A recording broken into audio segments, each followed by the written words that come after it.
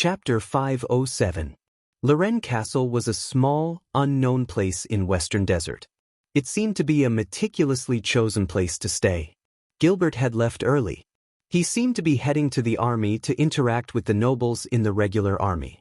Thales, on the other hand, left the carriage under the escort of the royal guards, who were led by Mallows. He entered the simple and crude castle that was comparable to a small house in Shield District. He did not see any local nobles coming to greet him.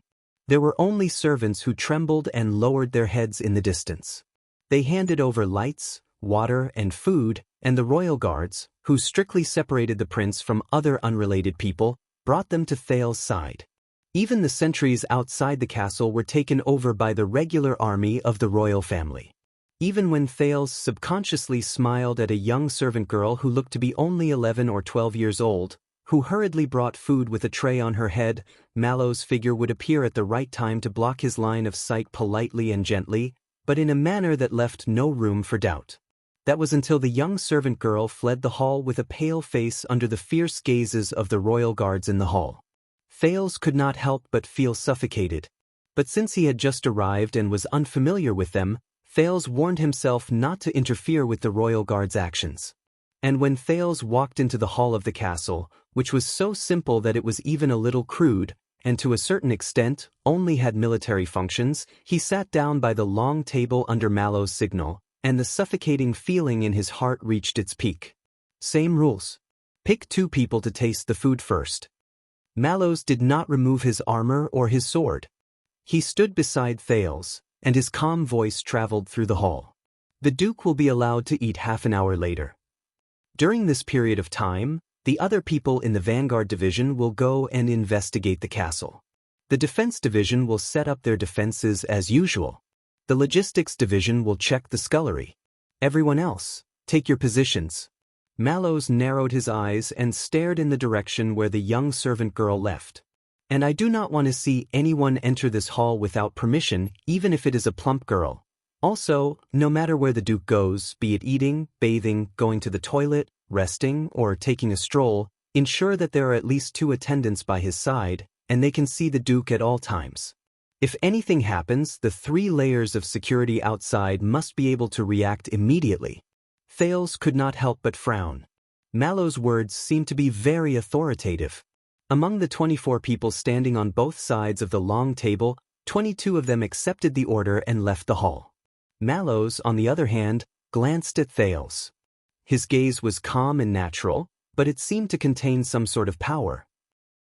It made the latter, who was so hungry that he could not even sit properly, sit up a little straighter. Take good care of the Duke. The chestnut-haired watchman casually left these words behind and walked out of the hall. The moment Mallows' heel left the door, Thales felt the air in the hall soften a little. But good times did not last long. The last 2 people who were left behind walked forward without hesitation and took away the plates on Thales' table rudely. Under Thales' terrified gaze, they carefully flipped through each dish. They even opened a pie made of unknown ingredients, and took a bite of each dish. Thales stared blankly at the food that had been ravaged to the point where it had no part of its body left intact. He even had an illusion. He had returned to Northland, to Dragon Cloud City, and to the Blood Court. No, it's worse than that. At least the Northlanders would not eat his food. One of them stopped after taking a small taste. He immediately got up and went to stand guard at the door, but the other, oh no, this pie is made of pumpkin. It tastes awful. The guard who stood closest to him grumbled in pain while he tore off another piece of pumpkin pie. He gave Thales a cool and sunny smile. No, Duke, you won't like this. I have to help you get rid of some. You're welcome. Thales watched as the pumpkin pie became fewer and fewer. He smiled awkwardly. The knight who was biting into the pumpkin pie held the air and made a gesture of raising a glass. He nodded with a smile. Do not worry, Your Grace. This is just a routine inspection. Our regular soldiers are camped outside the castle. There is nothing that can threaten your safety. As the knight spoke, he smiled even more brilliantly. You're making me even more uneasy. No, Your Grace, you cannot eat yet. You have to wait for half an hour. If I don't die on the spot from foaming at the mouth, then you can start eating. The knight held Thales's wrist gently and pushed him back in a gentle manner that allowed no argument. Thales could only withdraw his hand from the glass resentfully. He recognized the golden-haired knight in front of him. He was Derek's distant relative, Doyle. So, Mallows is your leader, and he has the highest rank? Thales, who was bored and waiting to test his poison, could only strike up a conversation. Do all of you have to listen to him? Doyle patted off the crumbs on his hands, raised his eyebrows, and nodded. Yes. Doyle cast a glance at the door. When he saw that Mallows was completely gone, he started to smile. He walked to Thales's side and set up the cutlery for him. The Royal Guards have a strict and clear division of labor and system, including the hierarchy. They cannot be violated. While Doyle spoke, his hands did not stop moving. Knives, forks, spoons, and different dishes were placed in an orderly manner. It was in line with the table etiquette Thales learned when he was young. Strict and clear. Thales looked at the golden-haired knight in front of him with great interest. So, what rank are you? Doyle tidied up a plate of vegetables and smiled. Take it easy, Your Highness. This is not that simple. Unlike the barbaric, crude, primitive Northland barbarians and their funny guards who change every time, the Royal Guards of Constellation have a long and glorious history. Their system can be traced back to the Emperor's Praetorian Guards during the Age of the Empire. Doyle raised his index finger at the 14-year-old prince. He smiled brightly, and he looked friendly as if he was telling Thales a story. As the sacred group that protects His Majesty by his side, the Emperor's Praetorian Guards are divided into 6 wings based on their different duties. Each wing has a chief and a second in charge. 6 wings. Thales felt his spirits lift. He remembered the former royal guards he met in the underground prison. First, there is the Supreme Command Wing. Doyle's smile was warm. He used a knife and fork to separate 2 pieces of meat on the plate. This is the brain of the entire guard. The chief and second in charge are the captain and vice captain. They are in charge of the entire guard, and they have absolute authority. They only answer to His Majesty. Before he was sent to your side, Mallows was a member of the command wing. He passed orders and information between Captain Adrian and the people in charge of the other wings. His rank is not high, but his function is not small. And after he was promoted to the role of watchman, Doyle shrugged in resignation. So, you are right. Regardless of whether it was before or after, we have to listen to him. Command Wing. The captain and vice captain. Thales thought of Barney Jr.'s father, and he fell into deep thought. Then, there is the defense wing. Doyle took a deep breath, flung his hair, and straightened his body. He looked as if he had suddenly become radiant. This is the main body of the Royal Guards, and it is also the one that the outside world sees the most. They are in charge of the personal protection of the nobles. He righteously pulled out 2 pieces of vegetables and placed them next to the meat. Ordinary heroes, great protectors. We use our bodies to ensure your safety, and we build up your glory with our passion. Doyle's words made Thales a little confused. When he saw the solemn and hopeful expression on Doyle's face, which made him look like he was preaching, Thales narrowed his eyes. So, you belong to the defense wing? Doyle raised his eyebrows and bowed in a dramatic manner. Yes. When he saw how proud Doyle looked, Thales nodded in realization. I understand now. I am Danny Doyle. Doyle smiled and pressed against his chest. Your Grace, I am the most reliable one among the 6 protectors under you. Thales blinked. The blonde Doyle blinked with his left eye, and he looked very elegant. Or to put it simply, everyone likes to call me Doyle. Thales froze. The prince repeated with a strange expression. Don't tell me you have a sister called Doyle? Or a brother called Doyle? Doyle was stunned. Doyle rolled his eyes in puzzlement. Ahem, nothing. Thales coughed a few times and said seriously, it's just a Northland joke. Oh? Doyle looked enlightened, and his tone rose in response. So, Doyle. Thales stared in surprise at the plate in front of him, which was almost turned into a work of art. When you were little, did they call you Little Dee? Doyle was stunned again. What? Thales furrowed his eyebrows and shook his head. It's nothing. I often tell boring jokes about the Northland barbarians. You'll get used to it. Continue. Doyle blinked as if he understood what Thales said. That's why I was talking about. Oh yes, the other part of the royal guards. The guards who often appear in bardic poems are cute and charming villains, but they have the right to make decisions during wartime, the Vanguard Division. Vanguard Division. Thales remembered the stubborn Barney Jr. and the neurotic cannon in the dungeon. Thales arched his eyebrows. So, why are the Vanguard Division the villains? Doyle cleared his throat and began to arrange the soup bowls and cups. Let me put it this way. The duty of the Defense Division is very important, and we cannot easily leave the noble side. We also have a lot of time to appear in public, and there are many things that are inconvenient for us to do. Doyle suddenly stopped talking, and his tone turned cold. So, sometimes, when you find someone an eyesore and want his head, or when you fancy a girl, but she is not willing and other trivial things like that, Doyle stopped what he was doing and his expression turned cold. At that time, you can let the lackeys in the Vanguard Division run errands. Find someone an eyesore? Fancy a girl? A trifling matter? Run errands? What? Thales stared at him with a strange expression and asked in return, Really? Doyle continued to stare at him sternly. 2 seconds later, Doyle suddenly snickered, waved his hand, and shook his head. Of course I'm joking. Even though the bards often exaggerate the nobles' personal guards as thugs for nouveau riche, under normal circumstances, why would the Vanguard Division do such senseless things? When he said this, Doyle's expression froze. You understand, he said coldly. He drew closer to the prince, and a profound and mysterious smile appeared on his face. First, general situation. Thales did not know whether he should laugh or cry at his behavior.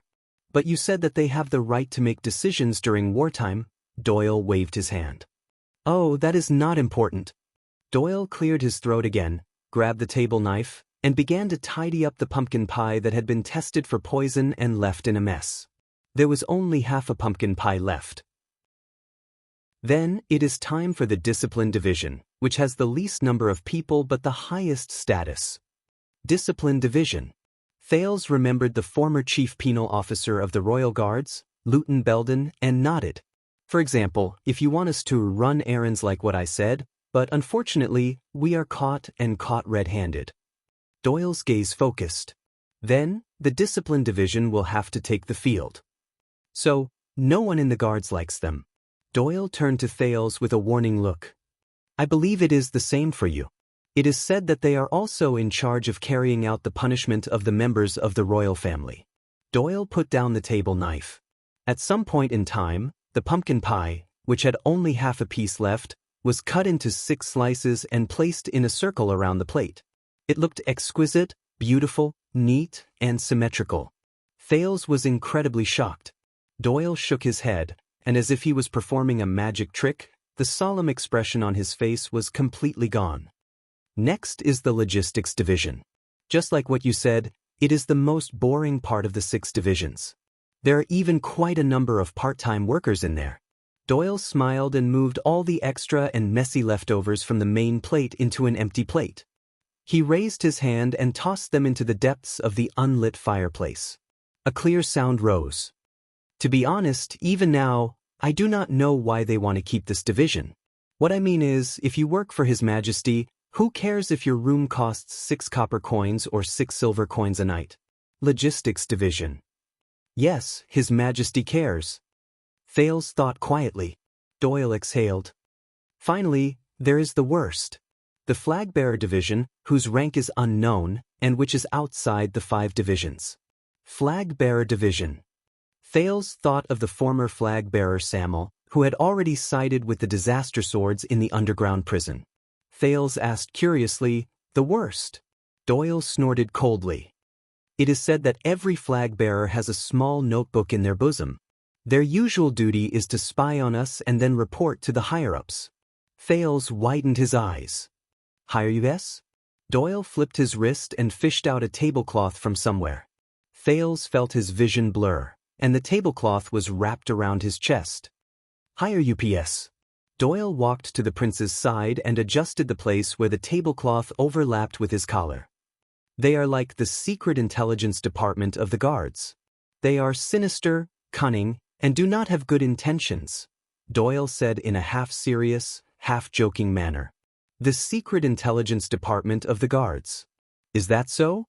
Thales recalled the different group of royal guards in the underground prison. So, these are the 6 Praetorian divisions. Doyle walked to Thales, and as if he was welcoming a guest, he swung his arm. The prince was surprised to find that the dishes and cutlery on the table had been arranged in an orderly manner. The dishes on the plate were arranged in a unique aesthetic manner. It did not look like they had been tested for poison at all. Even the tablecloth on his body and his collar were neatly arranged, and the angle was just right. It was to the point that if he moved even an inch, he would destroy the beauty of the place. And His Majesty values your guards very much. Basically, among the 25 people by your side, there are people from the 6 Praetorian divisions. Doyle ignored Thales' expression, which showed that he was worried about where he should start eating, and started listing with his fingers. Lord Grey Parsons. Aside from Mallows, he is the highest-ranking person by your side. He is the 2nd penal officer of the punishment division. Just like his commanding officer, he is basically the type that everyone is afraid of. Durward Stone, the master of the logistics division. Don't be fooled by the smile on his face. He is actually full of evil tricks. If he wants to mess with you during your meals, Doyle sighed and shrugged with a chuckle. And you met Caleb Glover yesterday. He is the brown-haired man behind Mallows.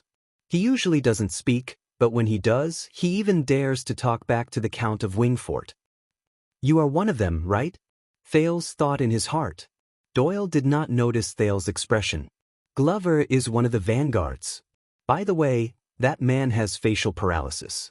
He doesn't cry or smile. We call him Zombie in private. I heard that Zombie's grandfather once served in the Royal Guards, and he was quite a high-ranking official. Doyle blinked. So, he has been influenced since he was young, and he knows a lot about the ways of the Royal Guards. He even knows the secrets of the old guards from many years ago. This phrase attracted Thales' attention. The old guards? The prince asked. Doyle glanced at the table. When he found that there was nothing that could be adjusted, he looked away in disappointment. 18 years ago, the Royal Guards during the Bloody Year. Thales tensed up. Even though the old people in the palace are unwilling to talk about what happened in the past, and even if I ask, they will not talk about it. It is almost a taboo. Thales' expression darkened. Is that so? However, Doyle raised his head and spoke with a sentimental tone. But it is said that during the decades that the late King Adi ruled, the legendary old Royal Guards reached their peak in terms of both quantity and quality. Thales' attention was drawn to him. Forget about everything else. In terms of individual strength alone, they have more supreme-class elites than the guards of any other era. When he said this, Doyle's eyes shone, and he sounded as if he was singing a bardic poem. Some people do not move, but attack like lightning. They do not need a second strike to subdue their enemies. Some people travel thousands of miles like wolves. They are cunning and unpredictable. They kill their enemies in broad daylight without leaving a trace. Some people have a knife in their hands. They are decapitated, and they fight for 3 nights without moving an inch. Some people raise their arms and draw their bows from thousands of steps away. They die under their arrows, and they cannot miss their targets. Doyle exhaled, and he looked forward. The most ridiculous thing is that it is said that there was even someone in the guards of that era who could fight against 100 people alone. He could fight against a large number of people alone. Even if he fought against a large army, there was nothing he could do. Doyle's tone became gentler. Fight against 100 people alone. Even if he fought against a large number of people alone. Even if he fought against a large number of people alone. Thales remembered the mighty and lonely figure who swayed. He was dazed for a moment. Is that so? A thought appeared in Thales' eyes. Then what about the guards now? Doyle blinked, and the corners of his lips curled up. And now, most of the people in the guards were reorganized after the Bloody Year. You know, the people's lives were poor. The nobles and commoners did not have a good time, and the superclass talents trained in the battlefield and the army had long since been taken away by the 3 new commanders who rose to power. I've heard that the current chief vanguard, Staley, is in the supreme boundary, but he doesn't have any famous battle records. That's because the thing about the supreme boundary, unless you've truly fought against another supreme boundary, others will only admit that you're also in the supreme boundary. Doyle shrugged. The yearning in his eyes turned into regret. What a pity. I really wish that I was born in that era. It would be great if I could see the unprecedentedly powerful guards. But Doyle immediately shook his head. No, actually, there is nothing to be pitiful about. After all, that was a humiliating group of guards. Thale's eyes sparkled. Humiliating? What do you mean? Doyle sighed softly. Don't you know? During the Bloody Year, they did not protect the guards well. They did not dispatch them well, and they were at a loss. In the end, they lost Renaissance Palace. They also personally buried the best era of the royal guards. Did not protect the guards well, did not dispatch them well.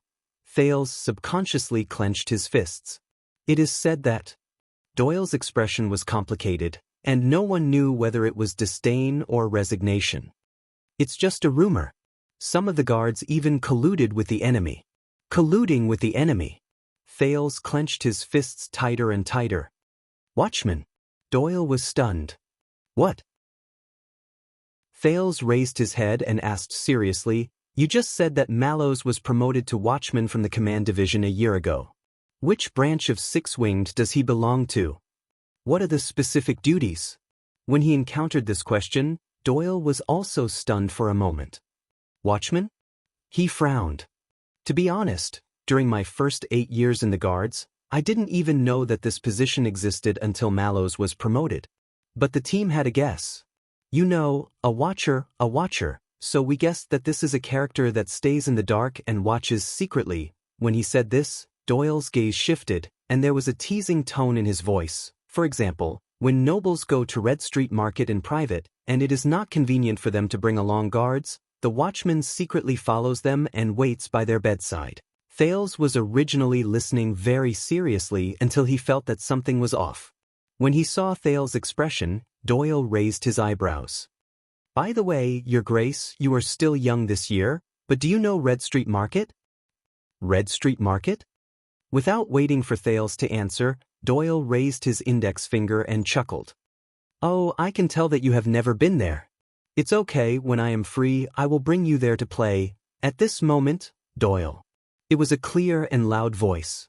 In that second, Doyle stopped talking perfectly, turned around, smiled, and bowed. He did it all in one go. Oh, look who's here, Lord Mallows. Hey, and you zombie. I mean Vanguard Glover. Doyle spread his arms with a passionate expression and looked at the third person without any awkwardness. Welcome, Count Casso. As expected, Watchman Mallows and Vanguard Glover appeared at the entrance. Gilbert followed behind them and looked at Thales and Mallows with a smile. Thales only responded with an awkward smile. Mallows put on a perfect and indifferent smile. Doyle, I heard that you are very interested in Red Street Market? Oh, you are talking about this? Doyle looked as if he had just remembered it. He said in realization, I'm not sure. He said with a look of realization, Of course, I am spreading some knowledge to Duke Thales that he should know. Knowledge? Thales sighed and turned his head away quietly. Knowledge? As expected, Lord Mallows narrowed his eyes. Glover, who was beside him, snorted rudely. Doyle turned to Thales without any shame. Geographical knowledge. Regarding the administrative division of Eternal Star City, Your Grace, we have just talked about it. Red Street Market is next to Linha Street, separating Western District and Lower City District. Mallows and Glover looked at each other. One of them smiled faintly, and the other was disdainful. Thales could only look at Doyle in amazement. Endless admiration surged in his heart. A few minutes later, Thales finally picked up his knife and fork and was able to eat.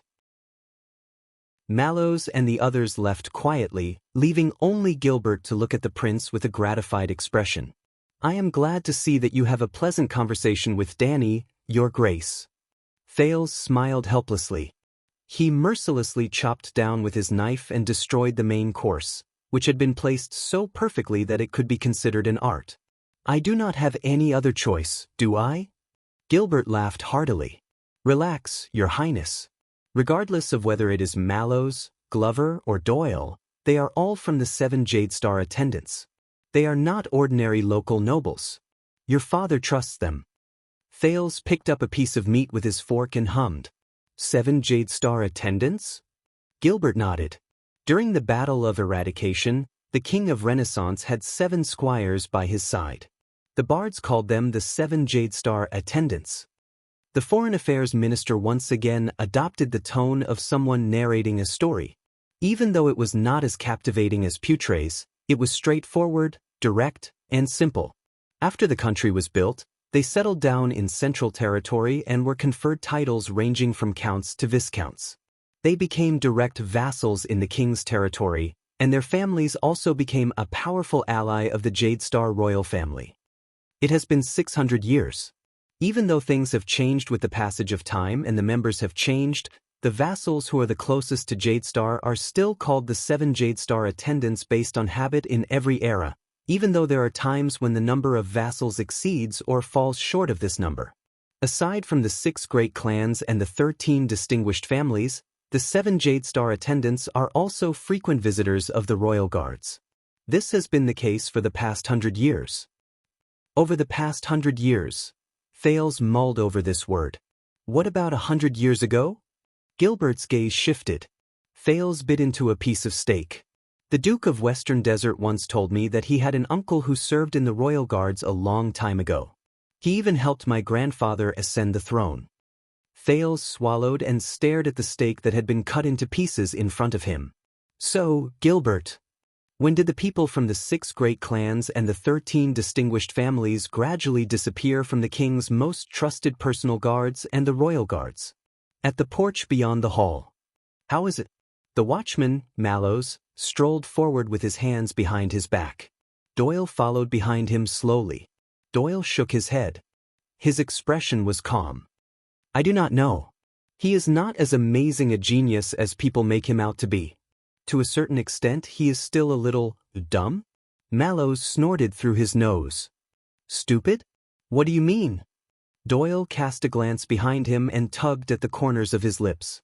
He is gullible and unguarded. I just casually said a few words to reminisce about the past and our Duke of Star Lake. He shrugged and smiled faintly. Just now, in just a short while, I almost touched his entire body. And the dagger in his bosom could not protect him at all. I could break his neck in a few seconds. I find it strange. How did he survive in the hands of the Northland barbarians who fought each other? Mallow's expression did not change. He hummed in acknowledgement. Really? Doyle exhaled and narrowed his eyes. Let me put it this way. If that was a princess, there was a teasing look in his eyes. Then by now, she would be lying in my bosom with a red face and meowing like a cat. Mallows frowned. Doyle remembered something and giggled. Of course, if he is really a girl, then his personality is quite cute. Mallows exhaled. You just refuse to stop, do you? Is there any innocent girl in the capital who has not been harmed by you? Doyle whistled and rolled his eyes. There are still a few. The corners of Mallow's lips curled up. Return to your post. The watchman's expression became indifferent again, and his tone became stern. Also, stop playing around. You are protecting. Doyle raised his hand. Of course. Don't worry. The blonde guard giggled and turned to leave. I know how important he is, regardless of whether it is to the royal family or to us. Mallows stopped moving. He turned around and looked at Doyle's back as he walked away. No. Mallow's expression did not change, but he shook his head slowly and whispered, About him. You don't know anything. The watchman snorted softly. There was a faint hint of disapproval in his tone. Young D.D. Chapter 508. In the main hall of Roran Castle, Gilbert's pupils reflected the light from the everlasting lamp in the distance. Baron Williams told me that a few days ago, Duke Cyril Fechin has paid you a surprise visit. The Foreign Affairs Minister asked gently but cautiously, "I believe that he did not just bring you a sword?" Thales paused for a moment. He did indeed say a lot. The teenager swallowed the piece of meat. His gaze focused slightly, and he seemed to be deep in thought. It also made me very uneasy. Gilbert's expression darkened. Interacting with different people is always the most direct way to understand the world. Gilbert's tone was still gentle, but there was a hint of caution and deliberation in it. "But, Your Highness, please make sure that you never forget." Gilbert sat opposite him and said profoundly, "Everyone shows you what they want you to see. Everyone wants you to see what they want you to see. Especially when your status is so special and your identity is so sensitive." Thales put down his knife and fork and he was lost in thought. What a coincidence. Not long ago, Thales' expression was resigned and mocking. Count Chroma said something similar. Gilbert stared at him. He wanted to say something, but he did not. Thales continued eating his dinner until Constellation's cunning fox sighed. "Since you have met them, Your Grace, then, what kind of people do you think the nobles of Western Desert are?" Thales' hands slowed down. The nobles of Western Desert, what kind of people are they? His thoughts returned to the past, to the moment when he met the three nobles, Falkenhaz, Chroma, and Bosdorf. The prince narrowed his eyes. "They are not stupid. They know that you know what we want to do. From Bladefang's camp to Blessingstown." Thales stared at the lights in the distance in a daze. Gilbert furrowed his eyebrows slightly. He was heard clearing his throat. "Then how did they deal with it? I mean with us?" How to deal with it? Thales sank into deep thought again. He was immersed in what he saw and heard in Western Desert. It's hard to say. From the guardian duke to the appointed count, from the four-eyed skull to the crow and the black lion, from the new nobles to the old forces, it's obvious that they don't have a good relationship with each other. Thales cut the steak that was neatly cut by Doyle into smaller pieces. He frowned. I guess they didn't handle it well. Under the light, Gilbert's expression became a little complicated. Really? Thales nodded, but he was worried. Step by step, we are forcing them to come together to fight against us, against their common enemy. Gilbert grunted in acknowledgement and suddenly asked, "Yes. For example?" Wang Zi raised his eyebrows. "For example, Williams." When he thought of this name and Steak's mutilated corpse on the sand, Thales felt that the ribs in his mouth were disgusting. Gilbert nodded in understanding. Thales forced himself to swallow his food. He did not wait for the man to speak. "Why him, Gilbert?" Thales put down his knife and fork and turned to Gilbert. His expression was serious and puzzled. "Why is this unreasonable person staying in Western Desert, representing Renaissance Palace and the royal family, and ruling over Bladefang's camp?" Thales shrugged. "He can't even work well with the people from the kingdom's secret intelligence department." Gilbert's expression changed a few times. "Your Highness," but Thales did not let him interrupt him. "And based on my understanding of him during the short time I spent with him," Thales raised his index finger and furrowed his eyebrows tightly. "Every minute the legendary wing stays in Bladefang's camp makes the local nobles of Western Desert feel more hopeless and uneasy.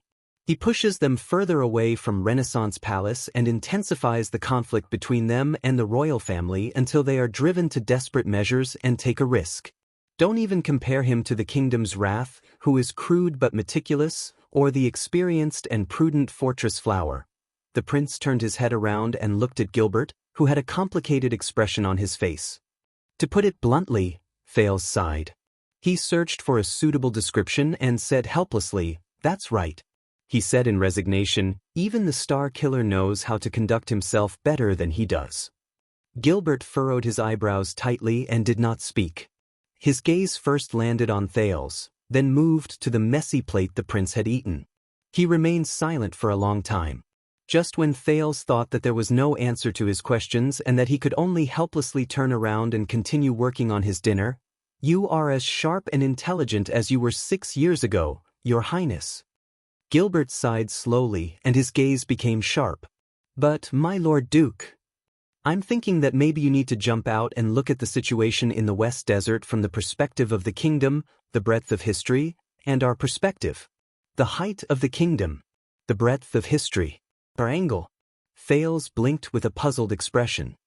Let's not talk about the other small and medium nobles that we didn't expect.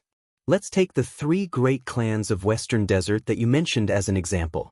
They do indeed have different attitudes toward Renaissance Palace. Gilbert sat up straight with a smile on his lips. It was as if he had once again become the tireless teacher from 6 years ago.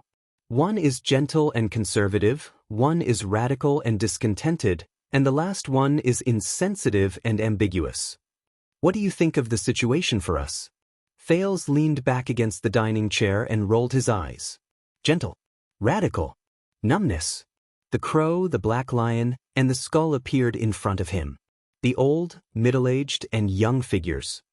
It's a good thing. Thales tried hard to remind himself that he belonged to the Jadestar royal family, and he should speak from the perspective of the people. Our opponent, if Western Desert is our opponent, is divided and not united, so it is more fragile. It is beneficial for us to set up our own plans and defeat them one by one. He shrugged with a look of disdain. Williams? Gilbert looked at his exaggerated expression and smiled. Set up our own plans and defeat them one by one. Gilbert looked at him just like he did during the lesson 6 years ago. There was admiration in his eyes. Just like what you did in Extet 6 years ago? Thales was stunned. He realized that compared to the old crow's encouraging questions that did not set any prerequisites and were patient in leading him to the right path, Gilbert's questions were clearer, more intentional, and more directed. Yes, just like in Extet. The prince frowned and nodded. Unless we force them to stand together, let go of their past enmity, and fight against Jadestar together. Thales swallowed the words, thanks to a certain handsome pretty boy who wields a double-headed spear, at the end of his sentence. Gilbert nodded and smiled. Please do not misunderstand me, Your Grace. In fact, I admire your thoughts. But Your Highness, I believe that the strategy we adopt depends on what kind of opponent we face. Thales also realized that compared to Putre's rhetorical questions, which were filled with sarcasm and bad taste, Gilbert preferred direct narration. Extet is Constellation's greatest enemy since it was founded hundreds of years ago. Its territory is thousands of miles wide, and it is easy to defend but difficult to attack. Its people are tough, and their ferocious nature has yet to be tamed. In addition, they have a strong army and a large number of heroes. They are a powerful natural enemy that we may not have the confidence to defeat even during our prime. The Foreign Affairs Minister seemed to be sentimental about something. He paused for a few seconds before he said airily, For us, a divided Extet is naturally more beneficial to Constellation than a united kingdom of the Great Dragon. In the next second, Gilbert's gaze changed. But what about Western Desert?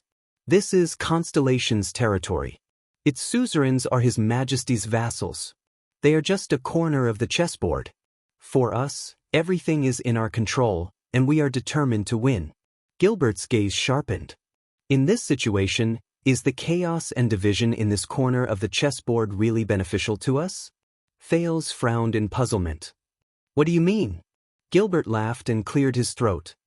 He first looked at the lights in the distance before he spoke tirelessly.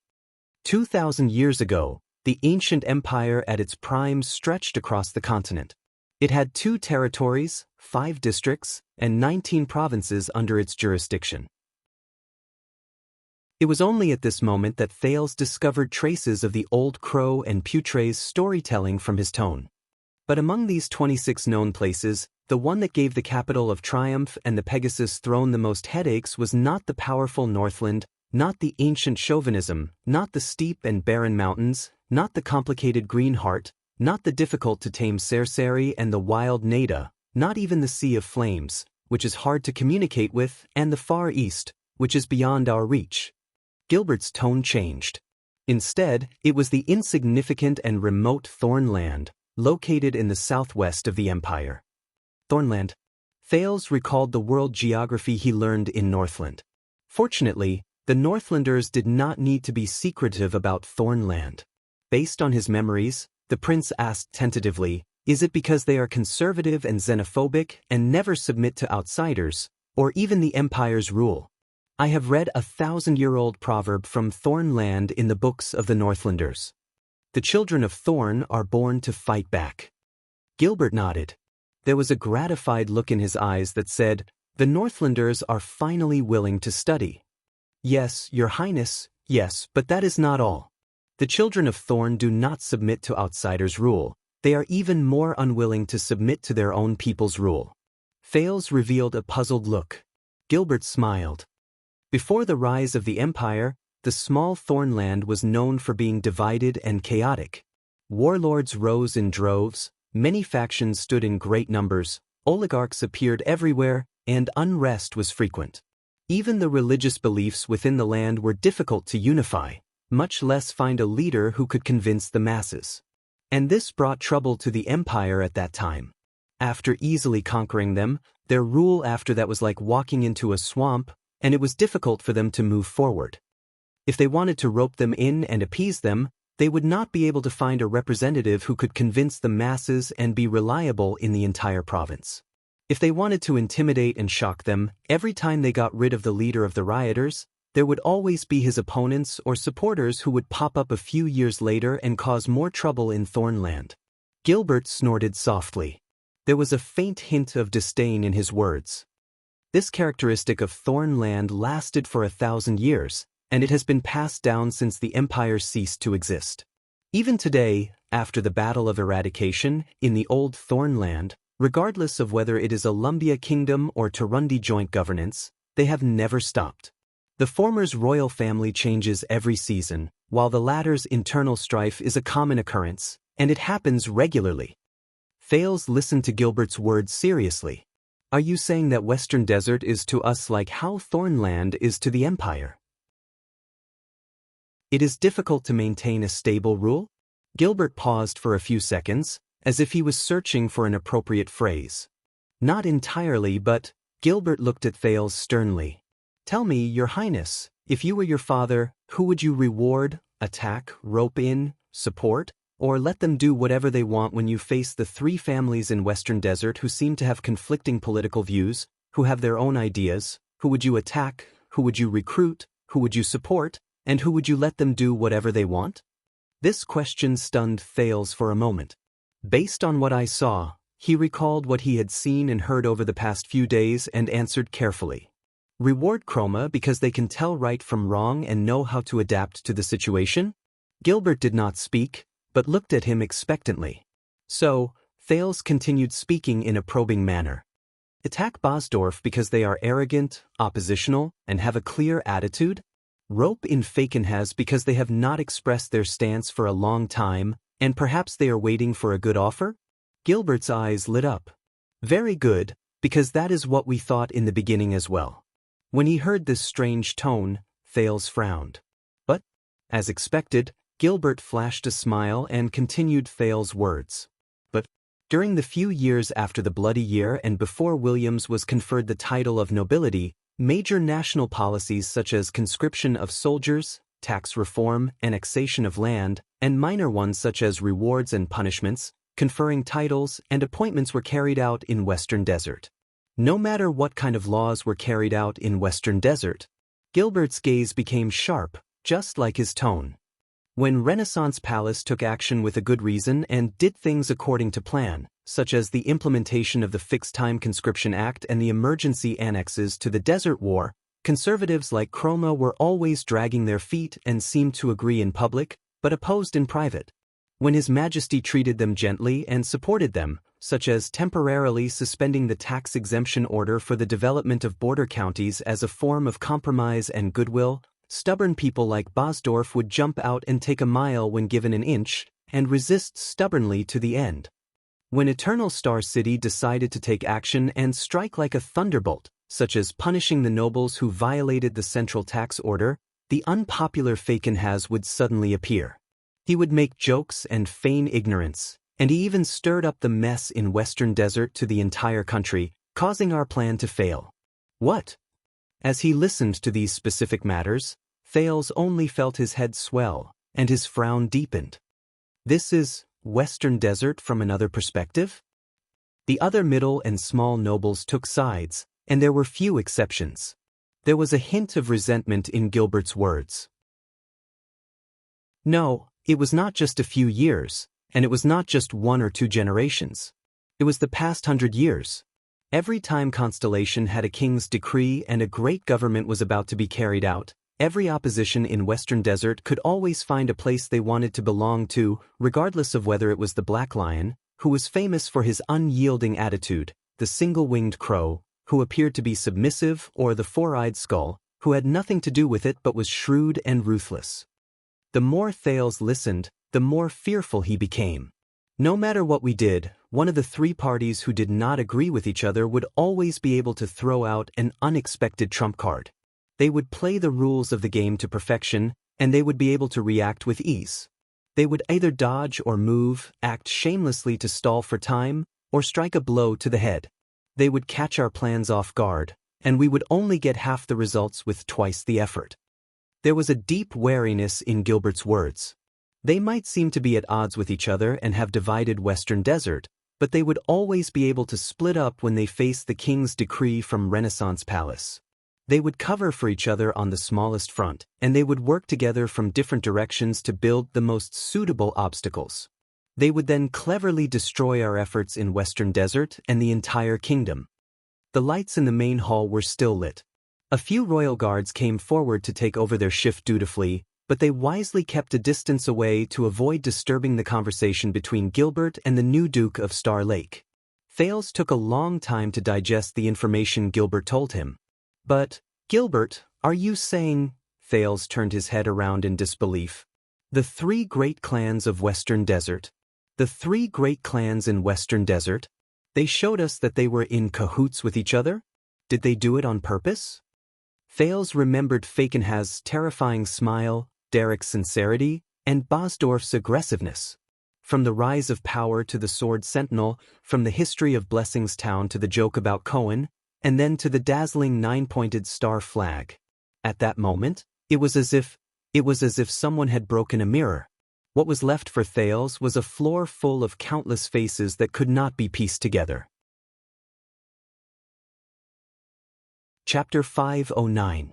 Gilbert cast Thales a profound glance. I cannot make a rash judgment. Even though the 2 of them were facing each other, the Foreign Affairs Minister's choice of words was still strict and restrained. Perhaps they do indeed have an old grudge, perhaps they do not obey each other, or perhaps it is just an accident that the king's orders have not been carried out smoothly in Western Desert over the years and have been greatly discounted, but Gilbert narrowed his eyes. But from the perspective of your father and your rule, your highness, did they collude, or was it a coincidence? Or was it both? Or was it just a tacit understanding? Is this still important? Thales was stunned when he heard this. Gilbert took a deep breath and spoke in an incredibly serious tone. The Western Desert is like a cake that is uneven, soft, and hard. Sometimes it is slippery, and sometimes it is stubborn. It is hard enough for the teeth to crack, but it is also sticky enough to be cut. Whether you chew it slowly or eat it quickly, it is difficult for you to swallow it from any angle, much less digest it. Compared to this, be it Arund, who took a risk in the Northern Territory, Nanchester, who is easily broken in the Land of Cliffs, or Covendier, who is young and full of vigor in the South, Gilbert shook his head. The wariness and worry in his eyes increased instead of decreasing. So, do you understand the meaning behind Baron Williams? Thales, who had yet to register the situation, stared at him in a daze. Gilbert chuckled softly. Indeed. Compared to his fame in the desert, those who have truly come into contact with the inside story know that the legendary wing is arrogant, egotistical, difficult to get along with, has countless enemies, and disdains making friends. His choice of words was precise and direct. Even Renaissance Palace looks down on him. He has no respect for nobles in his eyes, and he does not care about tradition. When he is angry, he can mobilize an army, and when he is pleased, he can destroy a city. He is stubborn, and it is difficult to control the king's orders.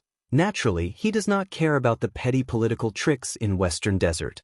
Thales froze. The image of Roman coldly grabbing Norb and openly threatening to invade Renaissance Palace appeared in his mind. There was faint disdain in Gilbert's tone. And with the support of the royal family and the army, he is even more fearless. Be it the Black Lion's toughness, the Crow's shrewdness, the Four-Eyed Skull's unpredictability, or the legendary Wing's uncontrollable madness and fierceness overnight after the Desert War, all of them pale in comparison. Gilbert's eyes shone with the excitement of a fox catching its prey. Therefore, I became a fiendish demon who didn't even listen to the king, and took root in the complicated, chaotic western desert. He did not continue speaking. He only looked at Thales with a smile. On the contrary, Thales looked at him in surprise. So, what you need is not a West Desert that is at odds with each other, but a West Desert that is forced to unite under the heavy pressure outside the rules? So that you can hold the end of the rope and grasp the key, and you can solve the problem once and for all. Trapped beasts in a cage? And Williams is that pressure? In front of him, Gilbert still had the same smile as before. Williams, Falkenhaz, Chroma, Bosdorf, and now it was Gilbert and Kessel V. Thales leaned against the chair weakly and rubbed the space between his eyebrows in distress. He felt as if his brain was about to explode. After a while, he put down his palm. But is it useful? The nobles in Western Desert, even the most radical ones, will not obediently surrender just because there is a madman causing trouble at their doorstep. On the contrary, they will only be angered and become even more. Thales could not find any good words, so he decided to use an example to explain. Just like this time, Gilbert. The arrogant Williams almost burned through half of Bladefang's camp and took away all the supplies the suzerain of Western Desert placed here, but at this moment, a terrifying thought flashed in Thales' mind. He continued to speak, but he had unknowingly slowed down. The prince's words came to a halt. He stared at Gilbert in a daze. Gilbert, if the legendary wing is part of your plan, Thales stared at his former teacher in disbelief. Then, how do you expect Western Desert to react? Gilbert seemed to have realized something, and his smile slowly disappeared. Your Highness, it is getting late. He cleared his throat. But Thales seemed to be immersed in his own world. He continued to speak absent-mindedly. I always thought that Bladefang's camp was not your target, but a bait. And the nobles of Western Desert suffered great losses and had to give up the camp. That is your result. But what if I am wrong? Thales stared at the shattered food on his plate. Gilbert did not speak. He only looked at him worriedly. What if Bladefang's camp is not even bait? What if it is just a gambling table with rules written on it? What if the nobles of Western Desert, who think they understand the rules, carefully place their chips? Thales slowly organized his thoughts. As he deduced, he narrated. The more he spoke, the more shocked he became. Until their chips were eaten by Williams, who ignored the rules. What if this is the real bait? What if the result you want is not just to make the suzerains of Western Desert give up Bladefang's camp? What if what you want is for them to fight back when they are fooled and severely injured, and when they are forced to lose their composure under heavy pressure? Gilbert frowned and shook his head. You are overthinking this, Your Highness. Why should we? But Thales interrupted him again. Gilbert. Thales stared at his plate in a daze. The thousands of regular soldiers of the royal family who were mobilized from the inland, the Northern Territory, and Central Territory along with you and Mallows, they are not going to relieve Bladefang's camp, nor are they here to welcome me, right? Gilbert pulled up his face, and his smile was a little forced. I do not understand what you mean. Of course they are here to welcome the heir of the kingdom. Thales continued to stare at his plate in a daze. He subconsciously shook his head. Or perhaps they are here to fight against the nobles of Western Desert who intend to counterattack after a night of despair. This time, the silence around the table lasted a little longer. Thales was just stunned in his seat. He did not move. When he saw the second prince's expression, Gilbert sighed heavily. You think too much, Your Highness. The nobles are not that stupid, nor are they that impulsive. Even the most radical of them all, Bosdorf. Gilbert coughed violently. They do not have the confidence to defeat the legendary wing on the battlefield, and they do not have the bargaining chips to force Renaissance Palace to give up on Bladefang's camp. Why would they do something so unwise? When he finished speaking, Gilbert stared at the prince worriedly. This time, Thales stared back at him in a daze. 6 years ago in Mindy's hall, compared to Yodel, who did not show himself, and Gines, who spoke bluntly, the polite and amiable foreign affairs minister was one of the few people he trusted wholeheartedly and admired from the bottom of his heart. During his 6 years in Northland, every time he thought about the time he spent in Mindy's hall, he would have a clearer sense of belonging to his hometown and the path back, which had gradually become blurry. But for some reason, after 6 years in Northland, after the halo of meeting his old friends faded away, for some reason, he felt that Gilbert's gaze had suddenly become a little unfamiliar. Yes, you are right. Thales stared at the edge of the table in a daze. He spoke mechanically, as if he was repeating Gilbert's words. Even if they suffered such a great loss, the Western Desert people do not have bargaining chips. They will not be so unwise as to give the royal family a reason to punish them for no reason and completely seize power from them. The Western Desert people do not have bargaining chips. Bargaining chips. A bargaining chip to tempt the nobles of Western Desert to counterattack. At that moment he suddenly understood. Thales looked up and stared straight at Gilbert. He forced himself to curl up the corners of his lips. I was thinking too much.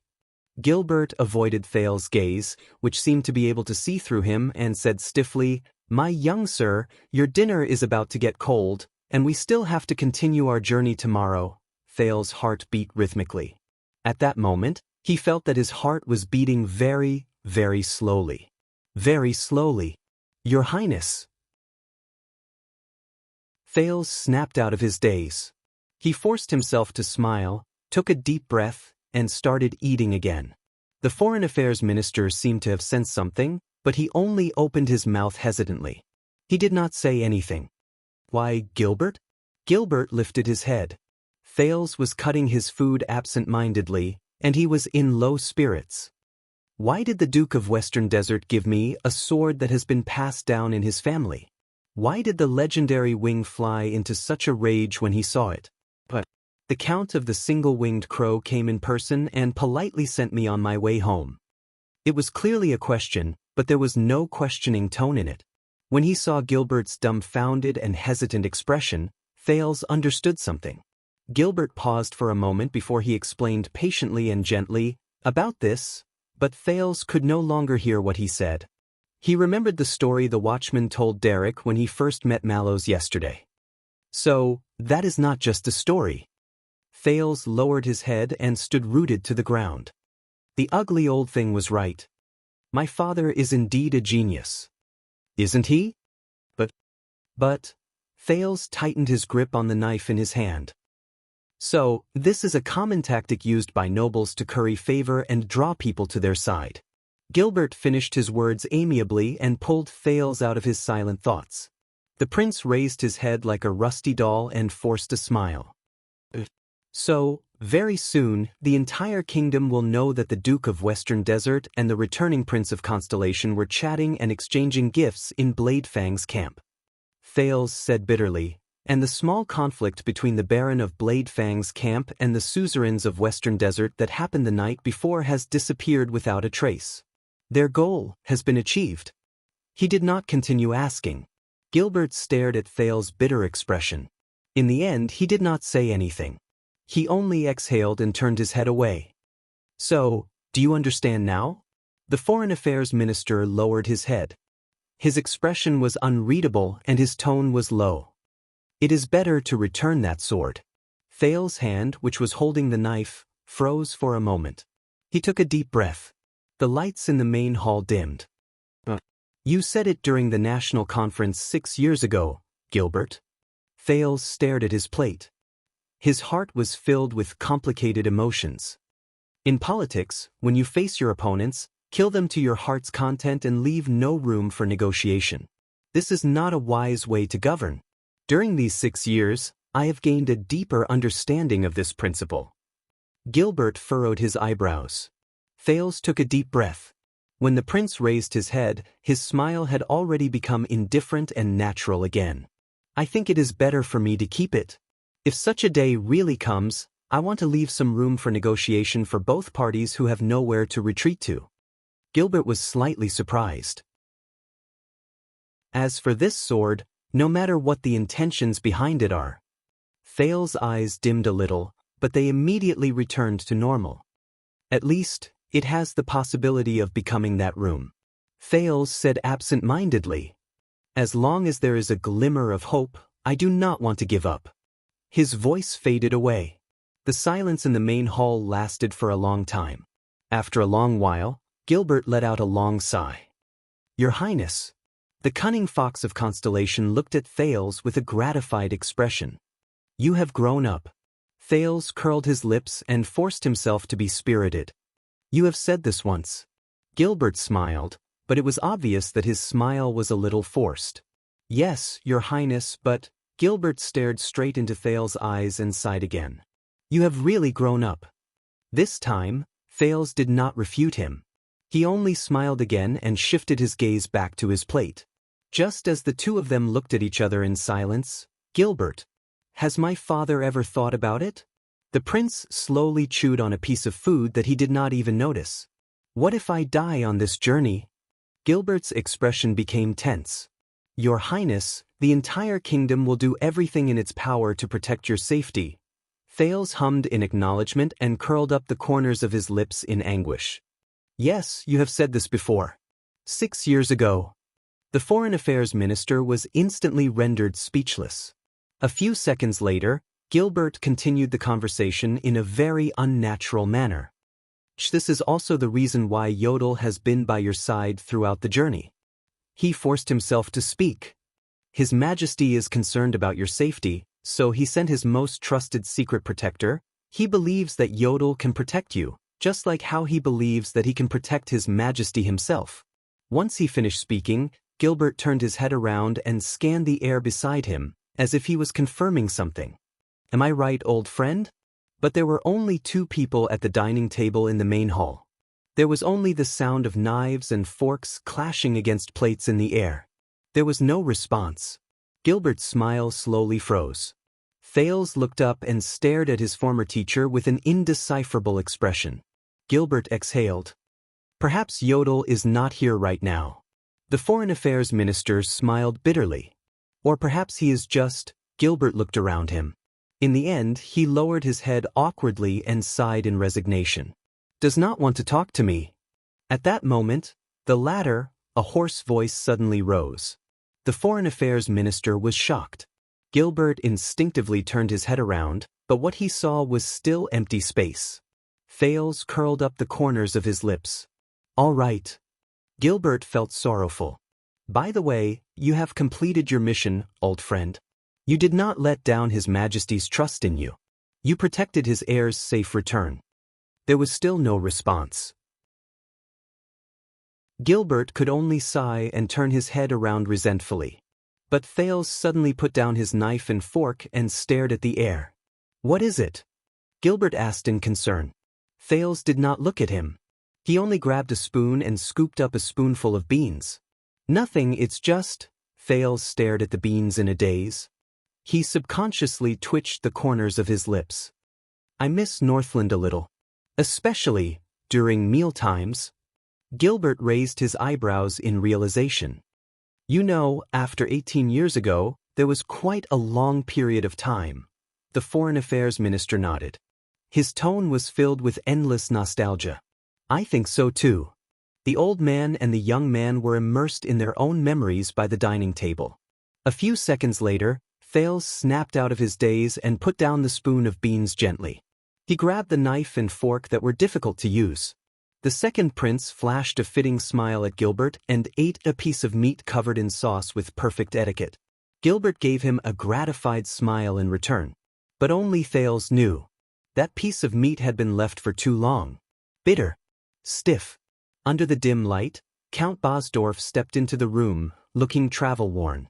A guard with the emblem of a four-eyed skull on his armor rushed forward, but he was pushed away rudely. The guard was enraged. He was about to draw his sword. It's fine. A sharp and cold voice rose in the room, causing the guard's arm to stop. He can come in. Count Bosdorf did not even look at the guard who was ordered to retreat.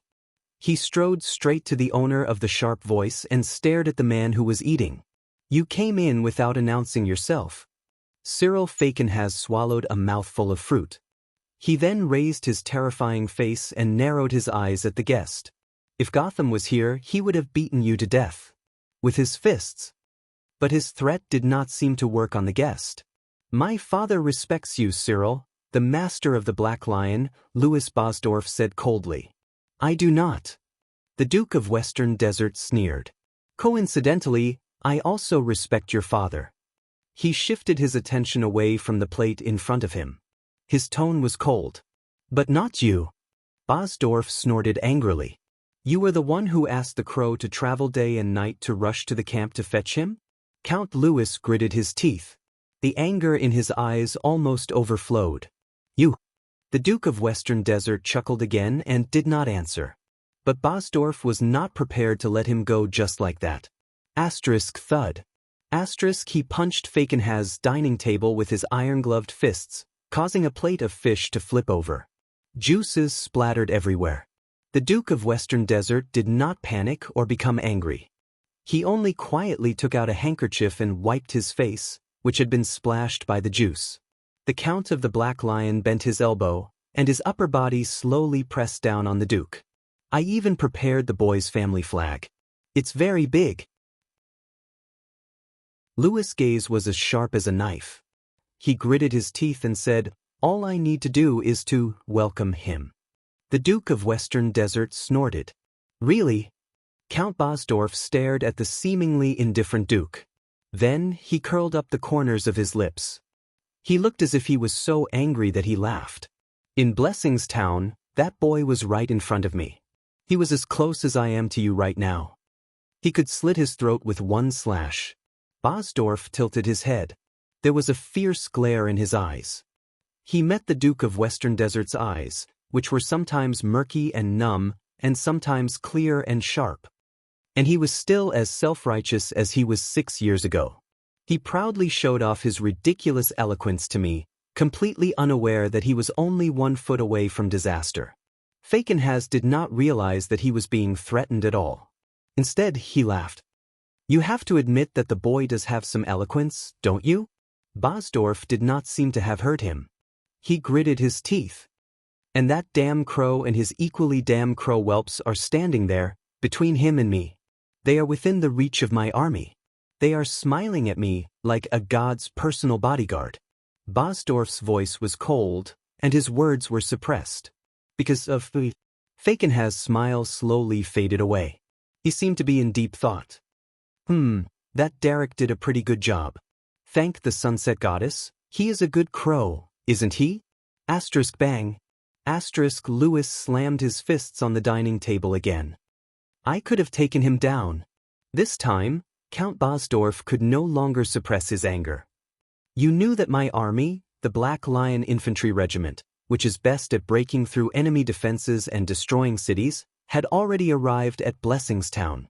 You knew that I was far away from Bladefang's camp, from him. Bosdorf could not contain his anger. He panted a few times before he finished speaking. There is only 1 day left. 1 day. He gritted his words. Falkenhas also seemed to have become serious. He snorted in disdain. And then, Bosdorf stared at the Duke of Western Desert. That is Renaissance Palace's lifeline, the foundation of their rule, and our best bargaining chip over the past 10 years. The Count of Black Lion was aggressive. The anger in his eyes could be seen clearly. We can take back Bladefang's camp and even chase that sissy away. At least, we can tell them our attitude. But the Duke of Western Desert, who had been calm, suddenly raised his head and said firmly, Then, there is only 1 day left before the Bosdorf family of Brave Souls Fort is destroyed. His words were as fierce as a cold wind, and he was not polite at all. The conversation between the two stopped for a few seconds. This time, it was Bosdorf's turn to sneer. Do you know what happened in Bladefang's camp? The Duke who has been pampered all his life. The Count of Black Lion straightened his body and distanced himself from Bosdorf, but the sharpness in his eyes only increased. Byro lost an entire year's income, and a lot of it was borrowed. Emery lost their family heir. New Offering Land also lost this season's autumn harvest manpower. And Toth said that he will never join our military expedition again. Lugo even bet everything of his entire family. Fakenhas turned his head to avoid the Count's gaze. Bosdorf's question sounded as if it was ground out. This is us. Destroyed today, destroyed tomorrow. Is there a difference? Fakenhas raised his head slowly. Of course there is. At this moment, the Duke of Western Desert's gaze became profound. Destroyed today, and you will have nothing. Fakenhas narrowed his eyes. Destroyed tomorrow, and you will at least have tomorrow's hope. Louis Bosdorf's lips parted, and he laughed coldly. 2 seconds later, his laughter came to an abrupt halt. Tomorrow's hope? All the things you've done. His smile turned into ice. For the so-called hope? Cyril Fakenhas paused for a moment. No. He turned his hand to his walking stick. His gaze was fixed on the empty hook where a long sword was originally hung. For, with the most complicated and indescribable emotion, the Duke said flatly, tomorrow.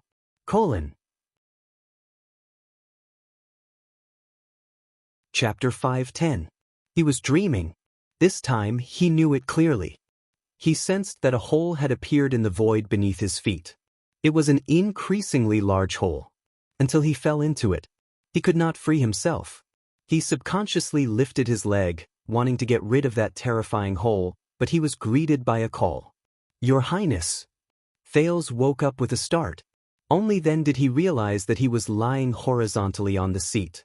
His right leg was firmly pressed against the carriage. And there was no hole under his feet. Not to mention falling. There was only the rumbling of horse hooves, the slow sound of wheels, the low murmurs of people, and, I am sorry for disturbing your sleep. In the swaying carriage, Gilbert's gentle voice slowly calmed his panic. Did you not rest well last night? Thales sat up straight, took a deep breath and rubbed his face. No, it has been a long time since I had such a good sleep. Thales buried his face in his palms and said quietly. A second later, the prince raised his head from his hands and smiled amiably. I was just resting for a while. Gilbert looked at him seriously for a long time before a smile appeared on his face. Your Highness, Eternal Star City is right in front of us. Eternal Star City. In an instant, this phrase seemed to have supernatural power. It swept away Thales' fatigue and sleepiness. What? Thales turned his head in surprise. So fast. The teenager dragged his slightly numb body and tried his best to move to the side of the carriage. He pushed open the window. We have only been in Central Territory for a few days. Thales' words came to an abrupt halt. As the carriage went up a slope, he saw it through the vague figures of the cavaliers outside the window. Under the bright sunlight, the plains were vast, the roads were flat, and the villages were orderly. It was like a colorful ribbon between the blue sky and the black earth. More and more people came from both sides of the road. There were busy peddlers, hurrying farmers, government officials who dashed past, and all sorts of carriages. Some were fast, some were slow, but they were in order. Under the forceful orders of the regular soldiers, they moved to the side of the road. They stayed outside the temporary cordons set up by the soldiers, and they sized up the astonishingly large group of carriages with curious and surprised gazes. They are probably some high officials and nobles. Oh, there are so many bodyguards clearing the way. Maybe it's a Grand Duke from another clan. What do you think is in that carriage? I'm guessing it's some expensive urinal. The indistinct discussion reached the young man's ears. However, none of this could compare to the focus of Thales' gaze. It was a city. In the distance, the towering gray brick city wall stood tall like a towering tree. The protruding sentry towers and battlements were uneven, creating a different kind of scenery. The starry blue flag on top of the city wall fluttered in the wind like rolling waves. It was not as grand and majestic as Dragon Cloud City, not as sturdy and tough as Broken Dragon Fortress, and not as chaotic and free as Bladefang's camp. But, for some reason, this orderly, and seemingly ordinary city attracted his attention so much at this moment. Eternal Star City. Thales was a little dazed as he watched. You don't need to be nervous. Gilbert seemed to have sensed the teenager's complicated emotions. You went home, that's all. Thales' gaze still could not leave the city in the distance. He said absent-mindedly, I know. I know. Gilbert did not say anything. He only smiled as he watched the prince lose his composure. If you want to, Your Highness, Gilbert gave him an encouraging look. Then let's go out and see for ourselves. To see it with his own eyes, he was unfamiliar yet familiar, Holmden. Thales slowly came to his senses, and his gaze gradually became determined. Gilbert grinned and said, I think it's time for Eternal Star City and the entire kingdom to see the heir they haven't seen for 6 years. After 6 years, Thales' gaze passed through the soldiers, passers-by, the wilderness, and even the city walls in the distance and the clouds in the sky. Of course, Gilbert. Thales turned his head around. His expression was complicated and difficult. Of course. The Foreign Affairs Minister was silent for a few seconds under the prince's rare gaze. After that, Gilbert gently pushed open the window, knocked on the carriage, and stuck his head out slightly. Lord Mallows, could you please slow down and raise the 9-pointed star flag? Perhaps it is time for His Highness to show himself in public. Count Casso's shout caused the horses' hooves and wheels outside the carriage to change their speed and trajectory at the same time. The royal guards surrounding the prince's carriage moved. They quickly formed a formation and revealed Watchman Mallows, who was approaching on horseback. Let His Highness see his Eternal Star City as well, Gilbert continued speaking, but I am very sorry. No. Mallows' voice came from afar like the hooves of a horse. His tone was gentle and polite, but his refusal was very straightforward. There was no room for negotiation. Gilbert was stunned for a moment, as if he did not expect that his suggestion would be rejected. Thales frowned as well. Fortunately, the Foreign Affairs Minister only paused for a few seconds before he continued to lean out of the carriage and tried to make another effort. All right, Lord Mallows, I understand your work, but we do not need to stop, and we do not need to deviate from the route. It is just that when His Highness enters the main road. But what welcomed him was still Mallows' polite answer. I cannot allow it. Thales was stunned. Gilbert also froze for a moment. My lord. Mallows' face appeared outside the carriage window, and he exchanged a glance with Thales, who was in the carriage. I believe that you understand the commotion caused by the prince's return to the country better than I do. The nobles in the Western Desert are a good example. I can even imagine what kind of crowd and chaos we will have to face if the Duke shows himself in public. From the commoners who are watching the show to the nobles who are trying to get information. This is too troublesome for us. For safety's sake, I do not think it is suitable for you to show yourself. Instead, you should stay in the carriage until we enter Renaissance Palace. The watchman continued to smile. He looked at the curious commoners on both sides of the road and rejected him with a friendly tone. And there is no need for us to make a big fuss and attract more attention. For safety's sake. When he heard the other politely but resolutely reject him, Thales frowned a little. Lord Mallows, if you are thinking about safety, we have already reached the capital, and we have all of you and even the regular soldiers behind us. I believe that all of you have the confidence to ensure His Highness. Gilbert spoke softly, but he was interrupted by Mallows. No. Do not overestimate us, Count. We do not have the kingdom's wrath, and we are not the fortress flower. Mallows continued to smile, but in Thales' eyes, he did not like it. If we were to really face the people who would explode like a tidal wave, we would at most have a 50-50 chance of winning. Gilbert was speechless for a moment. The royal guards looked at each other. Mallows, on the other hand, was still grinning. The prince's mood became a little gloomy. Gilbert sensed that the atmosphere had stiffened. I admire the royal guard's caution and apprehension, but other than that, shouldn't we consider more? Count Casso sat up straight, supported himself with his staff, and adopted the attitude of a professional negotiator. Regardless of whether he is the Prince or the Duke of Star Lake, on the first day of his return, he should show himself in public. At least for a few seconds, let everyone see him enter the city and let the news spread. Constellation's cunning fox narrowed his eyes. And this is for the royal family, for His Majesty's rule and interests. Lord Mallows? When he heard the other party's righteous and noble reason, Mallows lowered his head and remained silent for a while. But just when Thales thought that he was about to compromise, perhaps I did not express myself clearly. Perhaps you were just joking. Mallows raised his head. His smile was even more sincere, but his gaze was calm and indifferent. But my mission is to safely escort the prince back to Renaissance Palace, Count Casso.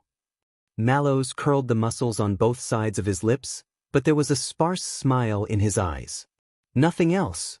The nail that was neither too hard nor too soft made Gilbert frown. When he sensed that Mallows was not cooperating with him in this matter, Thales cast a glance at the narrow carriage that he had stayed in for a long time, relatively speaking. He sensed the numbness on his but from being shaken by the carriage.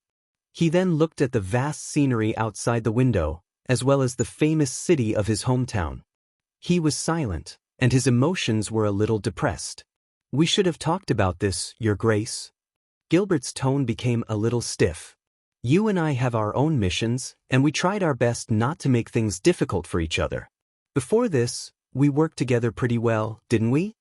As he stared at Gilbert's gaze, Mallows smiled as well. He was only silent for a few seconds.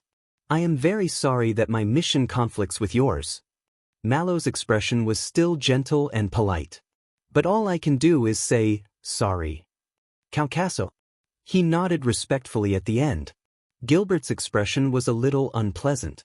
Even though every sentence he said started with a polite and humble apology, Thales listened to Gilbert's repeated rejections and looked at the slightly displeased Gilbert. He then glanced at the royal guards who surrounded him tightly from the corner of his eyes. He suddenly thought of Dragon Cloud City, Heroic Spirit Palace, and Blood Court. Nicholas' subordinates did the same over there. They blocked every entrance and exit so tightly that not even a drop of water could trickle through. As he thought of this, the discomfort in the prince's heart reached its peak. "Your Grace." Gilbert sighed. "The Duke will stay in the carriage. This will save us a lot of trouble." The watchman smiled as usual and interrupted Gilbert. "That will be enough." When he heard this, Thales, who could not listen to it anymore, could not help but interrupt. "So, because you think that it is very troublesome, you would rather trap me in the carriage?" The prince subconsciously raised his voice. "I thought His Majesty asked you to escort me, not to imprison me?" The sound of the horse's hoofs changed a little. The prince's loud voice was obviously not normal. A few royal guards, or rather, the members of the Star Lake Guards, rushed over nervously, including Doyle and Glover, whom Thales had gradually become familiar with. Gilbert's expression also changed slightly. Mallows finally shifted the focus of his gaze to Thales. Thales frowned. He looked like he wanted an explanation. But Mallows only paused for a moment before he smiled. "I'm sorry to make you feel that way, Your Grace. After meeting His Majesty, you can protest to him at any time and suggest that he remove me from my position." Thales was stunned. Mallows looked at Thales in a gentle manner, shrugged, and said softly, "But before that, according to tradition and rules, as the watchman of the royal guards and the person in charge of your personal guards, I'm afraid that my consideration and judgment for your personal safety takes precedence over your personal preferences. It's my duty, please forgive me." In that instant, the air inside and outside the carriage seemed to freeze. Thales' expression was stiff. Mallows' expression remained the same. Doyle and Glover looked at each other among the royal guards around them. Their eyes were filled with surprise, but they did not dare to breathe loudly.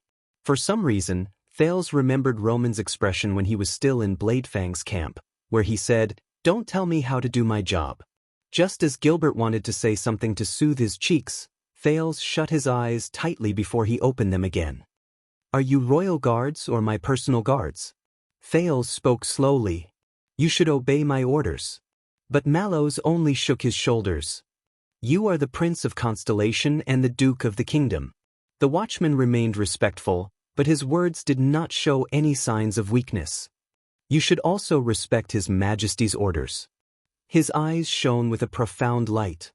"Especially on the first day you returned." Thales' expression darkened. Are you saying? The prince stared at Mallows and enunciated each word clearly. Is this His Majesty's order? At that moment, Gilbert's expression changed as well. No, the watchman said faintly while he rode on his horse. It's just the way I carry out my orders.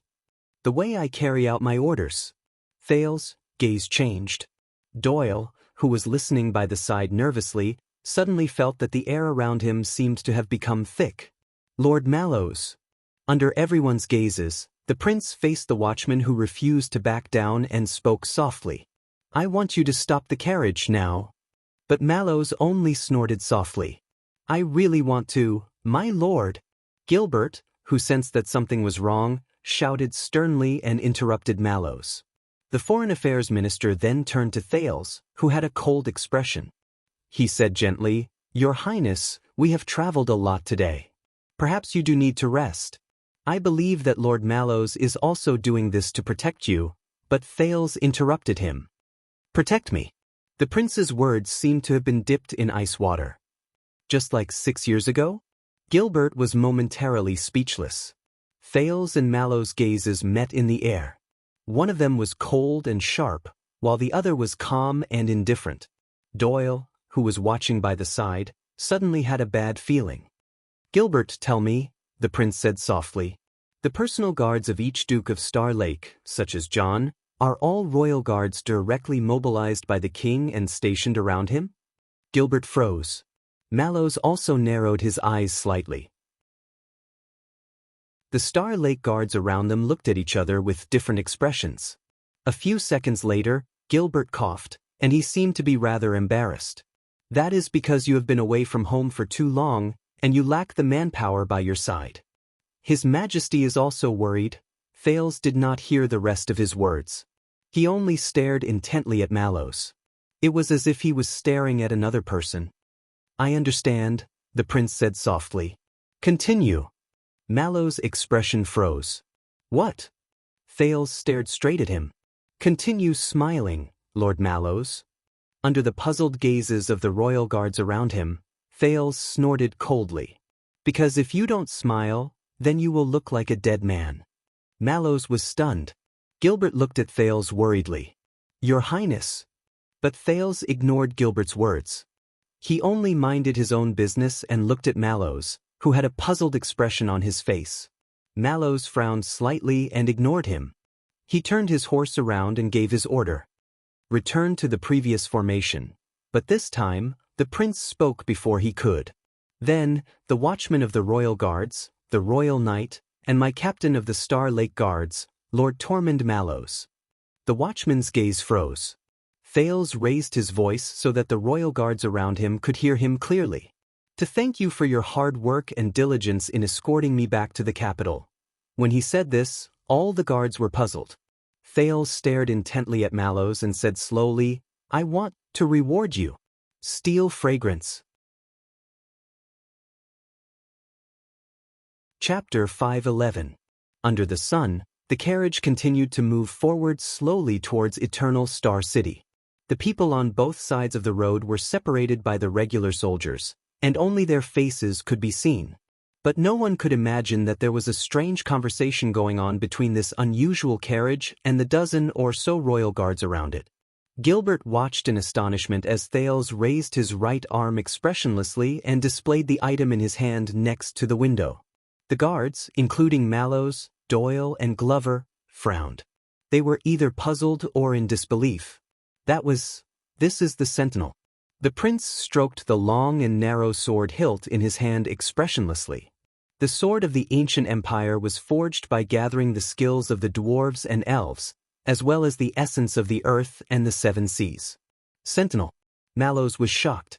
Doyle and Glover were both stunned. Your Highness, I don't. The watchman glanced around and suppressed the strange gazes of his subordinates. The sound of metal sliding through leather made Mallows' words freeze in his throat. The teenager sized up the slightly unsheathed longsword and sensed its cold gleam. Ewan, it is the Fakenhas family's treasured sword that has been passed down through generations. It once accompanied their ancestor to participate in the Battle of Eradication. It cut through all the obstacles and witnessed the establishment of the king of Renaissance. In recent times, it was also the most reliable blade in the royal guards. Together with its master, it fought hard to help King Adi ascend to the throne. In front of everyone, Thales's fingers brushed past its blade, sheathed it, and praised in a low voice. Of great significance. Perhaps it could not stand the stifling atmosphere. The steed under Mallows neighed unnaturally and turned its head anxiously. But on the saddle, Mallow's eyes were burning, his emotions unknown. The uneasiness of the warhorses spurred on their own kind. For a moment, all four sides neighed, and the carriage moved with increasing difficulty. Doyle tried his best to control his steed while he stared at the sword with a unique arc in surprise. His mouth was wide open. That sword. Beside him, Glover pursed his lips and pacified his horse. Gilbert stared at the sword and thought about something. In the next second, under all kinds of gazes, the young Duke of Star Lake opened his mouth coldly and left no room for doubt. Lord Mallows, from now on. Thales raised his right arm steadily and sent the hilt of his sword out of the window. It's yours. It's yours. The air was quiet for a moment, and only the sound of the wind could be heard. Gilbert snapped out of his daze and looked at the teenager in disbelief. The guards around them burst into a slight commotion, and Doyle looked as if he had just seen a ghost. It was as if he was meeting the prince for the first time. Mallows frowned slightly and tightened his grip on the reins. But Thales did not give him a chance to speak. Of course, I hope that's not all. The young duke continued speaking gently. As a matter of fact, with my return, discussions and speculations about this sword will flood the entire kingdom. People will come to you tirelessly to ask you about the secrets behind the legendary sword out of curiosity, confusion, or confusion. Gilbert's expression was a little strange. Especially about how it left Duke Fakenhaz's cane in Western Desert, reached Eternal Star City, Renaissance Palace, Prince Thales and the Duke of Star Lake's hands, and finally fell into your hands. Including the reason and meaning of how it passed through so many hands. Thales swept his gaze over every royal guard coldly. His tone fluctuated, as if he was reciting an ancient bardic poem. From Doyle to Glover, the people who met his gaze instinctively avoided eye contact. In the end, Thales' gaze returned to Mallows, who did not say a word but was frowning even more. But I believe that you can handle it. Am I right? The young duke said nonchalantly and raised the hilt of his sword. Everyone fell silent. They looked at Mallows in unison and waited for his decision. In the next moment, Mallows turned his head around abruptly. He looked at everyone with a burning gaze. The royal guards seemed to have come to a tacit understanding. They turned their heads away in unison. They did not dare look at Mallows or Sentinel anymore. It was as if the former was not their superior, and the latter was not a famous sword. The place fell silent again.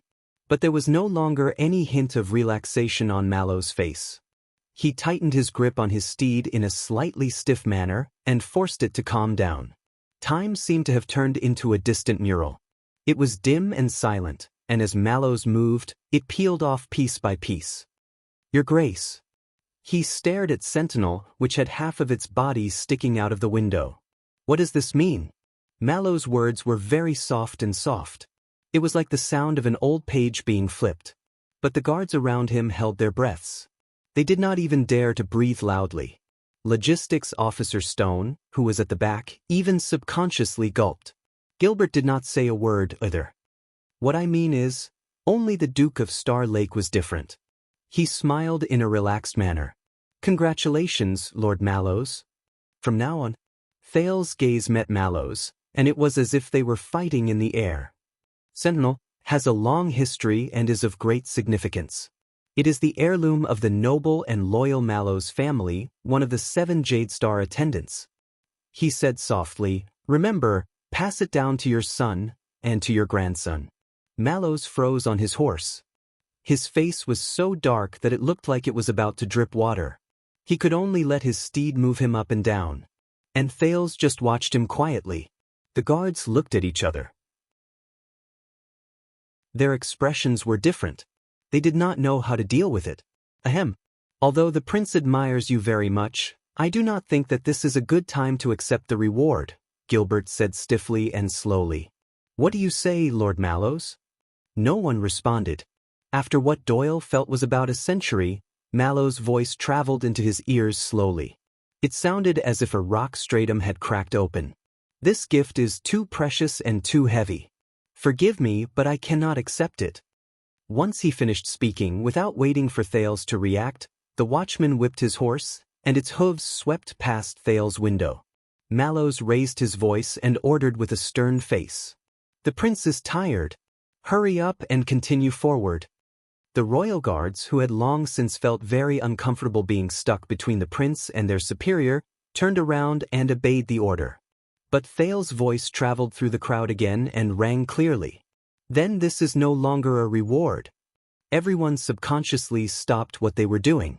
The young duke in the carriage said coldly, "It is a responsibility that you cannot shirk from." Lord Tormund Mallows. Mallows' figure also slowed down in the air. Responsibility?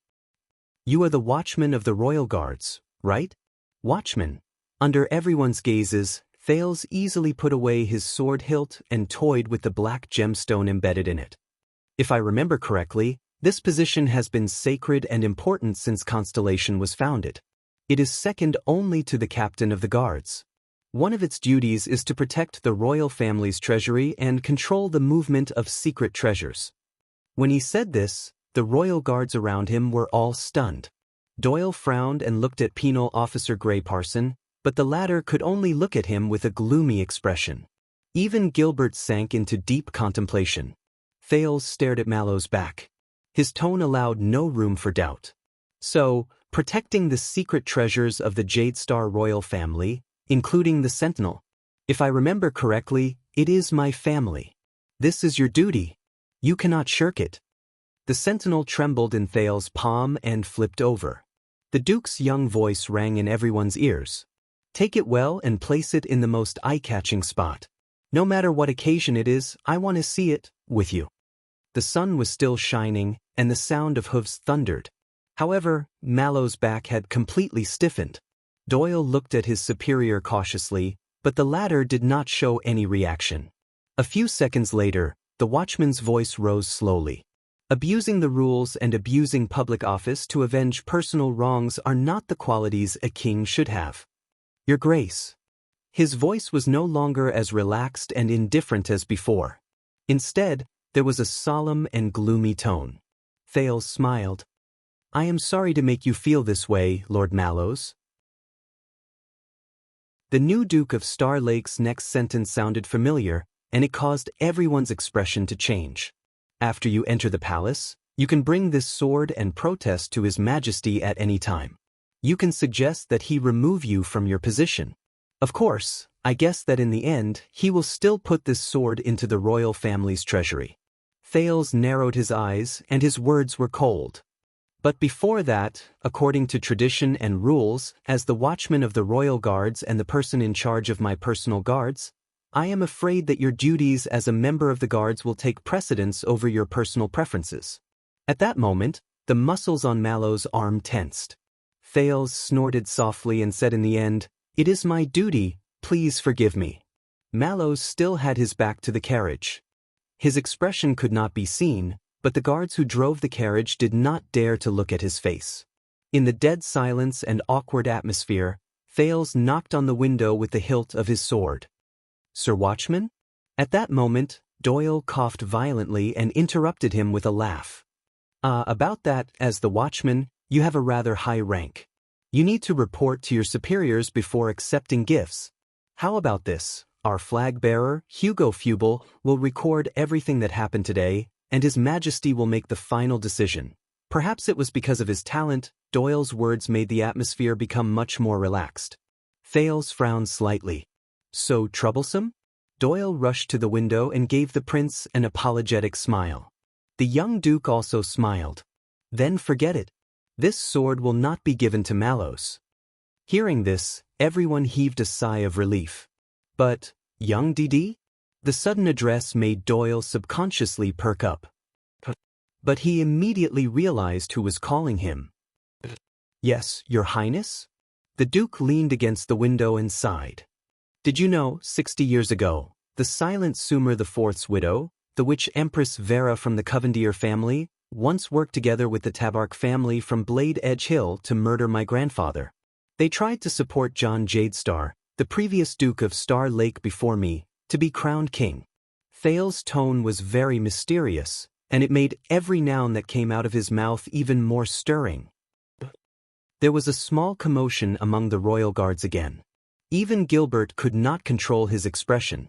Perhaps it was because his impression of Doyle was too different from before, or perhaps it was because there were too many secrets in his words, but Doyle was stunned for a moment before he answered in an extremely unnatural manner.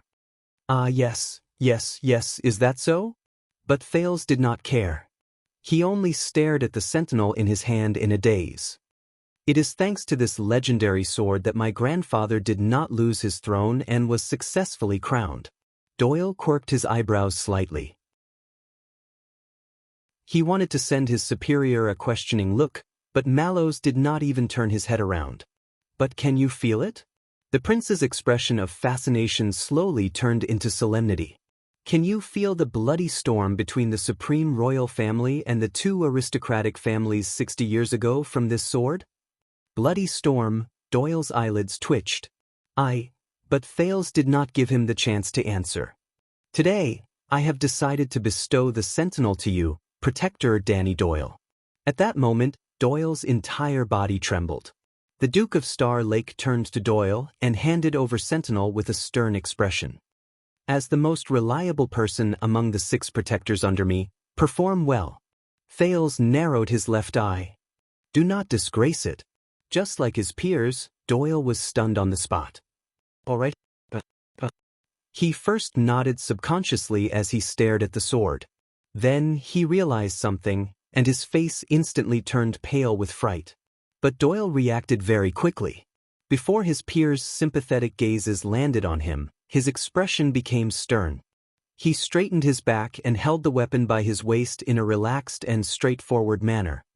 Ahem, no, your highness, in truth, my current sword was left to me by my grandmother.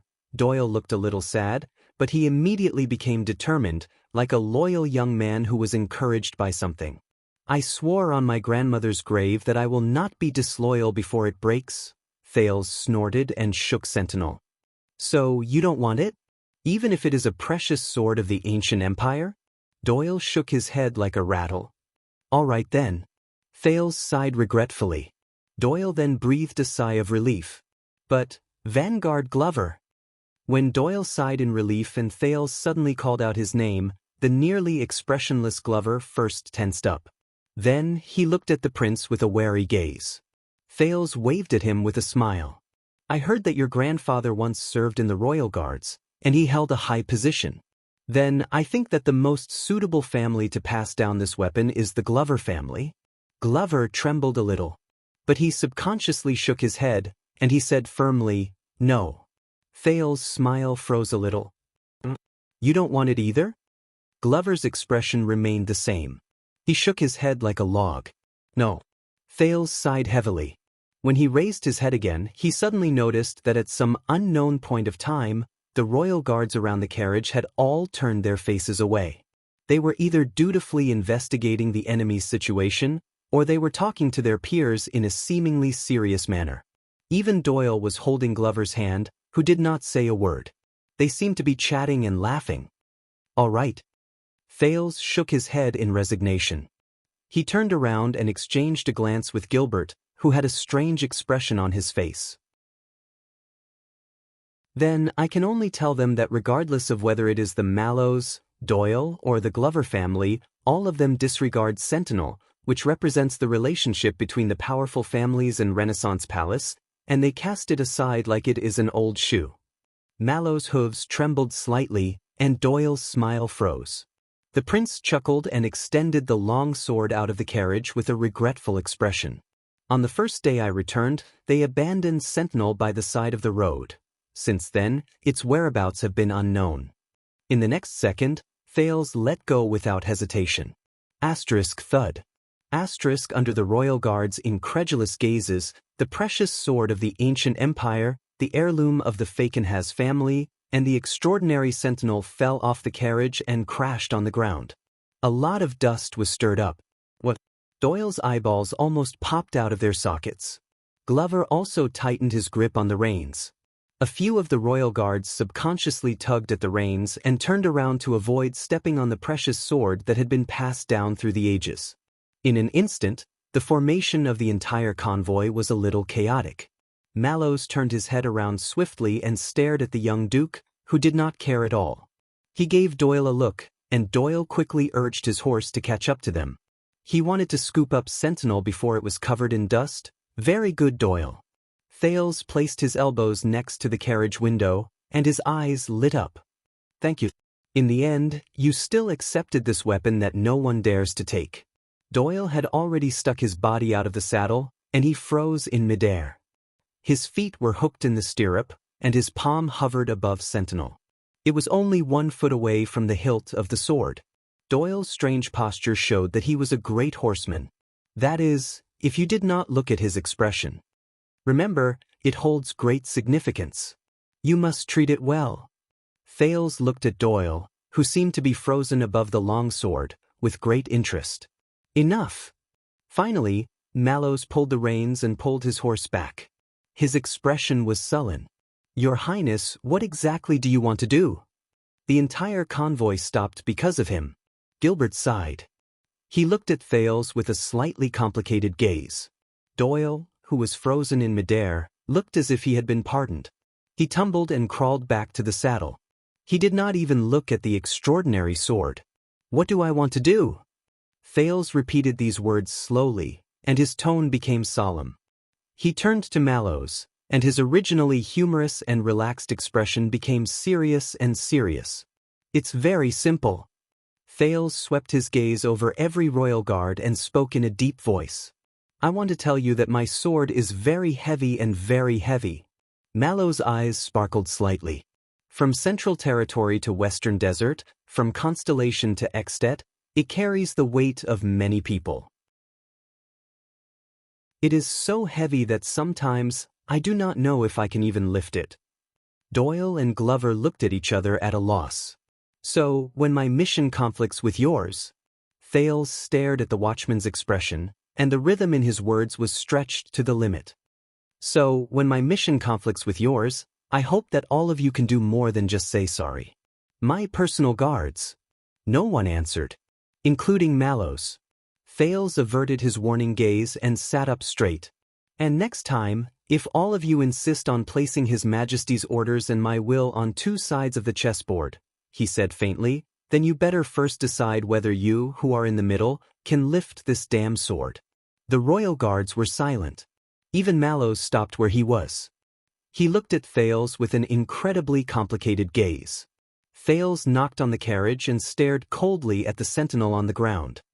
Because, no matter how troublesome you think my will is, do not forget that in this world, there are many more troublesome things than all of you think, even more troublesome things. At that moment, Thales suddenly understood something with some satisfaction. Fakenhas did not just give me a sword. Instead, he gave me a direction. As he thought of this, Thales returned to his seat. Sorry, I am not in a good mood today. Can you take my sword back? Doyle shuddered. He was about to bend down to retrieve the sword, but he hesitated again. Are you saying, your sword? Thales exhaled. Yes. He flashed a friendly smile at Doyle through the carriage window. It is my sword. Thales said with a profound meaning. Because no one can lift it except me. Mallows was silent. Hence, under everyone's gazes, Doyle quickly picked up the sentinel with extreme caution and handed it back to the prince at lightning speed, as though he would be in great trouble if he was any slower. Thales held the sword, stroked its arc, and sighed softly. Now, because of all of you, this sword is covered in dust, and the carriage is filthy. Thales put down the sentinel and looked at his personal guards indifferently. So, before returning to Renaissance Palace, I need to go outside and breathe some fresh air. It would be best if I am on a good, docile, tall, and strong horse. He stared at the leader, Mallows, with a burning gaze. Is there a problem? Under the nervous or uneasy gazes of his colleagues, Mallows did not say a word. He only frowned deeply. A few minutes later, Fales sat comfortably on the horse. He swayed and rose and fell as he followed the royal guards forward. As he looked at the scenery of the wilderness in the suburbs of Eternal Star City, he slowly sighed in relief. The royal guards pulled up the cloaks that concealed their identities. They seemed to be in a messy formation, but in truth, they surrounded him tightly and meticulously. Besides that, Mallows also rejected Gilbert's request to erect the 9-pointed star flag. He asked the carriage to go first, and they disguised themselves as regular soldiers who came to take over the defense. But this is just the beginning, isn't it? Fales whispered in his heart. You have not only grown up. Gilbert, who was riding on another horse, sighed softly. You are also different. Fales lowered his head. His emotions were indescribable. Is that so? Gilbert nodded.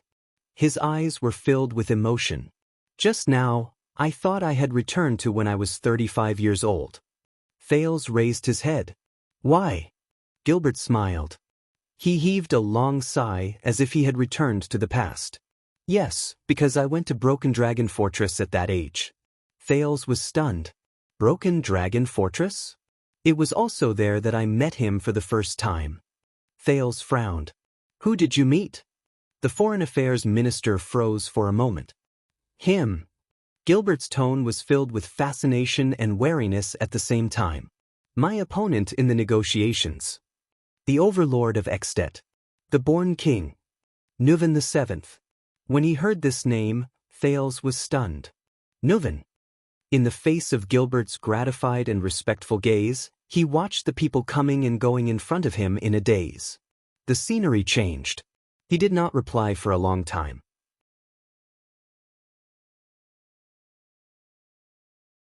Chapter 5:12. Blue sky, white clouds, a clear sun, and a gentle breeze. Under the banner of the double cross-shaped star, the regular soldiers belonging to Central Territory went around the city wall in an orderly fashion and headed to the military camp in the southern suburbs of the capital. Among them, dozens of riders wore cloaks and surrounded a carriage. They left the group early and headed to Eternal Star City. At the city gate, the city defense team who received the notification had already taken action. They limited the flow of people, cleared the path, and chased the citizens who were used to it to the other side of the main road according to the rules for special messengers. Once the city defense officer saw the leader's warrant and badge, he respectfully and quietly welcomed the dozens of knights with hidden identities into the city. Quite a number of passers-by, from the coachmen who drove leisurely to the merchants who were in a hurry, curiously looked at this group of people, and they especially pointed at the carriage among them. However, no one seemed to be particularly surprised. Compared to the local people, the citizens of the capital could be considered to have seen a lot of things. They were calm, and they were born to be superior to others. They had even experienced something as major as Constellation's national conference acknowledging the second prince. What else could possibly alarm them? Hence, the carriage surrounded by the knights successfully passed through the city gate and entered the main road. It continued moving forward under the curious gazes of the citizens by the road.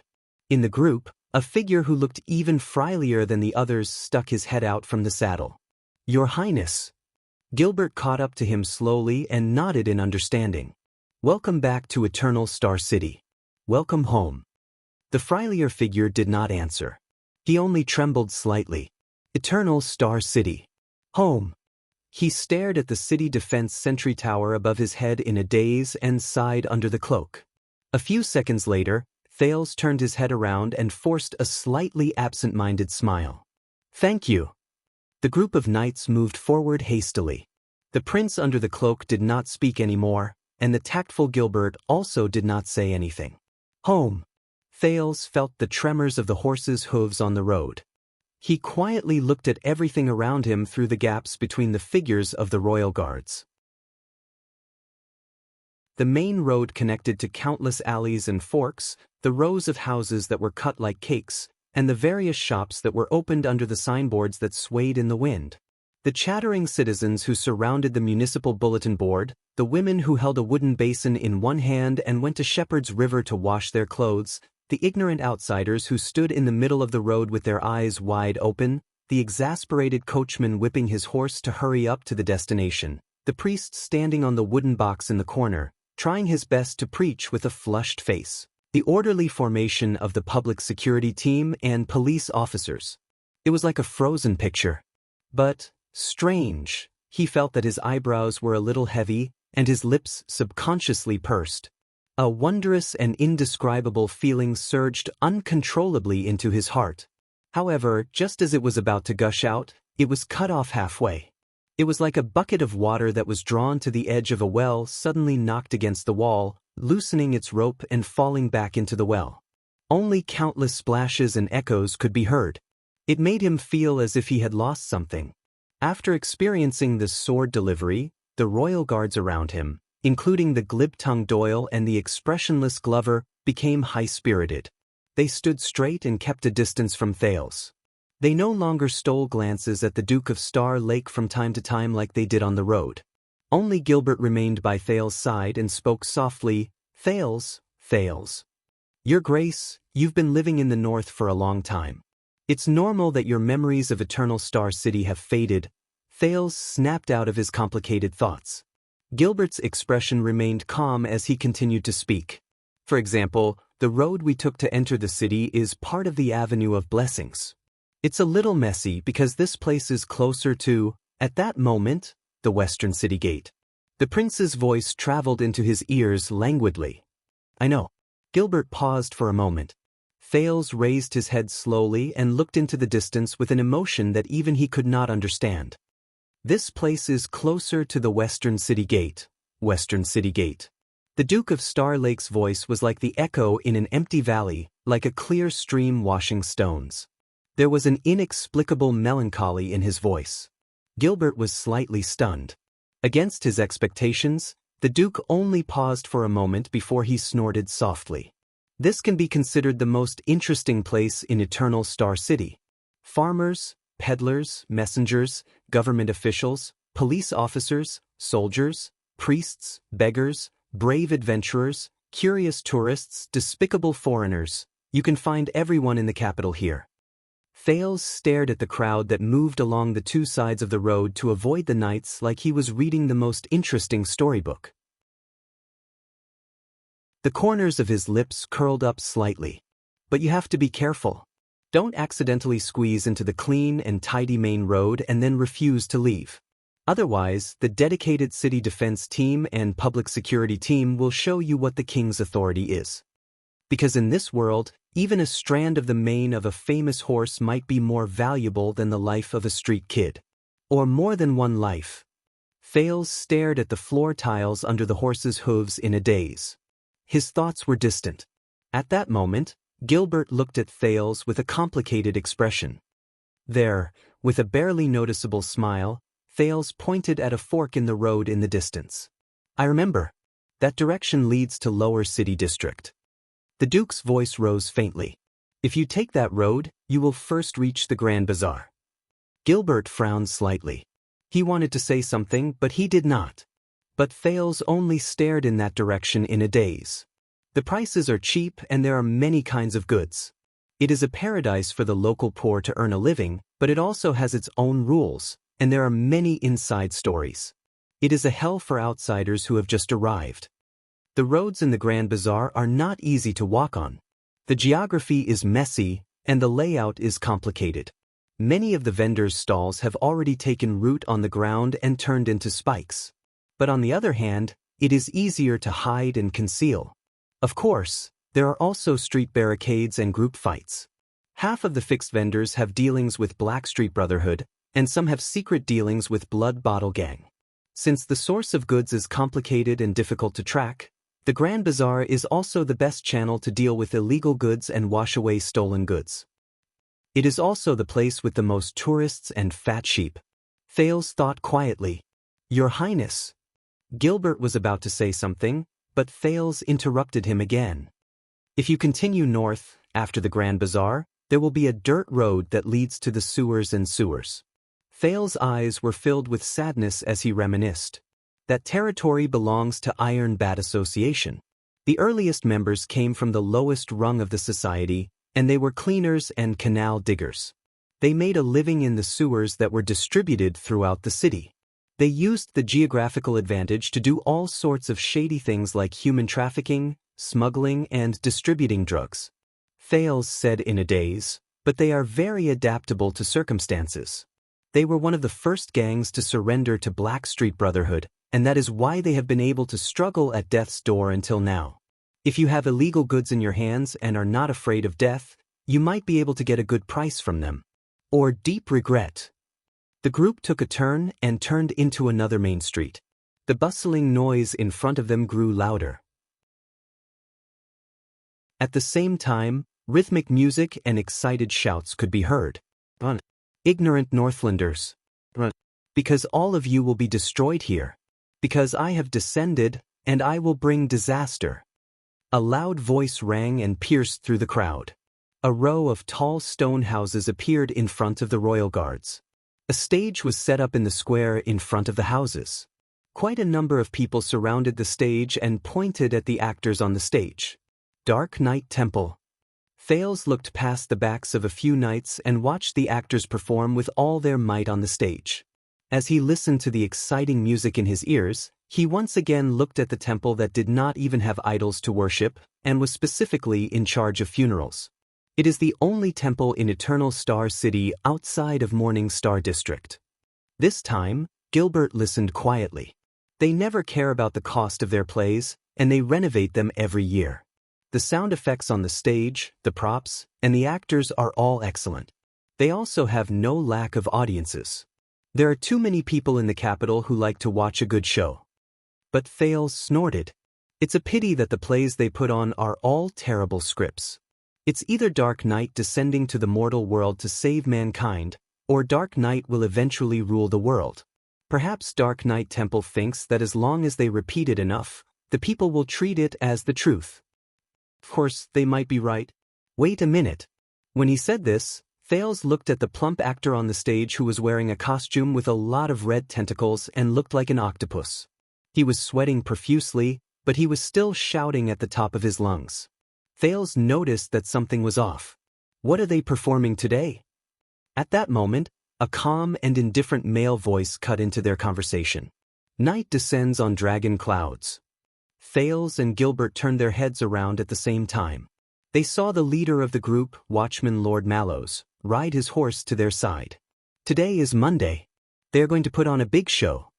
Mallows looked at the stage, which was so crowded that not even a drop of water could trickle through. The play is about a calamity appearing in an unknown continent. It wreaked havoc in the north and even killed a king. Calamity. North. King. Fails, expression changed slightly. Mallows looked at the comical actor who was dressed like a big octopus and continued to speak. At the last moment, the god of Dark Night descended. It showed its might and summoned the great dragon. Hence, at the end of the night, the calamity was defeated and disappeared without a trace. Fails raised an eyebrow. Great dragon. Night. Really? The prince asked with a frown. Mallows snorted softly. Gilbert took over the conversation. A few years ago, when the news of the change in Dragon Cloud City reached the capital, all sorts of rumors were spread. The Foreign Affairs Minister shook his head in resignation. Since then, the plays about calamities and the end of the world have become popular again. Calamity. The end of the world. Fails looked at the big red octopus who was massacring on the stage. Then Dark Knight Temple thinks that the calamity is that monster, the Hydra? Mallows was silent. The stage was left behind them, far away from their line of sight. A second later, the watchman nodded and cast a sideways glance at the prince. What else? Fails had no choice but to avoid his gaze, which had suddenly become sharp. He nodded. Mallows still had that calm look on his face. And if you do not mind, your highness, your grace. Fails raised his head slowly. After 6 years, you should not still have such an understanding of Eternal Star City, especially Lower City District. Mallows was expressionless, but there was a profound meaning in his words. After all, everyone knows that you were raised by Lord Mon. Once he finished speaking, Mallows lifted the reins and spurred his horse forward. He only showed them his back. He should not still have such an understanding of Eternal Star City. As he stared at the watchman in front of him, Thale's gaze became solemn. He knows? My past? Gilbert seemed a little awkward. He coughed. Lord Mallows was sent to be your personal guard and lead your personal guards. His Majesty naturally trusts him. Lead my personal guards. His Majesty trusts him. His Majesty. Thales continued to stare at Mallows' back. After a long while, he slowly opened his mouth. Is that so? Thales tightened his grip on the reins. So, he is Thales' personal guard. Or the Prince and Duke's personal guard? Once he said this, Gilbert was instantly rendered speechless. His expression became very unsightly. But the Foreign Affairs Minister only lowered his head and did not say anything in the end. The royal guards continued to move forward. They went up a slope and arrived at another street. The strange thing was that the street was very wide, but it was empty even though it was daytime. There were only a few people who seemed to be in a hurry. They could not help but think of Ghost Prince Tower. But why is this place so? This time, Thales was stunned. At that moment, countless memories surged into his mind. I know this place, Gilbert. The teenager looked around him and said with a myriad of emotions, if we enter through that opening, it will be, Thales said in a daze. It will be. Gilbert looked at the direction Thales pointed and immediately blushed. Your Highness, perhaps you do not know. Thales shook his head. I know. The Duke retracted his finger and calmly stared at the indistinct houses in the depths of the street. That is, Red Street Market. Thales only felt as if his blood had stopped flowing for a moment.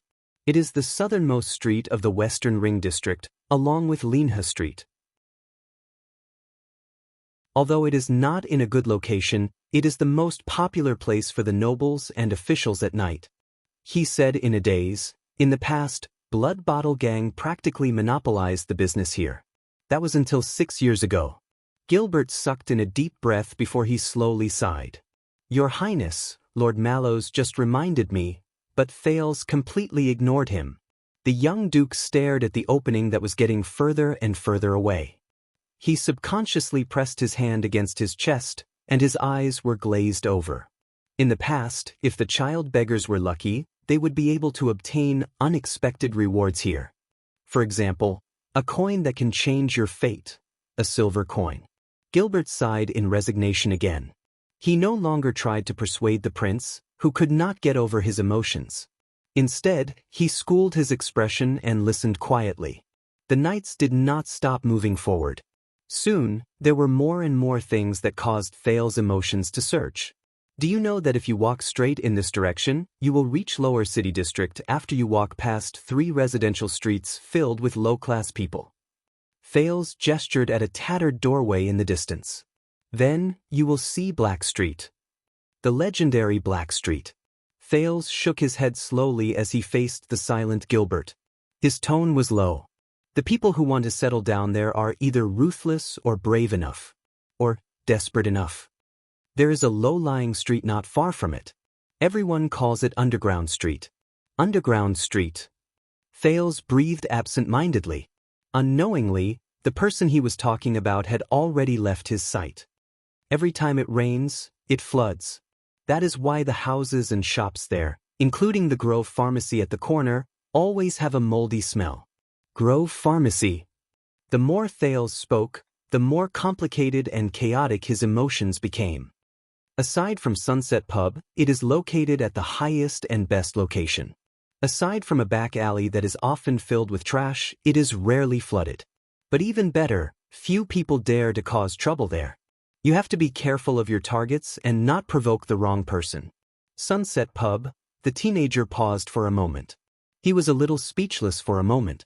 Before a graceful figure entered his mind, he managed to suppress his emotions in time. And beside the underground street, Thales sucked in a deep breath and looked at the streets of Eternal Star City. He felt his right hand tremble slightly. Beside him, Gilbert pursed his lips tightly. Beside, Fales gulped. That is a group of abandoned stone houses. His voice trembled a little. They are all homeless people who have gathered in half of the city, street children. The sound of horse hooves could still be heard from the group. The guards were still on guard. But the Duke of Star Lake slowly lowered his head. Even Gilbert's expression was solemn. A few seconds later, Gilbert, I did not have the time to ask you before. The teenager's voice rose faintly from the horse. But regarding the things I asked you to do during the past 6 years, Gilbert's expression changed slightly. Oh, of course, your search for certain books, including gifts for the Archduchess. But Fales interrupted him. No, Gilbert. The prince raised his head. His gaze was a little dazed, but a few seconds later, he regained clarity. You know what I am talking about.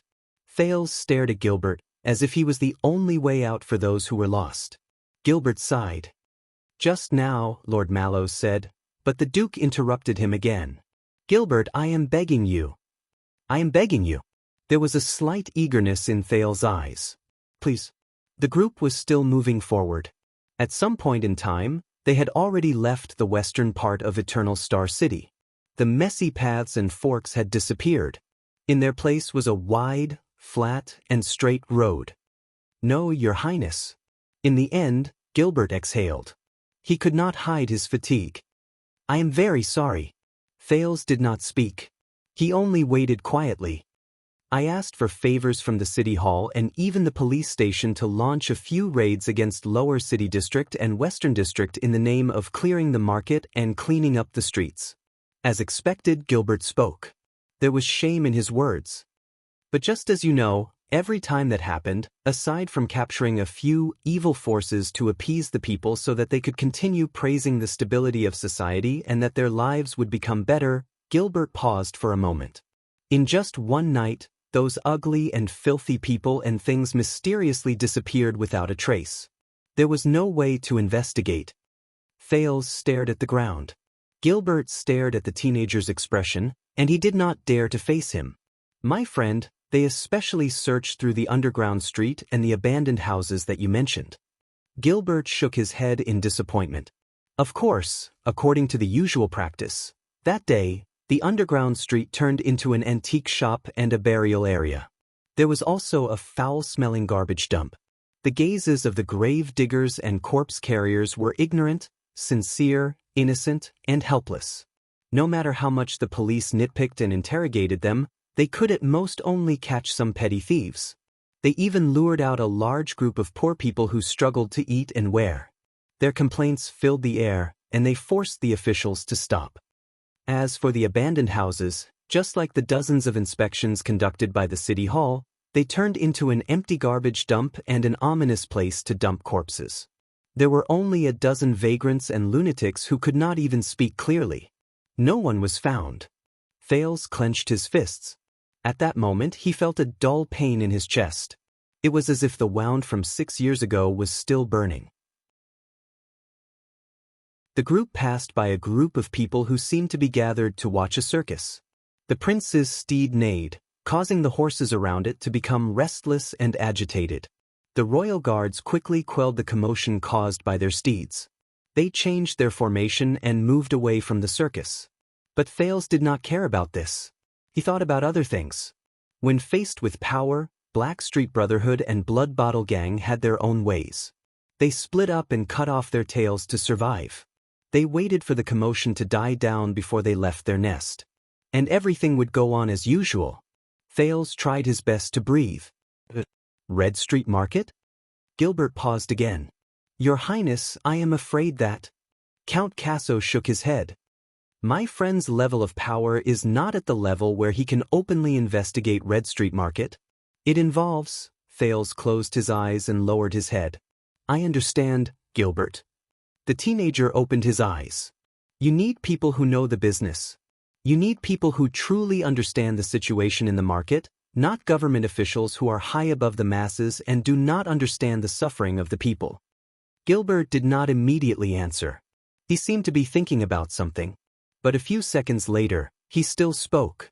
My friend did suggest to me, Your Highness, that if you put up a reward on the black market that they yearn for even in their dreams, but of course, it is insignificant to us, then within a few months, useful clues will grow on your table like mushrooms after a spring rain. But Gilbert's gaze changed slightly. And that also means that we will leave behind traces that cannot be covered for those who are paying attention to us. Thales frowned. We discussed this 6 years ago. Gilbert nodded resolutely. His gaze was stern. And the conclusion we reached at that time is still applicable today. Thales sighed. Gilbert continued to speak in a low voice. With your current status, it is not a good thing for your friends to form a connection with you. The best ending for them is to disappear into the crowd where no one can find them and forget everything related to you. As he spoke, Gilbert's tone became more and more serious. But Thales' mind was in a mess, and he did not know where to start listening. What about the Secret Intelligence Department? Thales ignored his words and continued asking. Have you looked for them? They are the most suitable people to do this. Gilbert furrowed his brows. Gilbert! Thales urged him. A few seconds later, the Foreign Affairs Minister finally sighed and answered. A few years ago, before you returned to the country, when there was not much news about you, I tried to ask for help from Lord Hanson. Lord Hanson. When he heard this name, Thales felt a sense of discomfort out of nowhere. But over the past few years, his appearances, which were already few to begin with, have decreased significantly. He almost never shows up, even during the Imperial Conference. Thales' eyebrows furrowed even tighter. Then let's try the one in the Secret Intelligence Department. Without waiting for him to finish his question, Gilbert took over the conversation. Young Baron Bone Man, your old friend who went through trials and tribulations with you? Thales glanced at him and nodded. I tried. Gilbert shook his head expressionlessly. But from the top to the bottom of the Secret Intelligence Department, all the people I came into contact with denied that they have a cadre called Raphael Lindbergh. Thales was stunned. Denied? Even if he showed up publicly in the Hall of Stars 6 years ago? In the face of the prince's incredulous question, Gilbert still shook his head. At least in Eternal Star City, this person does not exist. Or he is not allowed to exist. Thales understood what he meant. The teenager asked in disbelief, the Secret Intelligence Department rejected you? Gilbert sighed slightly. Not exactly. What do you mean? Gilbert patted the horse beneath him, as if he was trying to find a way to change the topic. You know, Your Highness, spying and planning are Putre's specialty, but my specialty is to pay attention to the people who do these things. And I can tell from their attitude and actions that the kingdom's Secret Intelligence Department seems to. Gilbert raised his head slightly and cast a glance at Thales. They have a very deep prejudice against you. Thales was stunned. Me? Prejudice? The prince reacted. At that moment, he actually felt as if he was so angry that he wanted to laugh. What kind of joke is this? I am the pitiful person who was forced to leave home for 6 years because of them. But Gilbert only shook his head worriedly. I do not know what they think, but Your Highness, forgive me for being blunt again, but in the history of Constellation, every king and his chief of intelligence maintained a good relationship with the kingdom's Secret Intelligence Department. The group continued, but Gilbert's words had already traveled into Thales' ears. The Duke scratched his neck in annoyance. He felt indignant. But all I want is to search for a few people, Gilbert shook his head. Are you talking about the few homeless children who went missing for 6 years during the chaotic night in the infamous Lower City District? No one paid attention to them, and they were nameless? At that moment, Thales raised his head swiftly. Yes. He looked at Gilbert seriously. There was a stern look in his eyes, and it caused the Foreign Affairs Minister to be slightly stunned. And a female bartender. Gilbert quirked an eyebrow and nodded in an obedient manner. And a female bartender. The two of them were silent for a few seconds. Missing for 6 years. No one paid attention to them. Nameless. Thales repeated Gilbert's words in his heart. And they are not unnoticed, Thales said in a low voice. They are not nameless. A few small figures appeared before his eyes. When Gilbert saw his expression, there was a gratified look in his eyes, but there was also a hint of regret. Your Highness, forgive me for being blunt, but it is very easy to find their whereabouts as long as we make a big move. Thales looked up. But what about after we find them? Gilbert's expression became solemn. Have you ever thought about the effect your rewards, repayment of gratitude, and even just observing them in the dark might have on them? It is very easy to do one thing, but it is incredibly difficult to perfectly deal with the countless consequences brought about by this matter. Thales wanted to say something, but he was momentarily at a loss for words. Gilbert said solemnly, especially after you have returned in the limelight. Especially after your return in the limelight. If this continues, someone will notice your actions sooner or later, and we can't count on their kindness and principles. No matter who it is, this is not a good thing. Thales closed his eyes in pain. Perhaps the day you find them. The Foreign Affairs Minister's tone became tense. Is the day you cause their deaths. Find them. 'Cause their deaths. Gilbert said with a pained and hateful tone, so, I sincerely suggest to you, Your Highness, for your own sake, and even more so, for their sake, give up. Don't investigate any further. Give up? Give up. After a while, Thales opened his eyes. He watched the ground under the horse's hooves slowly move backwards, and he could not help but feel a little dazed. Gilbert. Thales opened his mouth slowly. His voice was hoarse. You knew from the start, didn't you? Gilbert asked curiously. Knew what? Thales sighed. 6 years ago, when I was in Mindy's hall, you told me that once the curfew was lifted, I could look for my friends. Gilbert's expression changed slightly. And after I became a prince, you said that I had to wait for the limelight to subside before I could look for my friends. The Foreign Affairs Minister was silent. When I arrived in Northland, you wrote me a letter. You said that you found a few useful clues, and you were investigating them. Thales sucked in a deep breath. At that time, I believed you, but now... The Duke of Star Lake raised his head and looked straight at the silent Gilbert. He said with certainty, you knew a long time ago. With emotions that Thales himself did not know, the prince spoke in a hoarse and calm voice. From the beginning, from the moment I came to Mindy's hall, you knew that I could not look for them. So at that time, you were just... Thales choked on his words for a moment, and he did not continue. At that moment, everything in Mindy's hall from 6 years ago suddenly became unfamiliar. Gilbert closed his eyes and turned his head away. He did not answer. Thales also lowered his head and did not pursue the matter. But he knew. Eternal Star City. The abandoned house. Mindy's hall. Those familiar hometowns, he was already.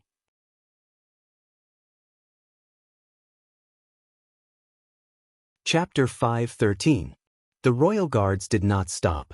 They passed through countless streets, Twilight District, Morning Star District, and went straight to the center of Eternal Star City. Thales was in low spirits. He moved with the crowd like a walking corpse and was escorted forward.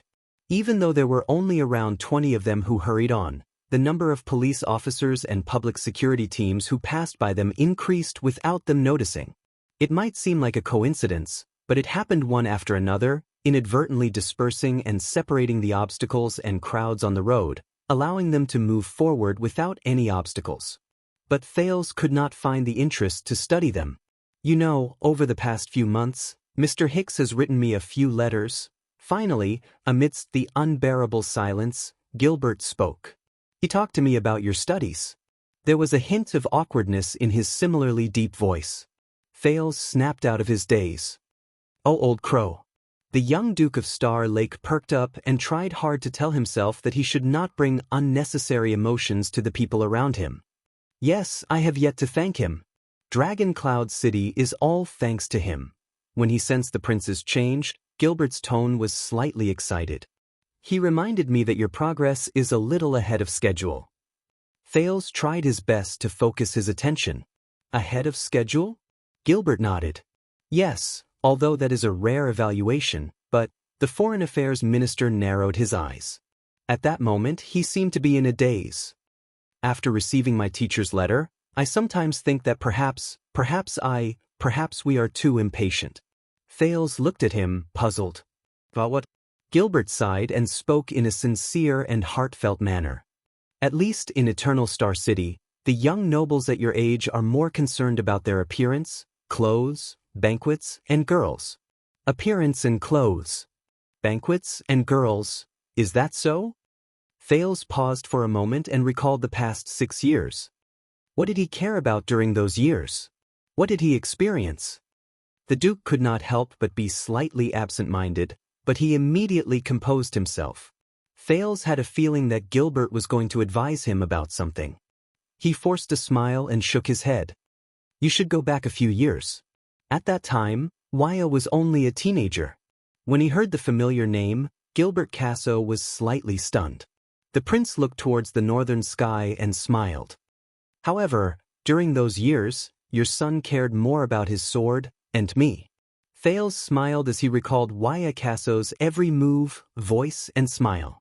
As he listened to the sound of the horses' hooves around him and looked at the personal guards surrounding him, Thales suddenly realized, even though he had returned to Constellation and Eternal Star City, these royal guards who protected him, it was so strange. This made him miss those familiar faces that used to surround him. Waya, Ralph, Putray, Genid, Willow, and the one who stole the drumstick and roasted rabbit, from Eternal Star City to the Birch Tree Forest, from Broken Dragon Fortress to Dragon Cloud City. From the past to the present. But where were they now? Thales could not help but be lost in thought. I'm glad you think so highly of him. Gilbert's words brought him back to reality. But about this topic, Constellation's cunning fox's expression was complicated, but there was pride in his words. You know that Waya returned to Eternal Star City a few times during the past few years in Northland. Thales nodded. Gilbert narrowed his eyes a little. But he probably never mentioned to you that he came back to see his fiancée? Thales, who was immersed in his thoughts of his old friend, subconsciously repeated Gilbert's words. Thales' expression changed. The prince turned his head around in surprise. He saw Gilbert looking at him with a smile on his face. Thales widened his eyes and asked, Waya? Gilbert nodded. There was gratification in his eyes, but there was also sadness. Waya? Waya? Thales opened his mouth wide in shock and stared at Gilbert. Waya Casso? That old-fashioned, stern and little old man, the one who always put on a stern face, was polite and stared at Ralph. The Waya who always used too much force and was stiff all over? Thales blinked subconsciously and tried hard to digest this news. Gilbert only smiled faintly. Thales took a deep breath and shook his head. Waya, I didn't expect this, I didn't expect this. He could not help but feel a little amused and gratified. I didn't expect that you, with your thick eyebrows and big eyes, would also. Then he heard Gilbert's next sentence. So, you have reached your age this year. Thales' expression changed again. Cough, cough, cough, cough, cough. The prince suddenly coughed. His figure on the horse's back was hunched in pain. Gilbert's old face stiffened, and he continued speaking. He continued, You must know that you have an obligation to continue the bloodline of the great kingdom. Cough. Cough, cough, cough. The prince's coughing became louder and louder, drowning out the foreign affairs minister's voice. Even the royal guards, who were quite a distance away from him, turned their heads around curiously. In the end, Gilbert could only shake his head in pity. All right, let's not talk about this anymore. Thales' coughing instantly disappeared. His back was straighter than a flagpole. Gilbert narrowed his eyes and looked at Thales, who did not seem to have any self-awareness. His face was filled with a resigned expression that said, I knew it. Then, I hope that the next piece of news will interest you. Thales seemed to have suddenly snapped out of his daze, and he came to a natural realization. News? Gilbert nodded slightly. His expression became stern again. Every time this happened, Thales would think of Waya and his expression when he saw Ralph. However, the foreign affairs minister's next sentence made the prince's thoughts turn solemn. The newest messenger crow came from the north. The north? Thales frowned. Is it Putray and Waya? Gilbert shook his head, but his expression did not relax in the slightest. But, The Foreign Affairs Minister moved his horse closer. His voice was deep and his words were heavy. A few days ago, Dragon Cloud City completed the mobilization for war. Dragon Cloud City. When he heard this familiar term, Thales clenched his fists slightly. Gilbert continued speaking. The expeditionary army formed by 10,000 men has been assembled. They are prepared to head to the city of faraway prayers and join the war against the Alliance of Freedom in the West. Thales frowned deeply. At that moment, it was as if all the memories of Northland returned to his mind: war, forced marriage, mobilization, and everything that happened during the State Affairs hearing in Dragon Cloud City. 10,000 men. Thales recalled his impression of Dragon Cloud City. To Dragon Cloud City, it was neither too little nor too much. Then, who is the noble leading the army? The Duke of Star Lake's expression was solemn. Who will fight this war? Gilbert nodded and reported the information accurately. The suzerain of Hunt and Origami counties, Count Khan Karkagel, will be the vice commander of Dragon Cloud City's expeditionary army. Karkagel. The one-armed count's determined face in the Hall of Heroes appeared in Thales' mind. He sighed. As expected, the commander of the army is the best fighter in Dragon Cloud City. But when he said this, Thales was slightly stunned. Wait, Gilbert. Did you just say? Vice commander? The prince stared at Gilbert in surprise. Gilbert pursed his lips and nodded. Karkagel is only the vice commander. That means, no. The incredulous surprise on Thales' face became greater. Gilbert's tone was solemn. According to the latest news, Dragon Cloud City is going to launch its first large-scale expedition after being silent for 20 years. The young Archduchess Walton will be wearing her martial attire and carrying her sword. She will lead the army. Personally lead the expedition. Archduchess. Personally lead the expedition. Personally lead the expedition. At that moment, Thales was stunned on the spot. Gilbert did not speak either. He only looked at him quietly and waited. He took in the prince's reaction. A familiar figure seemed to appear in front of his eyes again. The figure that cried in the dark and asked him if he could escape. Thin and weak. Frail. Wronged and helpless. Weak and lonely. She grabbed his arm and hid behind him. She trembled. Oh, is that so? The Duke of Star Lake retracted his expression in a daze. He nodded subconsciously and mumbled to himself. His face was stiff, but he forced himself to let out a suppressed cry of surprise. But no one knew that at that moment he felt so strange. He had mixed feelings. It was indescribable. But in the next second, the figure in his mind turned around and revealed a face that was equally familiar to him, but completely different. Her face was covered in sweat, but she still tried her best to pout even though she had tears in her eyes. Tenacious. Stubborn. Stubborn and unyielding. Determined and unyielding. Standing in front of the highest seat, standing among thousands of soldiers, raising his arms and shouting. Hundreds responded to his call. It felt like a long time had passed. It was so long that even Gilbert could not help but remind him. So they succeeded, Thales said faintly. He tried hard to forget the unnecessary images and forced himself to start thinking about more practical things. Rockney of the City of Faraway Prayers, Letko of Defense City, and Walton of Dragon Cloud City, Extet's alliance of 3 cities. In the end, they stood on the side of everything. Thales' tone was still empty, but his spirit gradually recovered. His brain started working. To face the turmoil in the West stirred up by Lampard. When he thought of this, the Duke of Star Lake took a deep breath and raised his head. What about us? If it were someone else, they might be confused when faced with such a question, but Gilbert knew what he wanted to ask. The Foreign Affairs Minister exhaled slowly. As you can see, since you have returned and the storm at the Western front lines has calmed down. Gilbert's lips curled up slightly. Then, regardless of whether it is the regular soldiers of the royal family under Baron Williams or the recruits that the suzerains of Western Desert painstakingly gathered, there is no reason for them to stay in the desert and waste time and energy patrolling. Thales took a deep breath and closed his eyes. So, without Constellation to keep them in check, the weak Alliance of Freedom has to defend itself against the three great cities in Northland and almost half of Extet. The Duke of Star Lake opened his eyes. This time, he became calm and solemn. The outcome of the war has been decided. The Alliance of Freedom is finished. Gilbert did not say anything. He only nodded in agreement. A few seconds later, Thales curled up the corners of his lips. He was in a good mood. Now, it is King Chapman's turn to have a headache. He looked at Gilbert with a smile on his face. I escaped, and Constellation also retreated, so Lampard lost his bargaining chip, and he also lost his reason. He can no longer use Constellation as a blade to threaten his vassals to obey his orders. Thales remembered how the aggressive Kinslayer king looked when he was forced into a corner. He felt the melancholy from losing his home disappear. Even his breathing felt exceptionally comfortable.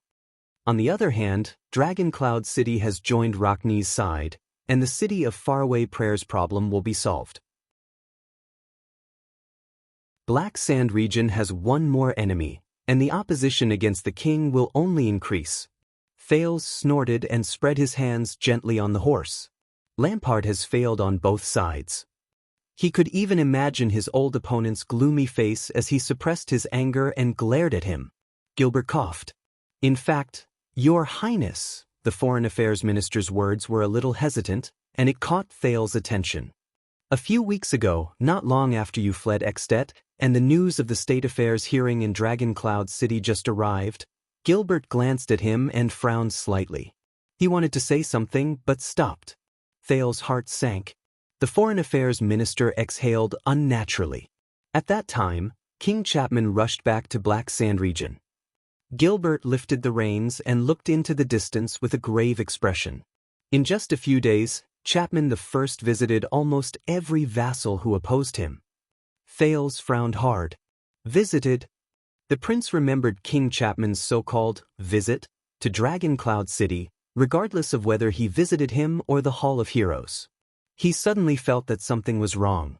As he observed Thales' expression, Gilbert sighed softly. The information obtained by the Secret Intelligence Department is limited. Under Thales' bad premonition and unpleasant expression, Gilbert told the truth with a straight face. But obviously, when the king announced that he wanted to recruit their army to the far west, Black Sand region's Mend and Devon Sun families, who had been resisting the tax, were the first to yield. They declared that they would return to the king's banner. The reason behind this is unknown. Thales' heart sank. Under Lampard's command, the Ika family, who is the closest to Reformation Tower, was probably worried that Archduke Trent Ida was in cahoots with Lampard. They did not wait for the king to visit them and withdrew their call to resist the tax. They took the initiative to send this season's grain tax to Black Sand City. The prince's grip on the reins grew tighter, and his entire body subconsciously tensed up. However, Gilbert's sigh continued. One day later, the old Count Peruno, who was highly respected, had a life-and-death friendship with the former Archduke of Black Sand region, and was also the person who opposed King Chapman the most, suddenly fell ill. Thales began to hear his own breathing. He was bedridden and could not attend to matters. So, Peruno's son took over the power of the territory and changed his father's policy. He personally left the city and warmly welcomed King Chapman's inspection.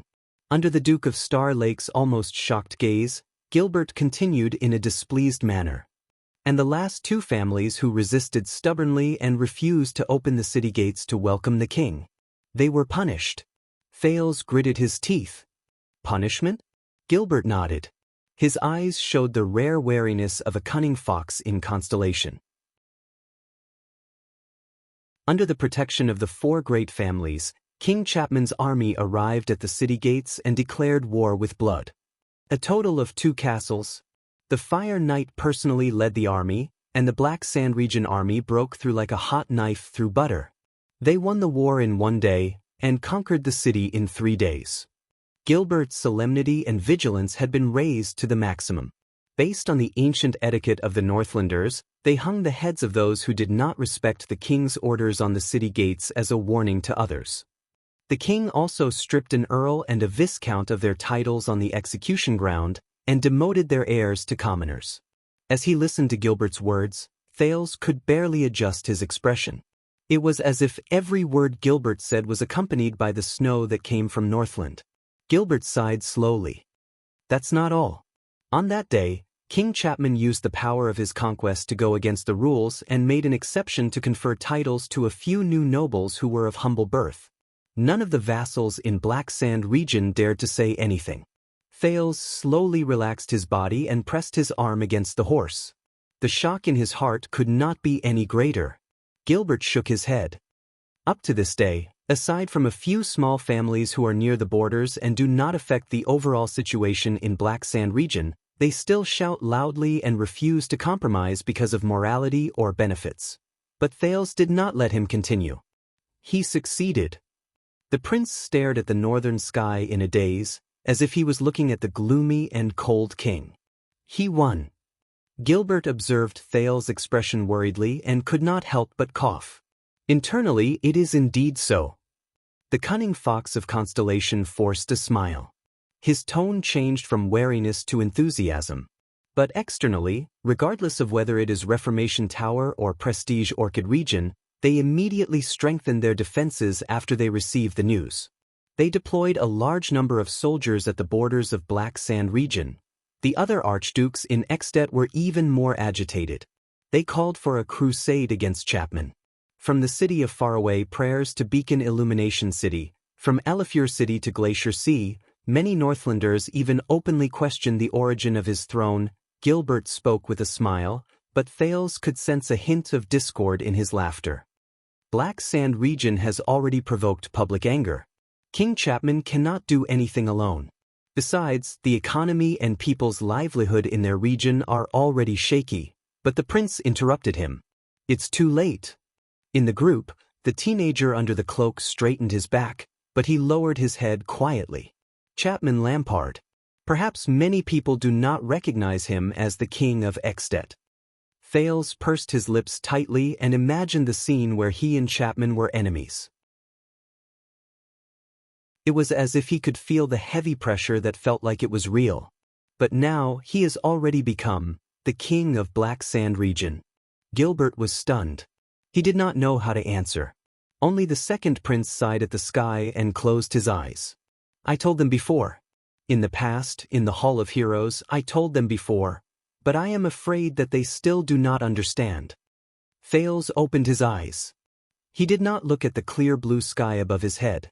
Instead, his gaze landed on the layers of black clouds that were faintly discernible in the distance. They do not understand that the wave they are facing is not something that can be easily stopped by appealing to the army or by paying with money. Gilbert was stunned for a moment. The prince gritted his teeth and frowned. And this is just the beginning. Chapman Lampard, he will become stronger, greedier, and more. Thales paused for a moment and exhaled indignantly through his nose. Your Highness, you do not have to be so worried. Gilbert seemed to be unable to bear it. No matter how strong King Chapman is, we can still. But Thales shook his head. Not us. He stared at the black clouds that pressed down from the horizon. Killing, seizing, grant.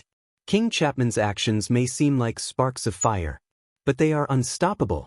Gilbert listened to the prince's words and fell into a contemplative silence. And they will eventually be ignited. Thales lowered his head and looked straight ahead. The seriousness in his eyes could not be any more intense. All of Northland. At that moment, *dong. The sound of a bell rang. Thales and Gilbert trembled at the same time. The sound of the bell rose indistinctly. It was long and heavy, and it shook people's hearts. At the same time, it pierced through the ground and the air, reaching the underground and the sky. The echo was deep and lingered for a long time.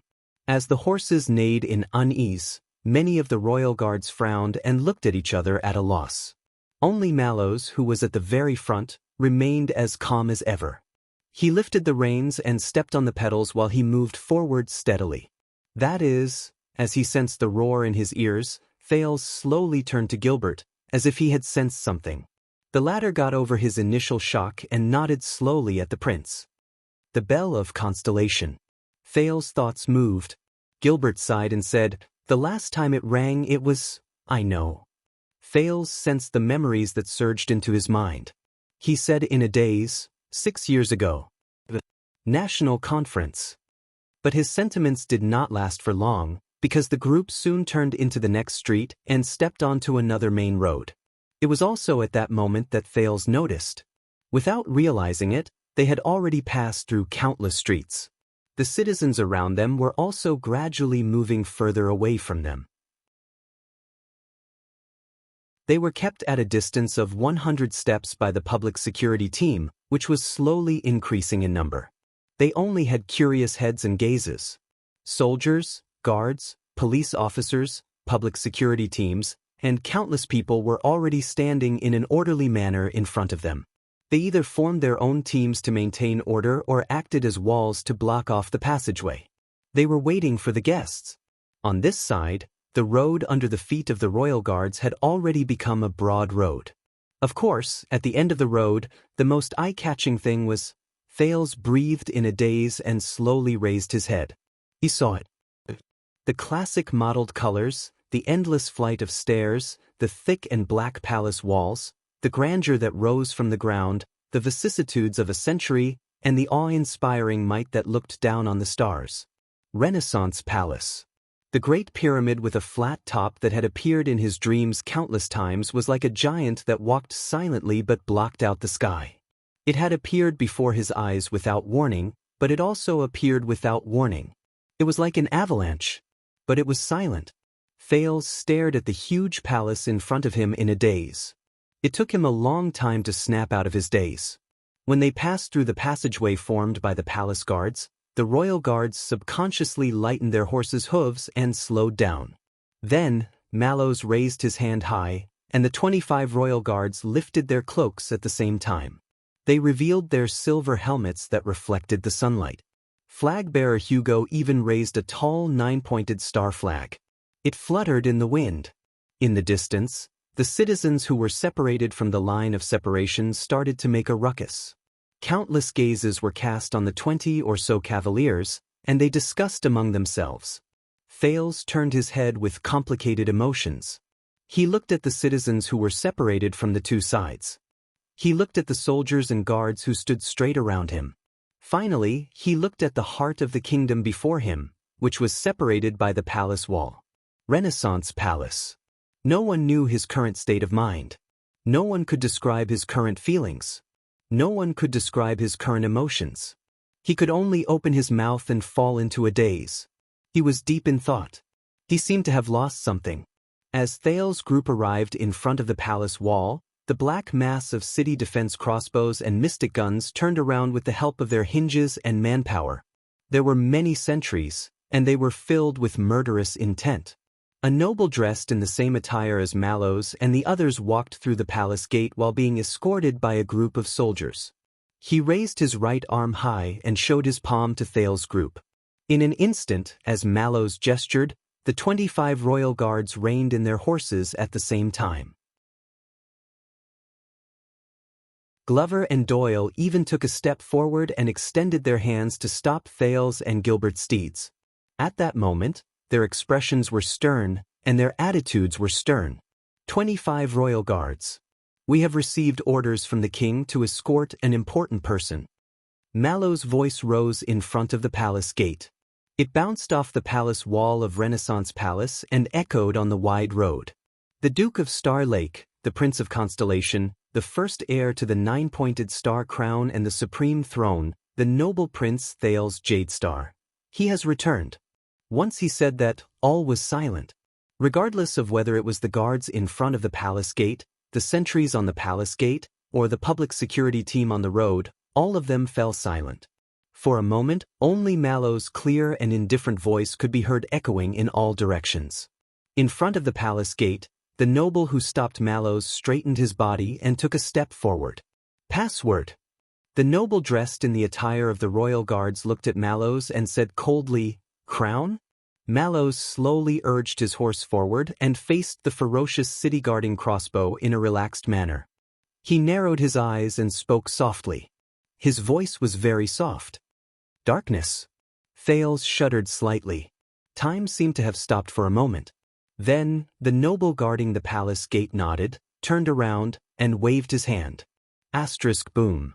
Asterisk amid a deafening roar, the steel noose moved. The dark-colored palace gate in front of Thales trembled violently. Then, with the rhythm of a great force, it moved slowly, as if it was about to push away dust that had accumulated for 1,000 years. It tore itself apart. It revealed the true appearance of Renaissance Palace. The setting sun turned into gold. It was just like 6 years ago, when Thales became a prince, and the setting sun illuminated Renaissance Palace in a bright red light. But this time, under the bright sun, Thales only raised his head in a daze. He watched the dazzling golden light shine on the outer wall of Renaissance Palace inch by inch. But he could only see darkness. It was so deep that he could not see the bottom.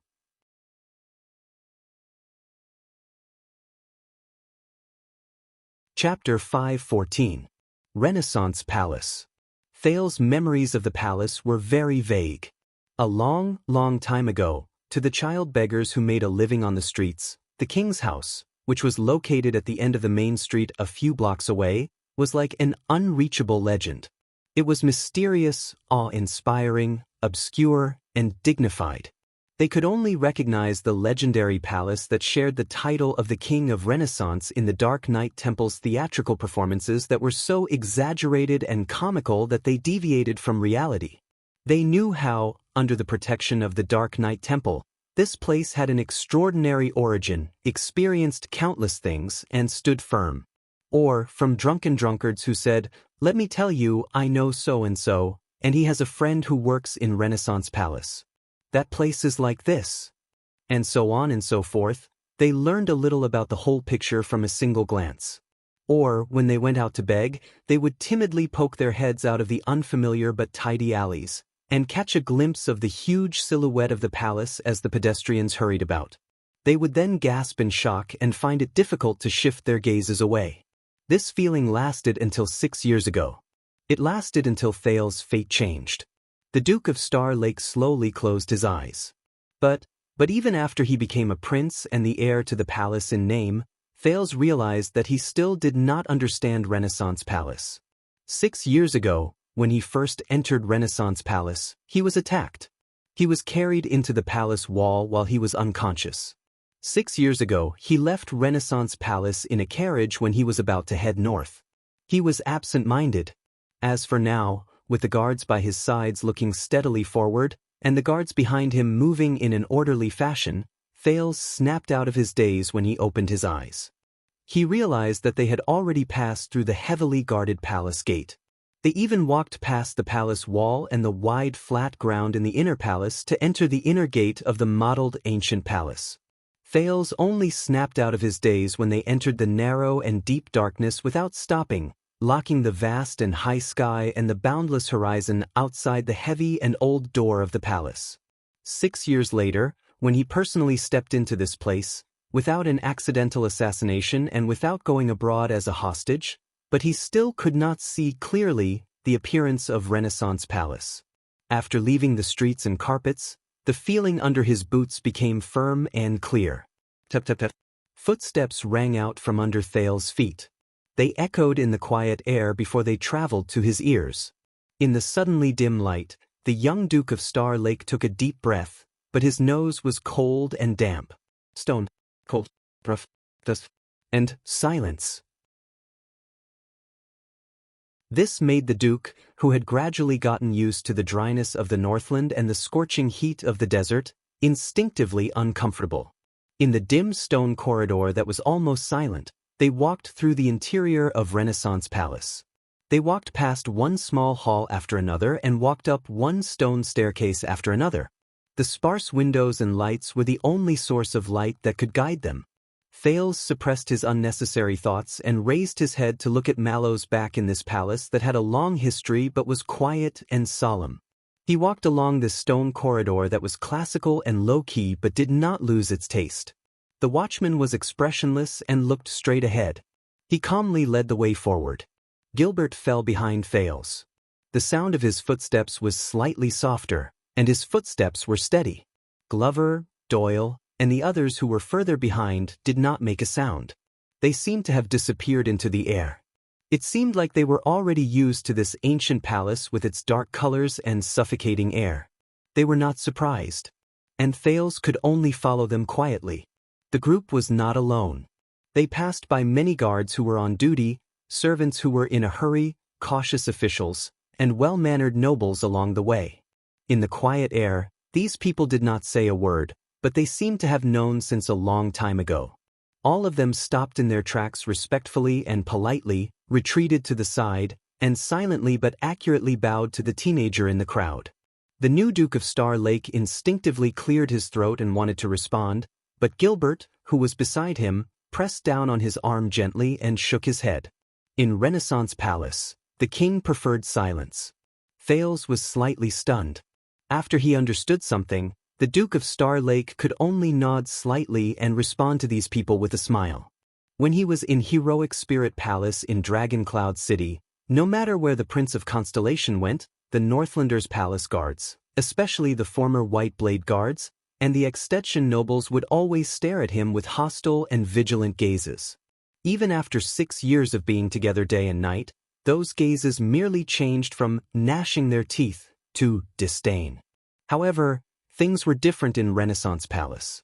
Thales could sense that the servants, guards, nobles, and officials all had an extraordinary interest and curiosity towards the Duke who had just arrived.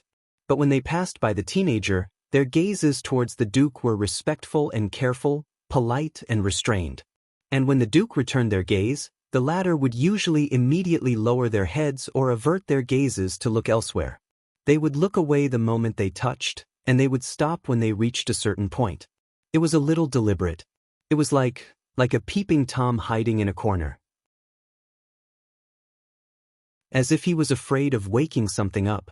And the deathly stillness and murderous aura that was carefully created and maintained, the Duke of Star Lake could not help but inhale and exhale slowly. For some reason, Thales always felt that the cautious, polite, and restrained gazes in Renaissance Palace made him feel uncomfortable. It was no less than the undisguised hostile and estranged gazes of the Northlanders in Heroic Spirit Palace. Irritation surged into his heart. There was even a moment when the teenager really wanted the royal guards around him to move closer, to surround him tighter, to block those gazes. It would be best to isolate everything and make it airtight, just like the thick and heavy city wall that blocked the way between Renaissance Palace and the city. The journey was so quiet that it was almost dead silent. When they went up another flight of stairs and arrived at a rather large corridor hall, a few figures suddenly appeared in front of a stone door in front of them. Mallows was the first to stop. Thales, who was following behind him, took an extra step before he instinctively retracted his steps. But he soon noticed that other than Gilbert, who was still smiling, the guards behind him, including Doyle and Glover, all puffed out their chests and raised their heads.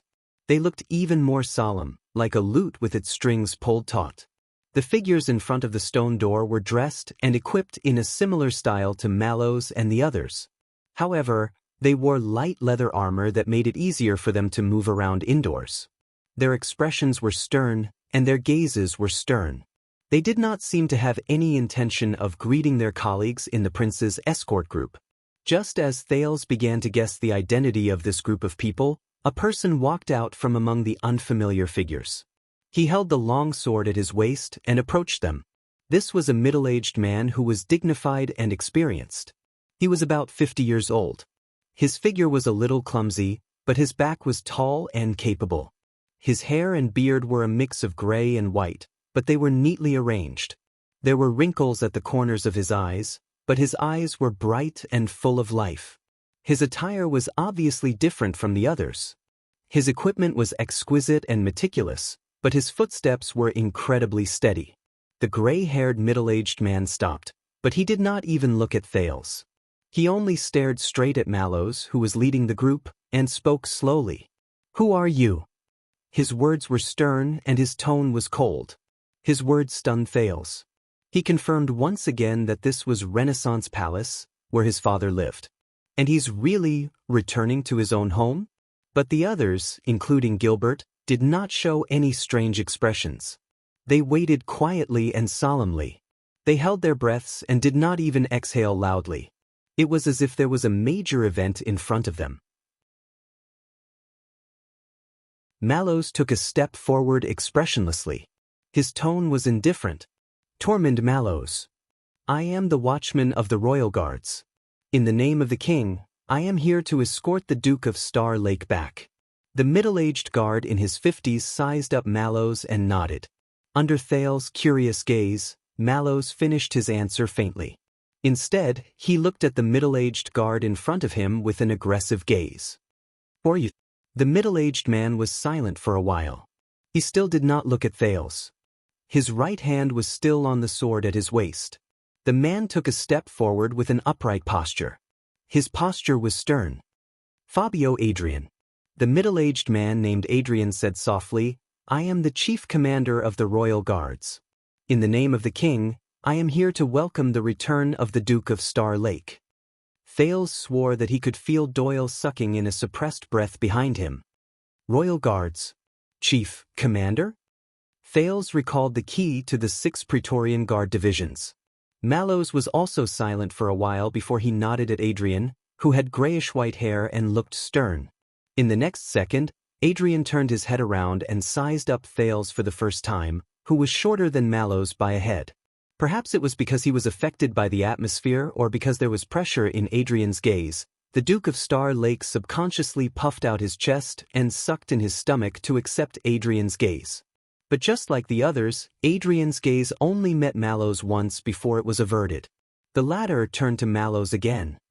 Knight Mallows, thou hast fulfilled thy duty. Adrian said faintly, Hast thou fulfilled thy duty? Fulfilled thy duty. Fulfilled thy duty. Thales was stunned. In a daze, he remembered something. Mallows answered calmly but sternly, Knight Adrian, though I fulfilled my duty. The watchman narrowed his eyes. Yet my sword did not break. When he heard Mallows' answer, Adrian nodded at him. His gaze became gentler and no longer sharp. Then thou hast not fulfilled thy duty. Mallows also nodded slightly. He lifted the corners of his lips slightly. Then thou hast not fulfilled thy duty. Thales frowned. He was even more certain of his memories. Just as he expected, the conversation before him, it was filled with the ceremonial feeling he was familiar with. The air was still quiet, and the atmosphere was as solemn as ever. The Duke could not help but cast a puzzled glance at Gilbert, but the latter only gestured for him to remain calm. Finally, Adrian revealed a smile. The middle-aged commander took off his gloves and extended his hand to Mallows. Then, welcome back to the team, Knight. Mallows also put on a faint but restrained smile that he had not shown for a long time. He removed his glove and went forward to hold Adrian's right hand. Captain. Adrian smiled and nodded before he called out Mallows' name. Tormund. Just when Thales was wondering whether this was a tradition of the royal guards, Adrian let go of Mallows' hand and coughed. All right, the mission has been handed over. Relax a little. In the next second, Thales heard the royal guards behind him sigh. It was as if they had all breathed a sigh of relief and relaxed. It was as if they had ended a leadership meeting where they had to remain still and listen attentively. Adrian walked forward and flashed a smile at Gilbert. Count. Gilbert also flashed a smile and went forward to shake his hand happily. Lord Adrian. Lord Adrian smiled and said, Looks like I was right. Looks like I was right. You really did come back in high spirits. It is all thanks to you, my lord. Gilbert turned around and looked at Thales after he finished exchanging pleasantries. Welcome to the meeting hall, Your Grace.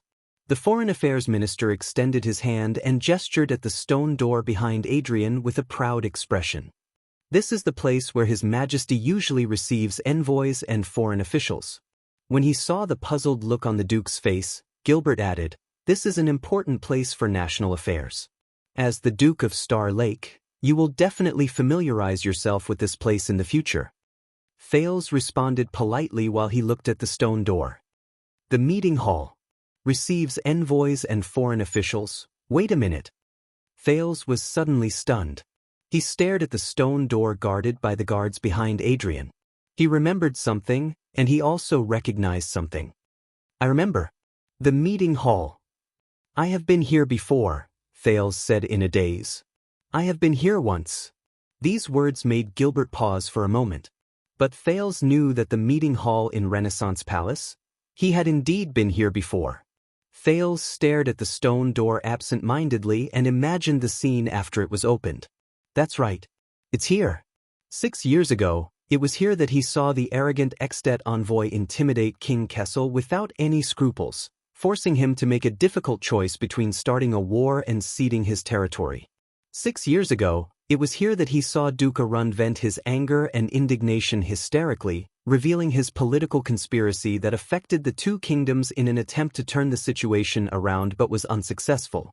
6 years ago, it was here, Thales thought absent-mindedly. It was here that he saw Kessel V wave his scepter in an awe-inspiring and unquestionable manner. Amidst the nervous and dumbfounded gasps, he decided on the second prince of Constellation, and for the next 6 years. Oh, my memory is bad. Gilbert seemed to have remembered something.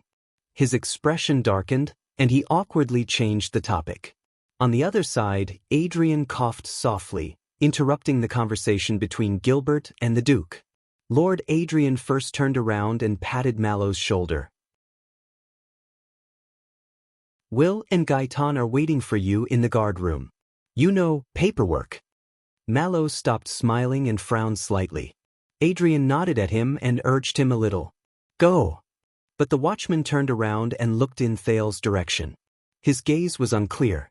The Duke of Star Lake did not know what was going on. He could only show a fitting smile. Adrian looked at the Duke together with Mallows. The middle-aged man seemed to have understood something. He smiled and gestured to Mallows.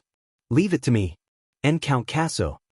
Mallows turned around and cast Adrian a glance that was neither too deep nor too shallow. All right, the watchman said calmly. Then I'll take my leave. Under Adrian's encouraging gaze and Thales' puzzled gaze, Mallows turned around and left without hesitation. He walked towards the other exit of the hall. Doyle and Glover, who were the closest to him, were also stunned. Together with the others, they instinctively followed him. But Mallows immediately stopped in his tracks. Not you. Mallows turned around and frowned. He looked at Doyle and Glover, who stopped in their tracks in puzzlement. Both of you stay. Yes, commanding officer. Glover nodded without hesitation and retreated behind Thales. Doyle blinked before he was pulled back into line by flag-bearer Fubby. Looking at this scene, Commander Adrian smiled. Mallows nodded at him in acknowledgement, then glanced at Thales before he left leisurely. Gilbert cleared his throat. He was friendly and gentle. Your Highness, allow me to introduce you to the Chief Guard Captain of the Royal Guards, Chief Commander, and also the person in charge of Renaissance Palace and His Majesty's safety, Lord Fabio Adrian. He is from the Adrian family of Central Territories, Swan County, the head of the 7 Jade Star attendants. Adrian turned around and bowed respectfully to Thales. Thales was overwhelmed by the favor. He nodded at him in return and came to a realization. I knew it. Fabio Adrian is the highest commander of all the royal guards in Renaissance Palace. The captain of the guards, including all the 6 wingers. And he's one of the 7 Jade Star attendants. Let us save the introductions and small talk for another day. While Thales was thinking, Adrian seized the gap between Gilbert's words and interrupted him in an appropriate and timely manner. Your Highness, Count. His Majesty is in the meeting hall. Adrian gestured at the stone door behind him. Should we not let him wait for too long? His Majesty. At that moment, Thales felt all the blood in his body freeze. His Majesty is... He has finished today's Imperial Conference? Gilbert suddenly became excited. No. Adrian replied politely, that's right. In fact, His Majesty has ended the conference early. He has been asking about the messenger crow from Western Desert since yesterday. His Majesty. Thales breathed in a daze. He suddenly understood where the discomfort and the lingering sense of unfamiliarity that had been tormenting him since he stepped into Renaissance Palace, or rather, Eternal Star City, came from. It was not the environment and decor of Renaissance Palace. It was not the noise and old matters of Eternal Star City. It was Thales clenched his fists on his own. Of course. Gilbert looked at Thales with a hint of excitement. I believe His Majesty is also looking forward to this moment. Adrian did not answer. He only gestured for Thales and Gilbert to follow him before he walked towards the stone door of the meeting hall. His Majesty! Thales could feel his feet moving forward as he followed Adrian's lead. Gilbert's footsteps followed behind him, and he did not leave him by even an inch. One in front and one behind. It made him, there was nowhere to run. The royal guards who stood guard in front of the stone door and belonged to an unknown wing bowed together. They pushed the stone door open respectfully and professionally. It revealed the endless darkness inside. There were only a few lights that illuminated the path ahead. Adrian moved to the side and politely gestured for the Duke of Star Lake to go first. It was no longer one in front and one behind. But Thales realized that he would rather have the other walk in front of him. But Thales then saw his feet being lifted, lowered, lifted again, and lowered again. Until he passed by Adrian's side, until he stepped through the heavy stone door, until he stepped into the endless abyss. Not you! Adrian's voice suddenly became stern and cold. It was a stark contrast to the friendliness he showed to the prince and the count. It made Thales subconsciously stop in his tracks. But he soon realized that Adrian was not talking to him. All of you stay. The guard captain's voice was very low. But it contained an unquestionable tone. A few seconds later, Doyle's nervous and trembling voice came from behind him. Ed. Amid the low sound of friction, the heavy stone door that separated the corridor from the meeting hall was slowly closed. It shut Doyle's mumbling outside. Behind him, Adrian and Gilbert's footsteps approached slowly. It was as if they were urging something. A gust of air rose from Thales' chest and was forced out of his mouth and nose. He realized that he had started to walk forward again. Just like 6 years ago, the meeting hall was long, narrow, and deep. From the entrance on one side, the end of the hall shrank into a small. It was blurry. Once, the two sides of the meeting hall were packed with vassals, listening to the negotiation between Constellation and the dragon. Unlike 6 years ago, there were fewer lights in the meeting hall. Many of the windows that allowed light to pass through were closed. It was even darker. Now, the platforms on both sides were empty. It was so quiet that one could hear a pin drop. But as he walked forward, Thales soon saw it. At the other end of his line of sight, there was a lone peak that protruded from the ground and landed on a few steps above. The throne. Thales' breathing slowly tightened. A strong but lonely figure appeared on the throne above the steps. The figure had his head lowered. His back was bent, and he sat cross-legged on the throne. His right elbow was on the arm of the throne, and his right hand was on the scepter in front of his knee. His forehead was pressed against the back of his hand. His face was hidden in the shadows.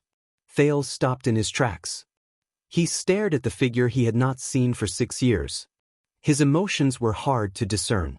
The prince's pause forced Gilbert to stop as well. But the foreign affairs minister quickly reacted. He raised his voice and spoke to the figure on the throne with great enthusiasm. Your Majesty, I am honored to bring you the new Duke of Star Lake, your thud.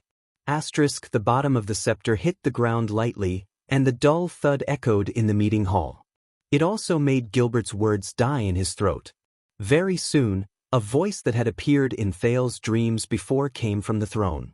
It was heavy, thick, awe-inspiring, and dull like thunder. It echoed in the entire hall. Gilbert, the voice on the throne paused for a moment. Thank you. Compared to 6 years ago, this voice was much more hoarse, drawn out, and dull. There seemed to be an indescribable fatigue. Thales listened to the other person's words in a daze. His gaze was fixed on the figure. Gilbert frowned and sucked in a deep breath. His Highness must be tired from the journey. Your Majesty on his way from Dragon Cloud City to the desert, but he was interrupted by the voice on the throne that echoed in the hall. My friend, I said. The voice on the throne was calm at first, but it gradually became firm and short. Thank you. I will look for you later. Gilbert was stunned. However, Captain Adrian understood the king's meaning. Adrian extended his arm towards the hall door behind him and gestured politely to Gilbert. "Count Casso?" Gilbert looked at the shadow on the throne before he cast a glance at Thales with a heavy heart. But in the end he did not say anything. He only gave the Duke of Star Lake an encouraging gaze before he bowed and turned around resentfully. Thales forced a smile and nodded, but he suddenly realized that the Foreign Affairs Minister's back was very old. "You too." The voice on the throne rose again. "Yodel." Thales shuddered. Gilbert's footsteps also paused for a moment before he recovered his rhythm and left slowly. Nothing happened around him. Lord Adrian acted as if he did not hear Gilbert's words and left with Gilbert. But Thales knew that something was different in the air around him. This made him especially terrified. The footsteps grew further away and softer. In the end, as the stone door opened and closed, they completely disappeared at the end of the hall.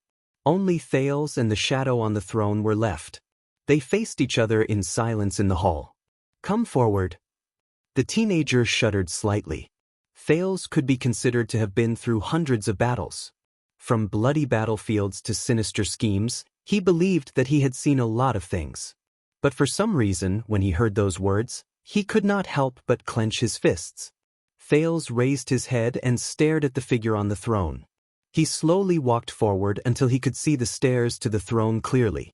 But before his eyes, the figure on the throne was still blurry, and the everlasting lamp behind him flickered. "Closer." The shadow on the throne raised his voice slightly. The teenager was silent for a moment before he walked forward again. This time, he walked close enough that he could even see the pair of boots leaning against the bottom of the scepter under the throne. "A little closer." The voice on the throne seemed to be a little impatient. He dragged out his voice, causing the flames of the everlasting lamp to sway slightly. Thales took a deep breath. Hence, in the next moment, the prince resolutely lifted his feet and continued forward. Then he saw the shadow on the throne move slowly as well. Thales froze.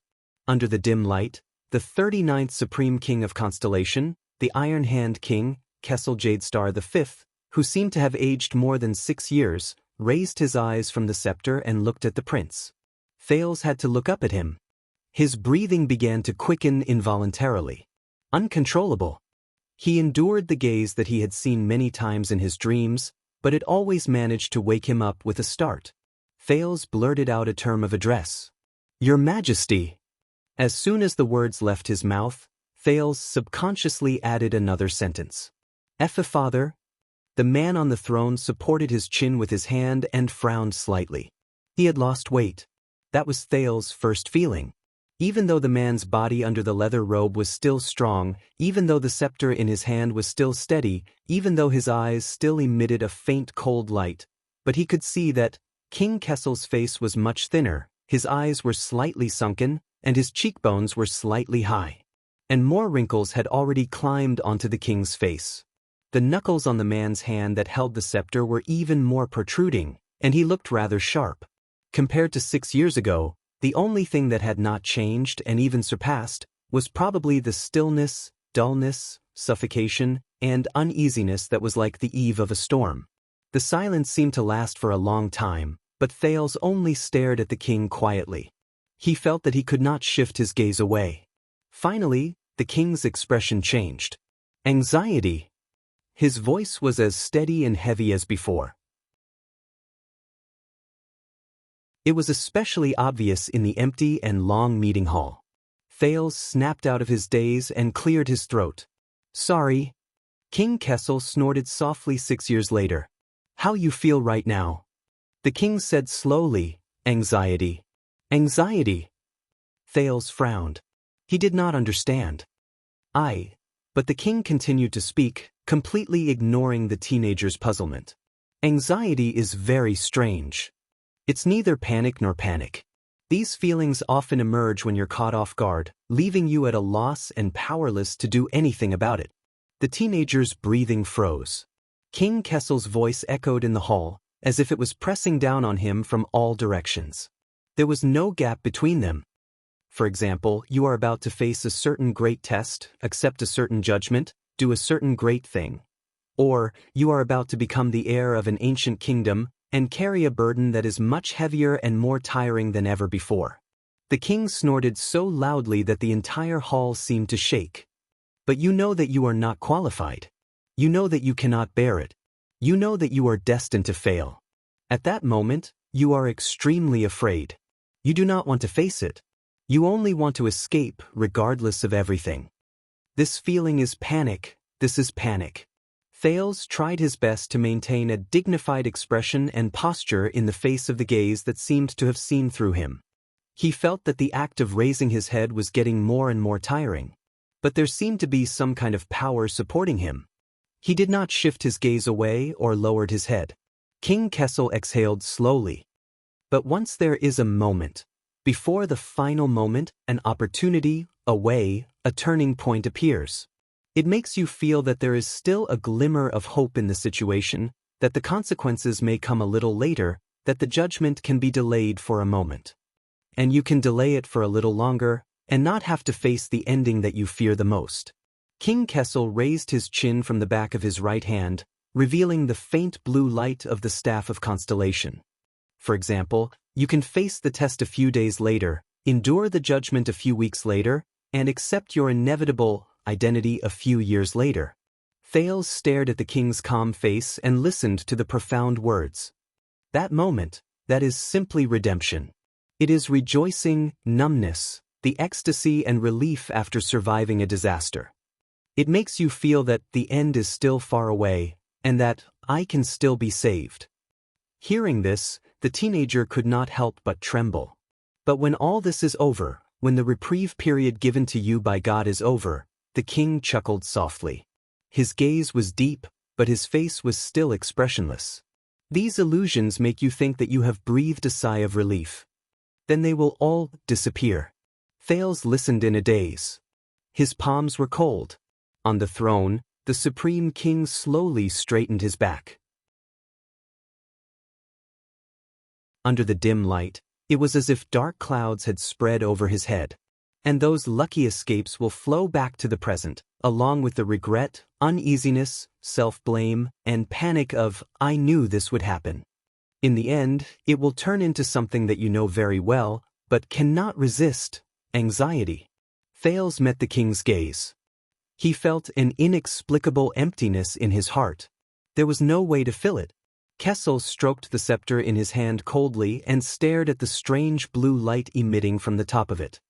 It is precisely this annoying anxiety that will make you understand while you scratch your ears and scratch your cheeks in pain that the 6 years of running away, getting lucky, procrastinating, and illusions are actually meaningless.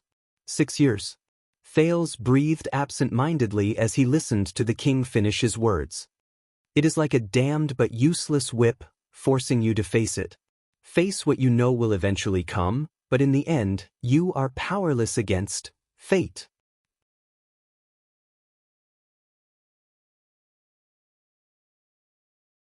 Chapter 5:15.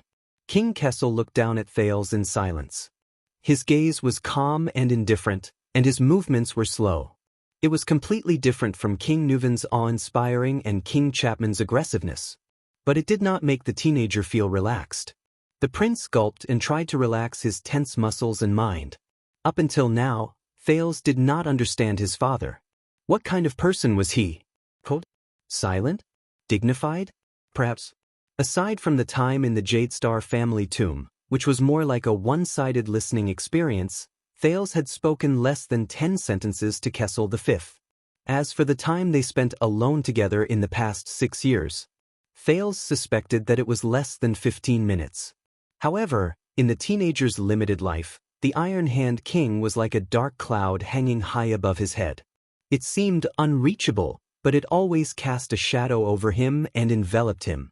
Whether it was the National Conference, the negotiations with Extet, the Night of Dragon's Blood, the day of Dragoncloud City's State Affairs hearing, Gilbert's exhortations to his face, or the one-eyed dragon coaster's harsh words.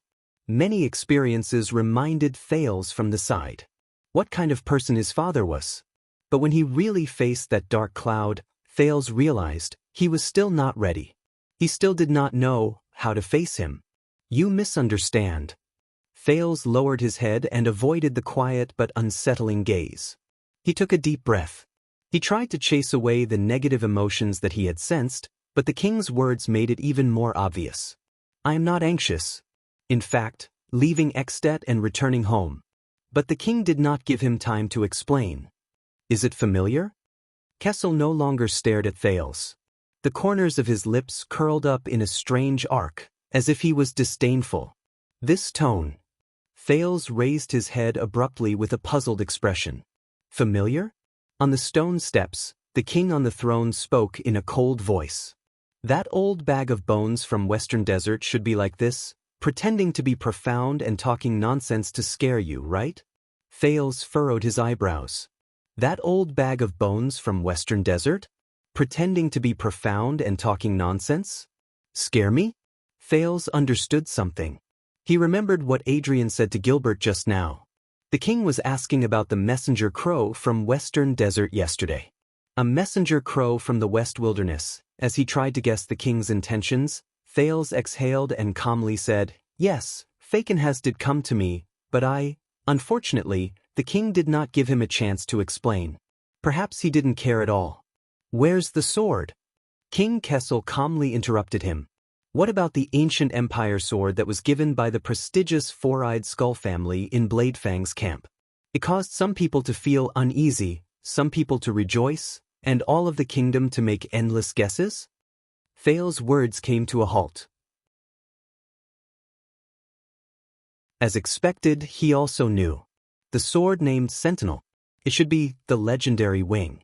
With a certain thought in mind, Thales raised his voice and answered, It is in the luggage, guarded by Lord Mallow's men, but no. For the third time, King Kessel interrupted the Duke of Star Lake. It's not there.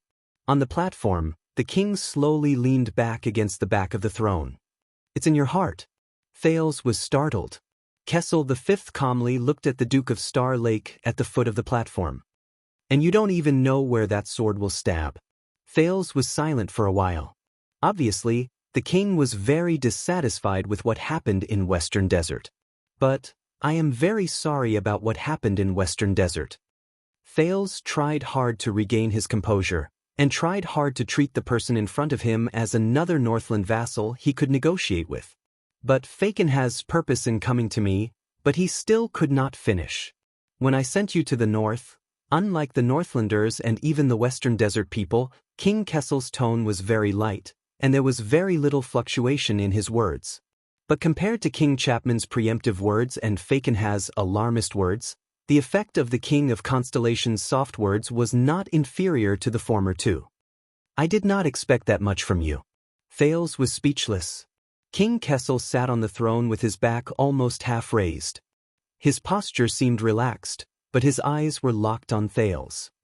At least I did not expect you to rebuild Northland and appoint a new king. Rebuild Northland. Appoint a new king. Thales closed his mouth, feeling the weight behind these two sentences, feeling the faint contempt and accusation behind them. That's right. Rebuild. This was indeed what he had been doing for the past 6 years, but Dragoncloud City was filled with blood and corpses, Heroic Spirit Palace was in a state of mutual hostility, and everything was hanging by a thread. The teenager bit his lower lip. With a little displeasure, Thales raised his head again. I did not want it to be like this, but when he talked about what happened 6 years ago, he thought he would remember the injustice back then, and then he would sneer and ask about the king's conspiracy, mock the failure of the Secret Intelligence Department, and ask why he was put in danger. But at that moment, when he looked into King Kessel's eyes, which were as calm as still water, he did not care. There was a small voice in Thales' heart. He would not care. Thales pursed his lips. He suppressed the indignation in his heart, turned his head and said, "That was an accident." Silence. Thales was not used to the darkness in the meeting hall. 6 years ago, this place seemed spacious and bright. The teenager suddenly remembered the only day he stayed in Renaissance Palace, and his first impression of the palace. The cold room, the hard stone bed, the bone-chilling cold, and the deep darkness. Just like the abandoned house. No. The king snorted and brought Thales back to reality. that was not an accident. King Kessel stared at his son, and his tone was strange. That was an accident. Fail's heartbeat was a little erratic. At least, that is what the Secret Intelligence Department said. Secret Intelligence Department. Fail's heart sank. The Secret Intelligence Department again. The king narrowed his eyes slightly. You must know, in this world, there are not many things that can catch the kingdom's Secret Intelligence Department unprepared. Not necessarily. Fails silently retorted in his heart. When he heard the Secret Intelligence Department, the displeasure that Fails had just suppressed rose again. All right. The prince took a deep breath. Let me put it this way, if there is an accident, it must be you. Fails paused and changed the way he addressed them. They are the ones who do not trust me.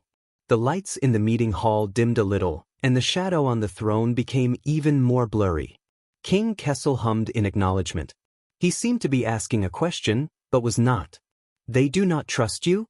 Fails answered with a snort. Yes, whether it is the Calamities or Lampard.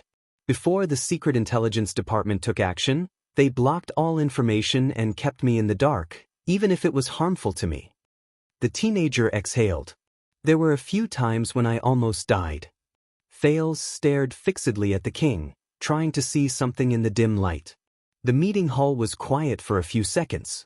But what made him feel a little disappointed was that Kessel remained seated and did not move.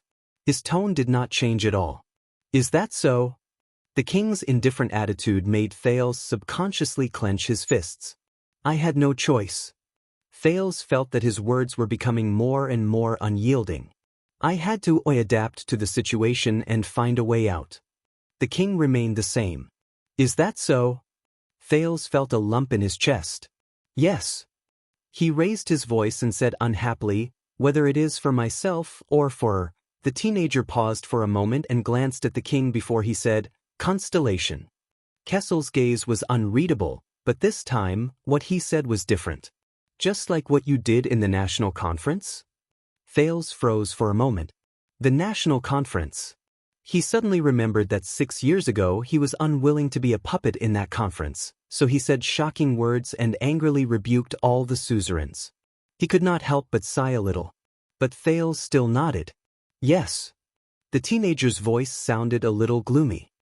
I had to do it. The king raised his gaze and looked at the other end of the meeting hall. He seemed to be thinking about something. A few seconds later, he snorted and repeated, I had to do it. They do not trust you. The king twirled the scepter in his hand and said in a contemplative tone, And you had to do it? Fails did not know how to answer. Perhaps it was because he had not seen Kessel for too long, or perhaps it was because the rumors he heard over the years had distorted his understanding of the king. Fails realized that he could not read the Supreme King's emotions and actions. It was like there was a curtain between them. This was a situation he had never encountered when he faced Neuven, Lampard, the 5 Northland archdukes, and the 3 great dukes of Constellation. In the end, the king chuckled softly. You mean... The next moment, King Kessel raised his gaze, which was as calm as before, but inexplicably profound. They did not trust you to be able to put your arm around King Neuven's shoulder and call him brother. So when he fell, you were caught in a trap of your own making and were dragged into the enemy's hands. And you had no choice but to counterattack, return to heroic Spirit Palace, and create a new king? Fails shuddered. King Kessel continued to speak, each word carrying a peculiar charm. Or they did not trust you to be able to get along well with the girl from Dragon Cloud City, so much so that she abandoned everything in order to force you to stay, incurred public anger, and publicly broke off relations with all the vassals? And you had no choice but to meet Lampard privately and find another way out? Fails only felt that his throat was a little dry. The king continued to laugh coldly. Or they did not trust you to be able to conceal your identity in Western Desert and have an unclear relationship with a group of mercenaries who sell swords. Then, they saw through your identity and used it to threaten the Baron of Bladefang's realm? And you had no choice but to. The king did not continue. He only curled his lips. But that was enough. Fails closed his eyes and took a deep breath. As expected. He knew.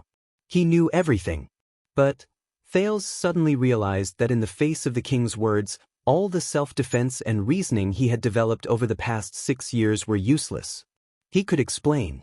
But whether it was Asda and Giza during the Night of Dragon's Blood, or Little Rascal's background, or the secret between Quick Rope and the old royal guards, he could not explain. He could not explain. Thales opened his eyes and said with difficulty, "Is that what the Secret Intelligence Department said?" This time, the king stared at him for a long time. A long time. Finally, King Kessel opened his mouth again, but his tone gradually became stern. Murat's report said that as a prince, you do not know how to reflect on yourself. Your progress is slow, and you always act on your own. You act recklessly, and everyone has no choice but to bear the consequences of your actions. Kessel narrowed his eyes. Or in their words, wipe your ass. The teenager was stunned. Murat. Thales exhaled heavily and revealed a smile that was uglier than crying. I understand. I am very sorry. But the king chuckled again. And Gilbert repeatedly told me that you improve very quickly. You learn in difficult situations, grow through setbacks, and gain wisdom after experiencing setbacks. You are a rare genius. Gilbert. Thales felt warmth in his heart. He praises me too much. Kessel sized him up. The scepter in his hands stopped spinning. But Ida has a third opinion. Heir. The moment he heard that name, Thales was stunned. Thales raised his head in puzzlement. The king had left his seat and was leaning forward to size him up. She said in her letter that you grow too slowly and too quickly, which annoys her. Wait a minute? Thales repeated in disbelief after he heard the way the king addressed him. Ida? A certain crazy, hopping short figure appeared in front of him. Thales stared and moved his lips stiffly. That person can write letters? It's fake, right? But Kessel V did not seem to feel that it was funny and absurd at all. The king continued to speak, minding his own business. She said that you grow too slowly. You don't even have the guts to let her go to the forest outside Dragoncloud's city to hunt rabbits for dinner. Thales' face darkened. His father snorted coldly again. But you grow too quickly. Every time she wants to go out and poach, you predict it and send people to keep an eye on her. Thales confirmed that this was what the king said and could not help but feel puzzled. All right, Ida hunting rabbits? Is that important? The king did not answer. He just stared at the second prince quietly under the waning light. Thales calmed down a little because of Aida's name, but the king's gaze made his heart clench again. But I can see that you have indeed changed after 6 years. The king said faintly. Thales was stunned. He turned his head slowly to avoid the king's condescending gaze. 6 years is a long time. But Kessel shook his head. Whether it is Murat or Gilbert. The king said softly, they are both wrong. Thales' breathing began to quicken. The king's gaze became sharper. As for Ida, Kessel's words were very strange. At that moment, Thales did not know if he was disdainful or sentimental. This made Thales suddenly curious. I wonder if Black Prophet Murat, who is said to be able to see through lies, can see through the king before me? No, the king of constellations' words pulled Thales' attention back. You do not grow fast enough. Kessel said unhurriedly, not slow enough. Not fast enough. Not slow enough. Doubt surged. Thales frowned slightly. I do not understand. Fortunately, the king did not interrupt the teenager this time, nor did he change the topic. But Kessel's next words were full of profound meaning, causing him to fall silent. You either grow fast enough. King Kessel raised his head to look at the ceiling. His gaze was unfocused, as if he was looking into the past. So fast that it is unexpected, so fast that it is gratifying. So fast that in just 6 years, you can bear the weight of the entire planet. The king's gaze focused on Thales, and it returned to its cold and indifferent state. But you did not bear the weight of the entire planet. Thales gulped. He felt his body stiffen. The king looked at him from afar, and there was a hint of disappointment in his eyes. You either grow slow enough. Kessel lowered his head and looked at his opened left palm. His words were a little desolate. Slow enough to know your place, slow enough to do things step by step, slow enough for us to unload the burden of the kingdom bit by bit. The king clenched his fist and looked at Thales again. His gaze was slightly cold. But you did not know your place, do things step by step. He understood some of the king's meaning. At that moment, Thales did not know how to answer. Right now, you are neither growing fast nor slow, the king said coldly. Said the king coldly. His tone became even colder. Neither too fast nor too slow. Neither too fast nor too slow. Kessel snorted softly. There was a hint of disdain and frustration in his tone. He shook his head. You exceed my expectations, but you also disappoint me. Thales took a few deep breaths. He wanted to say something, but he did not. This time, the silence between the father and son was exceptionally long. They just looked at each other quietly, and they did not speak for a long time. Then, the teenager could no longer endure the depression in his heart. Thales paused for a moment. With indescribable depression and gloom, he exhaled a few times. He tried his best to smile, but he could not. I thought that on the first day I returned to Eternal Star City, you would talk about something positive about your reunion with your father. Thales turned his head around, trying to find something to ease the tension. Father. But Kessel obviously did not have the same intention. And I thought that after experiencing so much, you would understand what it means to live for Constellation. The king's gaze burned, and his tone was cold. Prince. Thales froze. Kessel looked at Thales and snorted softly. He seemed to be disdainful. But fortunately, we still have time to teach you how to be a Prince of Constellation. Be Prince of Constellation. Thales did not speak. He could only feel an indescribable emotion rising in his chest. It made him uncomfortable. It was difficult to get rid of it. But in the end he did not say anything. Your homecoming banquet will be held a week later.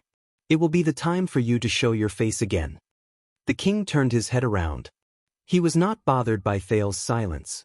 No one knew whether he saw it as a tacit agreement or whether he did not care about it. During this period of time, you will keep a low profile. Let the kingdom slowly digest the return of the heir. Do you understand? Kessel said coldly. Thales was silent. After a few seconds, he answered with great difficulty. Just like 6 years ago? Kessel V looked up and spoke in a drawn-out tone. Even more than 6 years ago. Even more than 6 years ago. Thales stood where he was and did not move. A few seconds later, Thales felt his voice was hoarse, like an old machine. Your Majesty.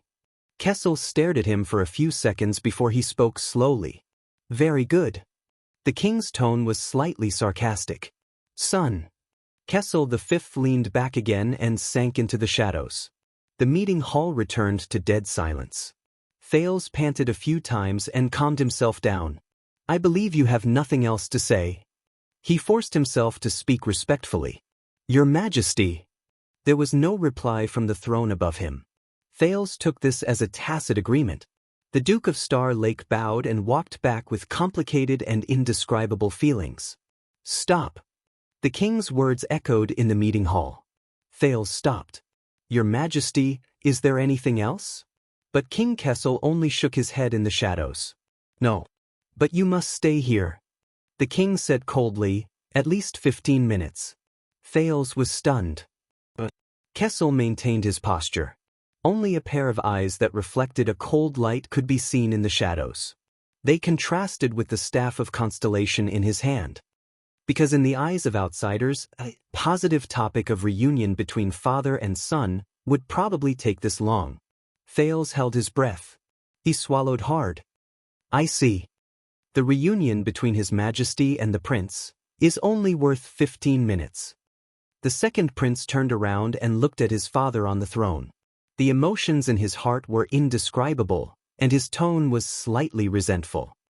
But we don't need it. Kessel snorted. We don't need it. But the kingdom needs it. The unhappiness in Thales' heart surged again. I see. He did not have to be anxious. Because it was destined 6 years ago. 6 years later, it was still the same. Thales adjusted his breathing and sneered. So I have to stay here for 15 minutes. Only then will the kingdom not know about the rumors of conflict between the royal family and the discord between father and son, right? In the face of the prince's slightly provocative words, the shadow on the throne froze slightly. A few seconds later, King Kessel also snorted coldly.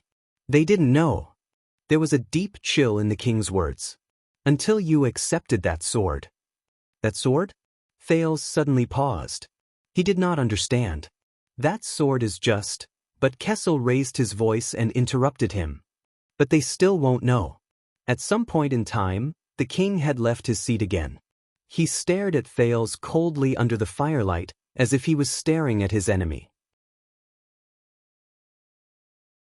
Because I had no choice but to stop all the decrees regarding Western Desert this year, from taxes to land quotas and even conscription, to show the greatest kindness to your new friends.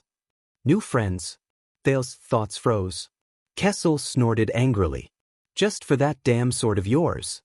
In the face of the king, whose expression remained the same, but whose emotions seemed to have turned cold for more than one winter, Thales frowned to show that he could not understand. If you are dissatisfied because of this, I can return that sword at any time. You don't have to think about me. You can continue with your great plan to conquer Western Desert. But the king suddenly asked, did it change you? Thales stopped talking. Change what? The prince asked, puzzled. Kessel narrowed his eyes on the throne on the dais. You said that this journey of almost dying a few times, did you learn anything?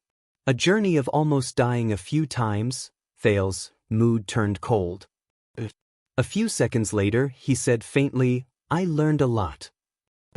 But Kessel firmly denied his words. The King of Constellations stared at the Duke of Star Lake from afar. If you really learned something, then you should know. The king's eyes shone with unexplainable anger. The king's eyes flashed with unexplainable anger. Then you wouldn't have become the Duke of Star Lake. Then you would never have become the Duke of Star Lake. But he asked instinctively. But he asked subconsciously. The light in the council chamber seemed to darken a little more. But Kessel was so angry that he laughed. The king sneered and tapped his scepter. The dull sound spread through the hall. Because you do not deserve it. Do not deserve it. The moment he heard the last word clearly, Thales froze. But he did not have the chance to think, much less answer. Gilbert, Adrian. Kessel V no longer looked at Thales. Instead, he shouted loudly and coldly. The door to the stone hall opened. 2 footsteps rose calmly. Gilbert's slightly puzzled voice came from behind him. Your Majesty, why? But the king immediately interrupted him. His tone was resolute and brooked no room for doubt. Let the imperial edict officer draft.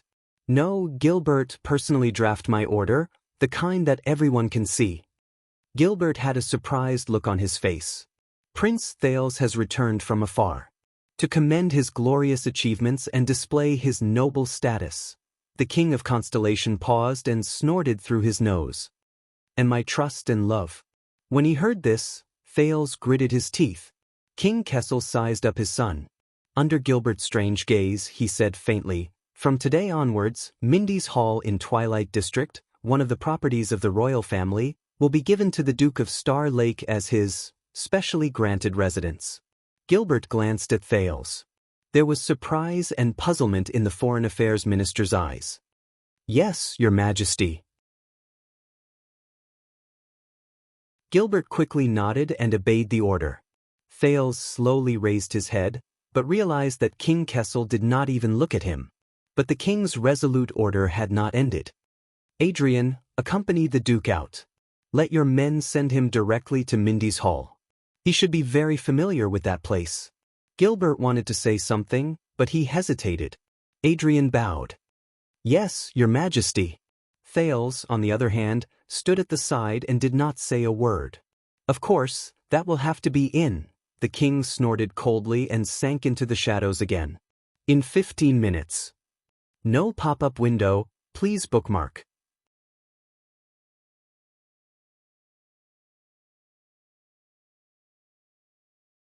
Chapter 5:16.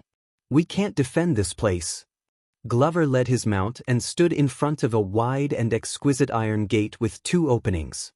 He looked at the exquisite garden and the dragon's kiss fountain in the center before him. He sized up the 3-story house with tall pillars in front of him with a solemn expression. What? Beside him, Protector Doyle, who was checking his mount's teeth, asked in puzzlement. Around them, the royal guards who were assigned to protect the prince followed the etiquette officer of the royal family and the administrative officer of the city hall. They entered the beautiful manor in an orderly manner and did the headache-inducing handover and propaganda with the local servants and guards. Most of them were Jade Star private soldiers recruited from the outskirts of Central Territory. The layout of the complicated terrain, troublesome sentry posts, pointless decorations, and the Jade Star private army recruited from a foreign land. Vanguard Glover's gaze swept across the gate and walls to the backyard in the distance. The wariness in his eyes grew stronger. And a maze garden that is bigger than the Northern Territory. In the bustling atmosphere, the Vanguard looked around and handed his mount to a subordinate of the Vanguard Division. He frowned even more. Compared to the Northern Territory, Doyle, who was beside him, said subconsciously. He immediately understood something and smiled brightly. Relax, zombie. This is Mindy's Hall, not Broken Dragon Fortress. Doyle did not care about the Vanguard's expression. He stuffed the reins into his other hand in an extremely natural manner. He watched as the Vanguard pulled his mount away with a displeased expression that said, "Where did the people from the Defense Division go?" Then, he turned his head around in satisfaction. "And we are not here to fight." Glover snorted through his nose. He looked at the road outside the iron gate and the house at the end of the garden. His tone was cold. The prince should be staying in Renaissance Palace. The Vanguard's words were drawn out, and they seemed to have a profound meaning. But Doyle clicked his tongue and shook his head. No.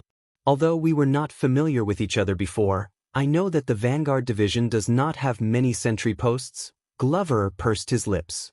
I'm not sure about Tormund Hall and the Silence Room where His Majesty and the Queen are. Doyle raised 3 fingers with a smug expression and snapped them down one by one. But the Ballard Room is very narrow, the Elan Court is a little too high and cold, and the Sumerian Hall is too dark and dark. Trust me, compared to these famous grottos in Renaissance Palace, Doyle elegantly waved his hand at the exquisite garden in front of him. You'll like it better here. Glover narrowed his eyes.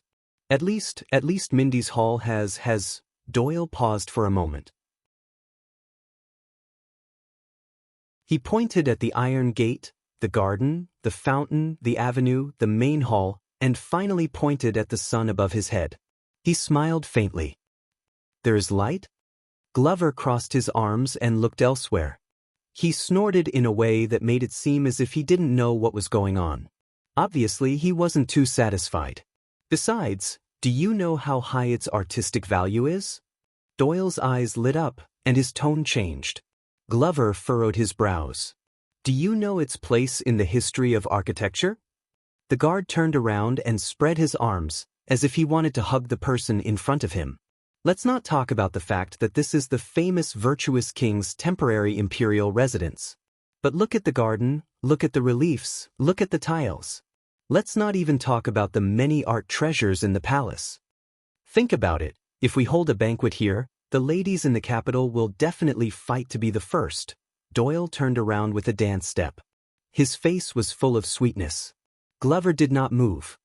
He only looked at Doyle with a disdainful expression. What's wrong? Doyle shrugged. He looked puzzled. Is it wrong to love art and love beauty? Glover looked away. He took a deep breath and exhaled stiffly through his nose. The familiar sound of a carriage and shouts came from the distance. It seemed like a person was directing the transportation. Doyle, who was immersed in art and beauty, had his expression change. Oh no, that's Stone and Fubby. He immediately jumped to Glover's side. His expression was stern, and his body was straight. He extended his arm and pointed at Mindy's Hall. Quick, pretend that you're talking to me, discussing the defense of the sentry posts or the defense plan.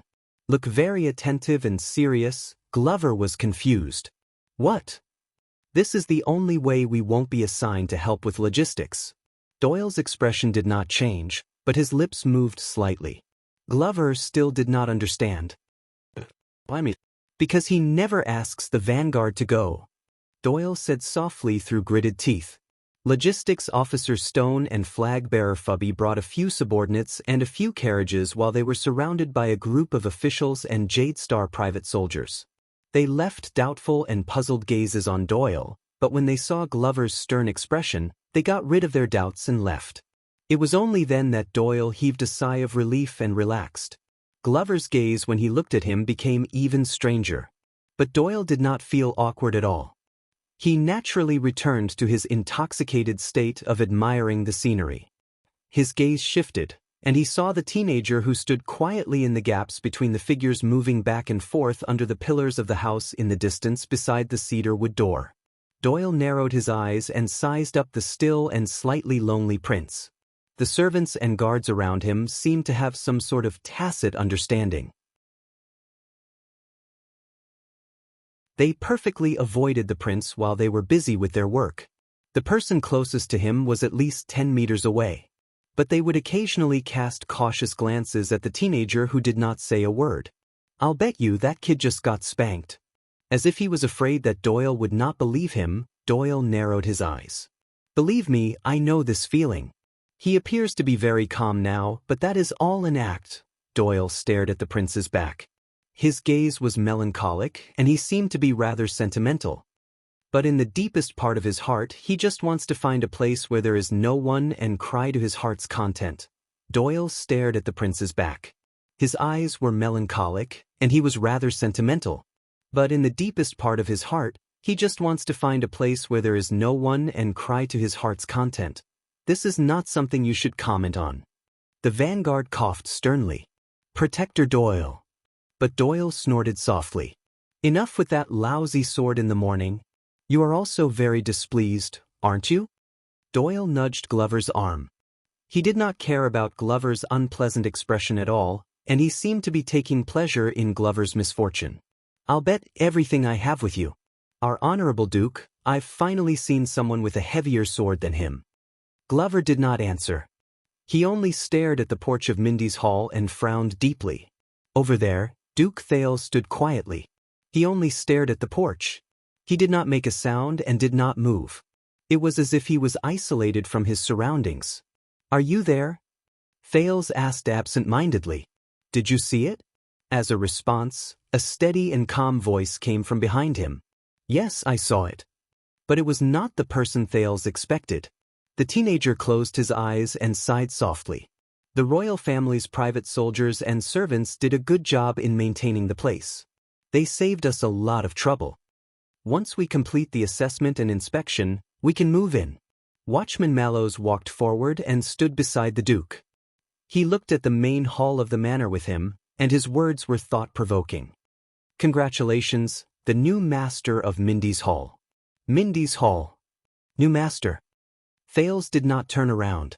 The teenager only quietly sized up the familiar yet unfamiliar house in front of him, from the pillars to the door, from the carpet to the interior. However, this time, the familiarity seemed to be greater than the unfamiliarity. Mallows seemed to have sensed the atmosphere. He also remained silent and stood quietly with the prince. The servants and guards were still busy. They came and went in a hurry, but they subconsciously stayed further away from them. A few seconds later, "You don't know." Mallows frowned slightly. Thales spoke slowly with an expressionless face. "You didn't know beforehand that you would be stationed here, did you?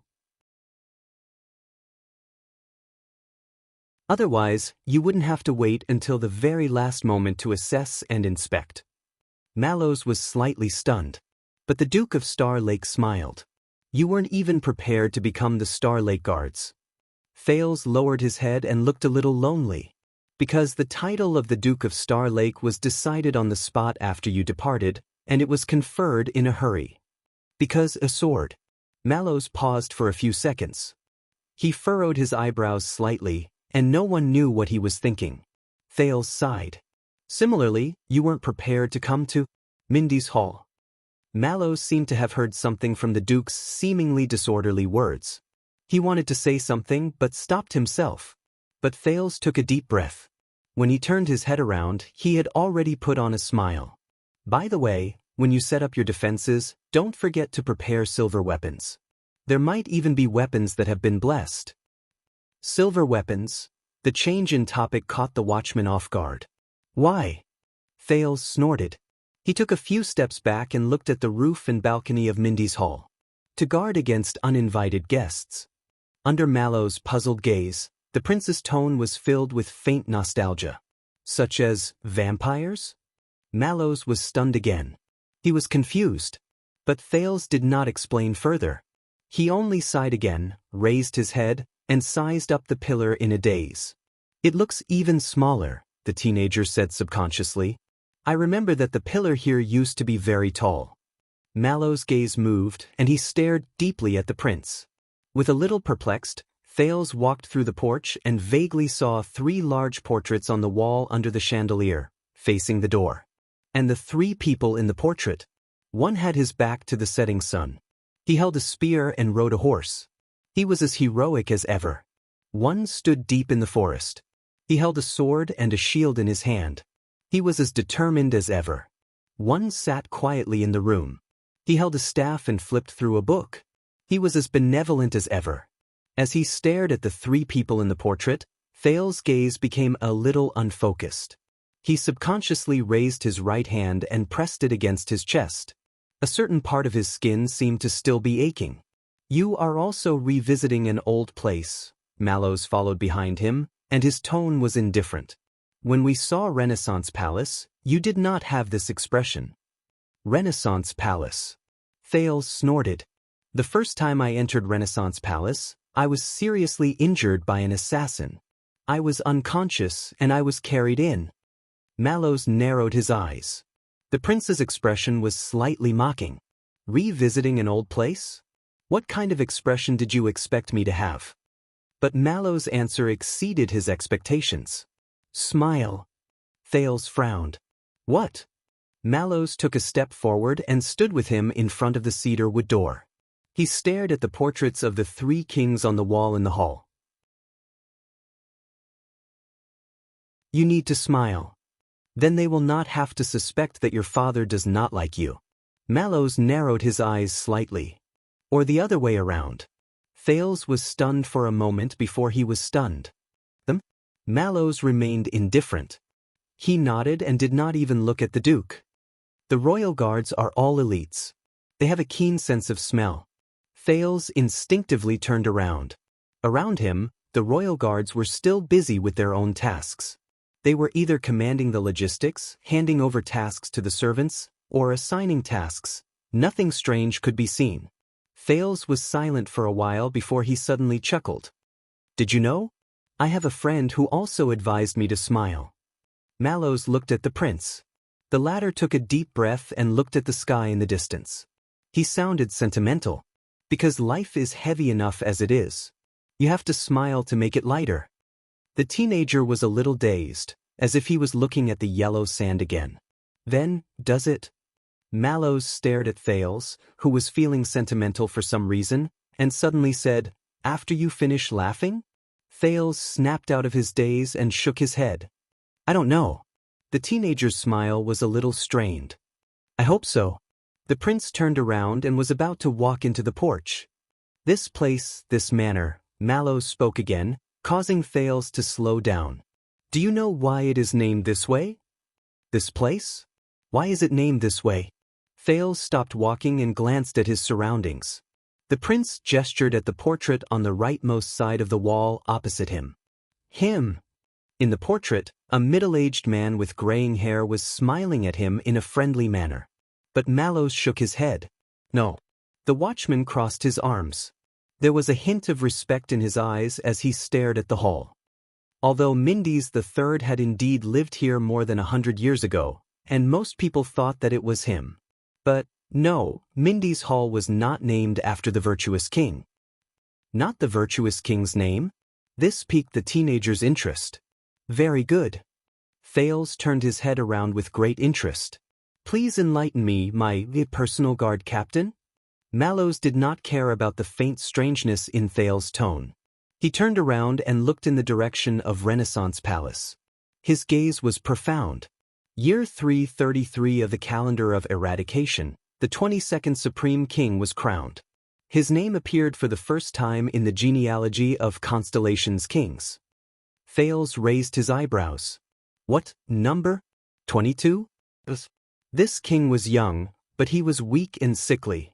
He had to move out of the palace and look for a place to recuperate. He entrusted the affairs of the country to his uncle and the imperial conference. Mallow's words were very calm, just like his indifferent expression. The story he told was not necessarily delightful. In just 1 year, the young king unfortunately died of illness. He did not even leave behind an heir. The watchman stepped on the floor tiles under his feet. From then on, the manor in the suburbs where he died was named after him to commemorate him. Mallows looked at the prince indifferently. Entrusted affairs of the country to his uncle, left the palace to recuperate, nephew died young, left his name to commemorate. The story was very short. It did not even have a plot, and it was not very auspicious. The charm behind it was even a little indescribable. But Thales still showed an expression that said, "I see." So, the manor in the suburbs. Thales pointed at his surroundings and tried hard to continue the conversation. You call Twilight District suburbs? Mallows frowned slightly. He was obviously not satisfied with the prince's attitude of focusing on the main point. It used to be. I call this city expansion. Thales raised his eyebrows. Oh. However, 3.5 centuries have passed. When we stand here and mention the original master of Mindy's Hall, the watchman snorted softly and looked at Thales with a rather meaningful gaze. Even the direct descendants of Jadestar have long since forgotten about the Fog King. Thales was a little awkward. But he quickly noticed the title Mallows mentioned. Fog King? Mallows nodded. He extended his hand and knocked on the expensive cedar wood door. His tone was deep. Regardless of whether he was alive or after, Mindy's the first, who died young, was known as the Fog King. When he was alive, his rule was like fog. It seemed tangible, but in reality, it was intangible. After his death, his story was like fog. It came and went in a hurry and disappeared quietly. Suddenly, Mallow's gaze became sharp. No one remembers. No one cares. Thales subconsciously shuddered. So, take care of yourself, especially when the entire royal guards are around. Mallow's gaze was focused on Thales again. It made the latter, who was originally a little depressed and lonely, quiver. No matter what you went through, the watchman's tone became cold. You must know that among the many inconspicuous and forgotten masters of Mindy's Hall, you are not the only one who is sick and miserable. Sick and miserable. Thales subconsciously gulped and rubbed his face. But just like the Fog King, the watchman snorted coldly. No one will remember. Mallows looked in the direction of Renaissance Palace. His gaze was unfocused. And no one will care. There was silence. It had to be said that at that moment, Thales, who had his worries and problems pointed out, felt a little awkward. After a while, the young Duke of Star Lake forced himself to laugh dryly. Thank you for your encouragement, Lord Mallows. Even though it was not very inspiring. But the watchman did not respond to his gratitude. He only cast him a faint glance. Once the room upstairs is ready, I will inform you. Your Grace. Once Mallows finished speaking, he strode into Mindy's Hall. Thales looked at his back, and while he felt awkward, he seemed to be deep in thought. That uncle. The teenager suddenly spoke. Under the portrait of the King of Renaissance, Mallow's back froze for a moment. The Fog King's uncle who took over the kingdom's affairs. Thales' eyes burned. After Mindy's the first died of illness, did he inherit the throne? The watchman's back remained still for a few seconds. Of course. Mallows turned his head around. His expression was profound. Sumer Jadestar, who took over the kingdom's affairs, eventually inherited the throne from his nephew who died young and did not have an heir. He was the jackal, Sumer the third in history. Thales exhaled, and he came to a realization. But Mallows had not finished speaking. The body of the Duke of Star Lake. Thales was shocked. But before he could ask, the watchman left without turning his head back. He disappeared up the stairs. Thales was left alone to ponder over the meaning of this story. A few seconds later, the prince smiled in a relieved manner. Interesting. Regardless of whether it's the Master of Mindy's Hall or the Duke of Star Lake, the stories of his predecessors, they're all so thought-provoking. Thales glanced in the direction where Mallows disappeared one last time, turned around, left the porch, and walked towards the garden. While he waited, he put on a smile and sized up the busy crowd around him. He suddenly noticed that among the servants and private soldiers who came and went, there were two figures who stood out from the crowd. One of them was relaxed, and the other was standing by the pool with a slightly stern expression. They were discussing something in a serious manner. Thales recognized the two people, so he slowly walked towards them. "You didn't want to come, did you?" Doyle looked at the few maids in the distance and narrowed his eyes beside the fountain. "You know, the Glover family is the best of the 7 Jade Star attendants. They are the backbone of the king's party. They have been trusted for generations, and they hold great power." Beside him, Glover furrowed his eyebrows tightly.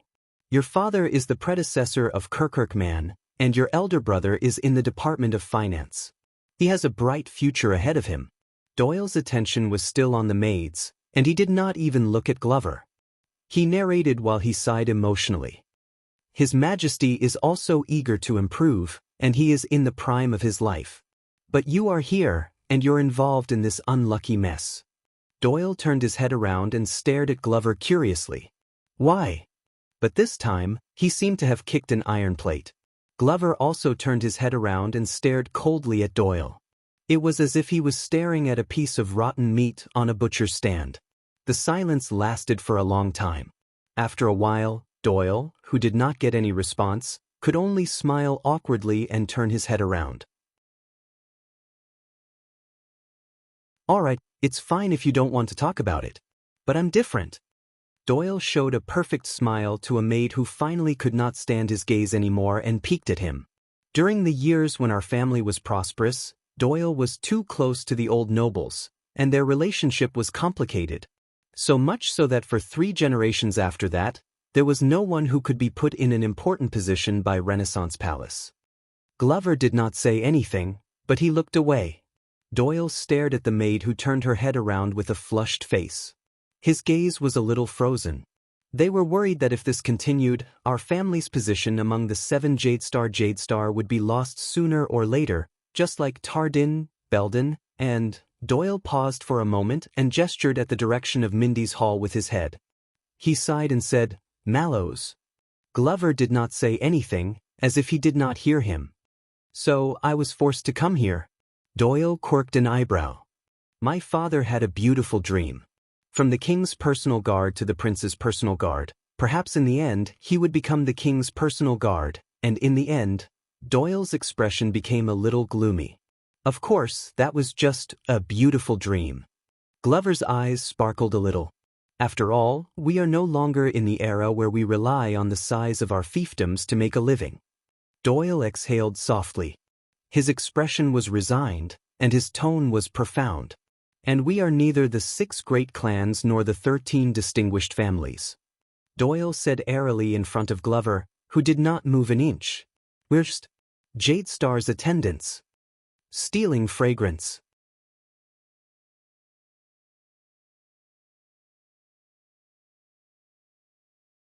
Chapter 517.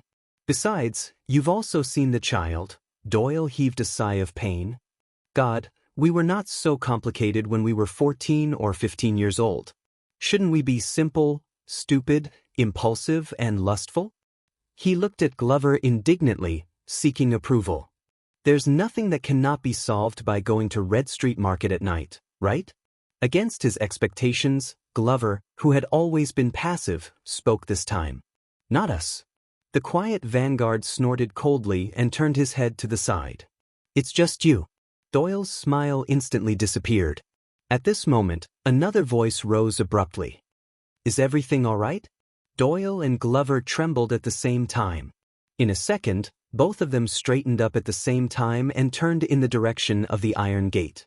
They saw the highest commander of the Royal Guards, the guard captain, Lord Adrian, standing at the iron gate. He was accompanied by 2 attendants, and he looked at them with a smile. Doyle looked as if he was struck by lightning. He first tried his best to squeeze out a smile, but when he felt that it was inappropriate, he tried his best to straighten his expression. He stuttered, "Captain? CC commanding officer?" Glover was also stunned for a moment, but he quickly reacted to the situation. "Commanding officer." Adrian nodded and walked in with a smile. The people around him recognized him and saluted him one after another. "Everyone is busy. What are the 2 of you doing?" The smile on Doyle's face froze. He quickly stood still and took a step forward. "We are evaluating the loopholes in Mindy's Hall's defense and making plans for future sentries," but Glover spoke stiffly and drowned out Doyle's voice. "We are pretending to be busy, commanding officer. Then, we will avoid being called up by the logistics division." When he said this, Captain Adrian's smile also froze for a second. Doyle's body swayed, and he looked at his companion in disbelief. At that moment, Doyle, who first trembled inexplicably, then became completely disheartened. He just wanted to slap Glover to death. Then he wanted to slap himself to death. In the indescribable silence and awkwardness, the experienced Adrian was the first to react. "Oh, you are all Mallow's men?" Doyle, who was grief-stricken, sensed that the captain did not intend to hold him accountable, so he quickly tried to salvage the situation. "Lord Mallows is inside. He seems to be." Glover's answer was as simple as usual. "I'll go inform them." But Adrian stopped him. The highest commander of the Royal Guards placed his hands behind his back and slowly walked towards the man. He narrowed his eyes and sized up his robust figure. "You're Caleb Glover from the Vanguard Division?" Glover's expression became stern. Adrian nodded, a nostalgic look in his eyes. "Very good. I know your grandfather. 40 years ago, as the watchman, he personally promoted me into the guards." By the side, Doyle's expression changed. The way he looked at Glover immediately changed. Adrian sighed. "He's a stern man, but he deserves respect." Glover's gaze flickered. "I hope that you will be as respected as him." Adrian's tone was friendly and friendly. "But you don't have to be as strict as him. In a team, be a gentle and easygoing person. You'll find that you'll gain more." Glover shuddered slightly, and his reply sounded a little uneasy. Adrian nodded and looked at Doyle. The latter immediately stiffened in an unnatural manner, like a rat that ate poison. Adrian smiled. "So you're that, Doyle?" The corners of Doyle's mouth twitched, and he smiled awkwardly. "Yes, Sea Commanding Officer, but that's just a joke." His voice lacked confidence, and it became weaker. "Bridge told me about you," Adrian said leisurely. "What?" Doyle's eyes lit up, and his previous timidity was gone. "Is that so?" He looked a little expectant. "Then, what did the chief say about me?" "He said that you initially wanted to go to the Vanguard Division," Adrian said faintly. "After you failed to get selected, you had no choice but to go to his Guard Division." Glover subconsciously glanced at Doyle. At that moment, Doyle's face flushed red. "Commanding officer, But Adrian's expression became stern. "It's not shameful to admit defeat," he said slowly. "Only those who can accept defeat are worthy of success.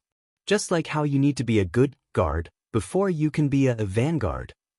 Adrian's sudden sternness made Doyle subconsciously tense up. "Yes, commanding officer." Adrian nodded and looked at the 2 of them again. "Both of you are very young. You are both important arms of Mallows, and also the kingdom's reliable swords." Adrian regained his friendliness from before. "Work harder." "Yes, commanding officer."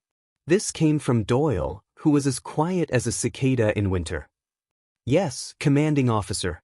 This came from Glover, who was still stiff. Adrian smiled faintly.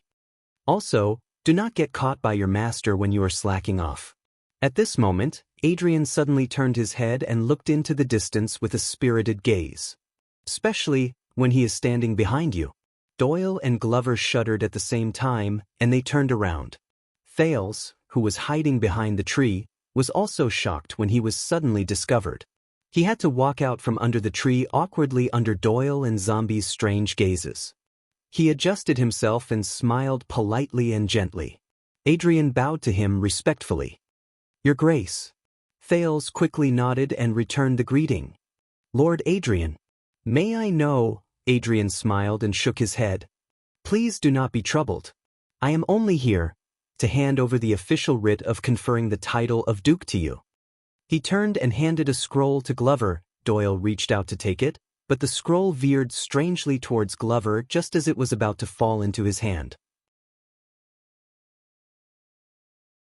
"I also want to see how the lads are preparing." The guard captain, who was more than 50 years old, smiled and looked at Doyle and Glover. The former immediately smiled awkwardly, and the latter stood even more stiffly. After all, this is the first time in many years that we have mobilized people from the Royal Guards to form a special unit. Thales looked at the writ in Glover's hands. He did not have the time to delve into the meaning behind the man's words. "Thank you for your concern." The guard commander's smile remained. "I hope that Tormund did not bring you any trouble." Thales was stunned. "Tormund? Who?" "Tormund." His first reaction was the portrait of the King of Renaissance in Mindy's Hall. But Adrian only sighed. "I heard from Count Casso about the conflict between you and him on the road. I would like to apologize to you for his actions." Thales then realized that the person he was talking about was, "But please believe me, Lord Mallows did not mean to be disrespectful, and neither did he want to be stubborn," Adrian said seriously. "He is just too casual." Thales blinked. "Casual?" He took a deep breath and recalled how Mallows told him that no one would care about him just now, so he asked in confusion, "That's right." He asked in puzzlement, "My personal guard captain? Casual?" Even Doyle and Glover, who did not dare to breathe loudly, could not help but look over curiously. Adrian chuckled. "Please do not misunderstand, Your Highness. When I said casual, it did not mean that he was lazy or negligent. There is no doubt about Lord Mallow's ability." Adrian looked at Mindy's Hall on the other side of the fountain and said with a myriad of emotions, "However, he hates complexity and trouble. When faced with a problem, he would rather choose a solution that is within his reach. This can also be considered a kind of arrogance." Hates complexity and trouble, arrogance. When he heard this comment, Thales understood a little. Adrian said in resignation, "For example, the simplest way to protect the prince is to not let the prince go out. But he does not know that sometimes this will bring more trouble." Thales nodded and responded with a smile. Adrian sighed with emotion. "So, he often needs someone to push him. Goad him into doing better." Doyle and Glover looked at each other. "Is that so?" Thales nodded politely. "I will pay attention. By the way, Lord Mallows is—" But Adrian raised his hand. "Oh no, I will not see him." The guard captain looked at Thales with a smile. "It is enough to see you. 6 years ago, when you became a prince, I was caught up in family matters and could not be there. I missed your important moment." Adrian's gaze suddenly became serious. "But fortunately, I did not miss the time when you became a duke." Thales was stunned when he sensed the meaning in Adrian's gaze. "Your Highness." Adrian stared at him and said earnestly, "Don't worry. An excellent warrior can and must go through many trials and tribulations. A qualified noble can and must shoulder a heavy burden." The guard captain said faintly, "It is the same for the king." In the next second, he added another sentence with a profound meaning. "It is even more so for the king." Thales was stunned. Adrian bowed again, turned around, and left. Watching the guard captain's back disappear, Doyle took a deep breath, as if he had been holding it in for a lifetime. Wow, I can't believe it. The guard captain talked to me," Doyle said excitedly. "I have been in the team for 7.5 years, and this is the second time I met Commander Adrian face to face and talked to him alone. The last time was 3 years ago. Yes, 3 years ago. That time was in the guard room. I think it was something like, Captain, do you want some water? And, no, thank you? Doyle thought excitedly. Mph. Glover snorted in disdain. He looked at Doyle with a look that said, you have not seen the world. 3 years. We are both in Renaissance Palace. How marginalized is this boy that he has not had the chance to talk to the commander alone for 3 years? As for me, with faint pride, Glover recalled the conversation he had with the guard captain last time. A few years ago. Strange, why can't I remember? Thales seemed to be deep in thought as he stood beside the two with different emotions. That is, he said slowly. The excited Doyle answered Thales' doubts. Oh, you still don't know, right? That is the most awesome person in the Royal Guards. Chief Guard Captain, Lord Adrian. Doyle looked smug. His qualifications are enough to crush all the other people in the Royal Guards. He is the witness of glory and destruction. Qualifications? Glory and destruction? Thales was slightly puzzled. Glover nodded and looked in the direction where Adrian left with a stern expression. It is said that the captain has witnessed the bloody year, and he is the only surviving member of the legendary Royal Guards, an old guard. Witnessed the bloody year. Thales' expression changed slightly. Are you talking about the former Royal Guards from my grandfather's time? Doyle sucked in a deep breath and nodded with a yearning expression. When he thought of the prisoners in the prison of bones, Thales could not help but be shocked. Adrian lived through the bloody year? How did he do it? Glover shrugged. Congratulations, Your Grace. Doyle sighed and spread his hands. You just asked about the third place in the 10 unsolved mysteries of the Royal Guards. Thales was stunned and speechless. At this moment, a commotion suddenly came from outside the iron gate. No. This place is closed today. Even if you are a noble, you cannot. The trio's attention was attracted over. Doyle walked towards the iron gate, and Glover followed closely behind him. The curious Thales also wanted to go forward, but Glover pressed him behind him and blocked him. What happened? Doyle called out to a Jade-Star private soldier outside the gate through the iron gate. The soldier turned around and pointed indignantly at a man who was blocked by a few other soldiers in the distance. Protector, this guy wants to barge in. He said he is a noble, or else we would have. Doyle narrowed his eyes and saw the man who was blocked clearly. His eyes immediately widened. Wait, I know him. Doyle stared at the man who was waving at him outside the gate. Why are you here? The man outside the gate struggled to break free from the soldier's suppression. He straightened his clothes, and when he saw Doyle, he was equally surprised. Hey, I'm the one who wants to ask Doyle, why are you here? Doyle's expression darkened. Nonsense, I am a royal guard. No, I asked you first, why are you here? The man outside the gate blinked. He looked around and he seemed to be very puzzled. It's me. Behind Glover, Thales burst out laughing when he heard the baffling conversation between the two. Glover looked at him strangely. Nothing, it's just. Thales waved his hand apologetically. I remembered a joke the Northlanders tell. Why are you here? Thales could not help but laugh again. He did not understand. Glover's expression became even stranger. Outside the gate, the baffling conversation between Doyle and the uninvited guest continued. Why are you here? The guest scratched his head. I applied for leave in advance today. I purposely came here to see the prince. No, the Duke now. I heard that he came back today. Doyle shook his head. No, nobles have to make an appointment to visit, but Doyle reacted. Wait, how did you know that the prince came back today, and how did you know that he is the Duke? My messenger crow is faster. All right, move aside, don't block my way to see him. No, how did you know that he is here? Did you forget that when you sent the prince here today, we were in charge of clearing the path? No, wait a little longer. Who are you? What right do you have to come and visit the prince? Are you kidding me? At my age, I am the only promising youth in our hall who has been conferred the title of a lord. Conferred the title of a lord? Are you saying that because you have strong connections, a strong background, and a good father, you got the title of a foppish young master? Bah, get lost. I was conferred the title of a lord because of my meritorious service to the kingdom. Meritorious service? Are you talking about catching thieves on the streets? Catching you?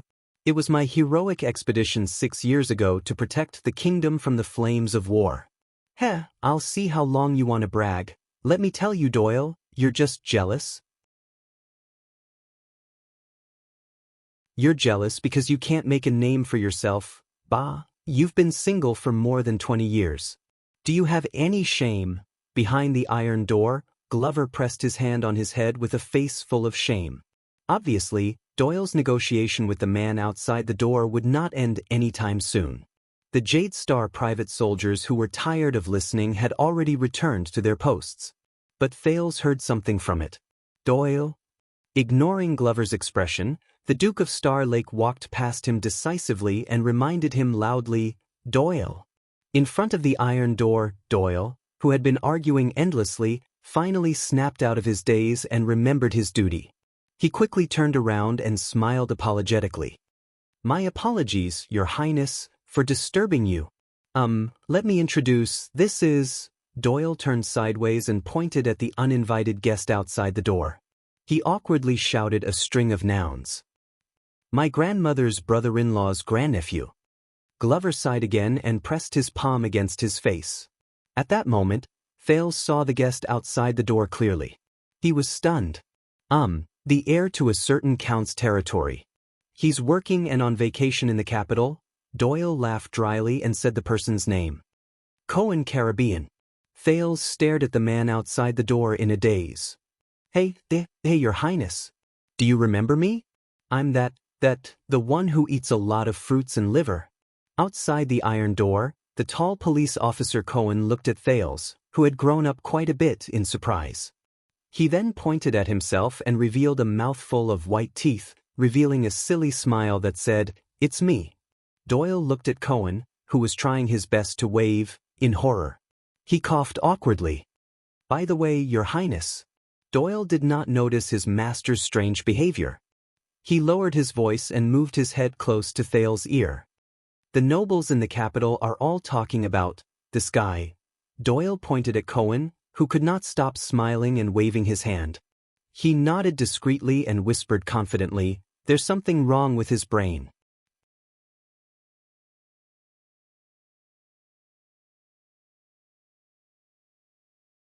Chapter 5:18. Obviously, as the captain of the Duke of Star Lake's personal guards, Mallows was not happy to see Thales welcome guests on the first day he moved into his new residence.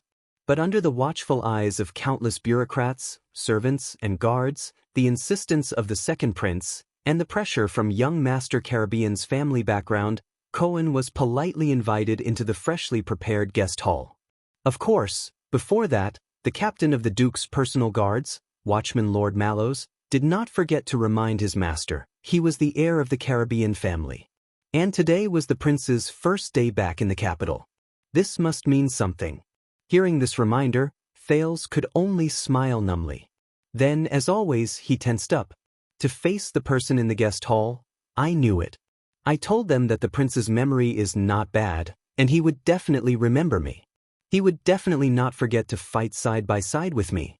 As expected, I've been writing to you for the past few years, Your Highness, but I don't know why, but you never replied to me.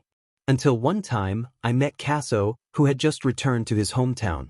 He told me that the Star Killer intercepted most of the letters he wrote to you. Thales sat on the main seat and looked at the chattering Cohen. He glanced at the familiar guest hall and tried hard to suppress the emotions in his heart. Back then I was here, Cohen paused. He looked at the absent-minded Thales and raised his palm to measure from his stomach to his chest. He said in surprise, Hey, you've grown taller? Grown taller. Thales looked at the chair he was sitting on and remembered 6 years ago. Maybe. Back then, when I was sitting here, my feet could not even touch the ground. Thales was silent for a long time. It was so long that Cohen was at a loss. He subconsciously sat up straight in the chair. Yes. Thales finally spoke.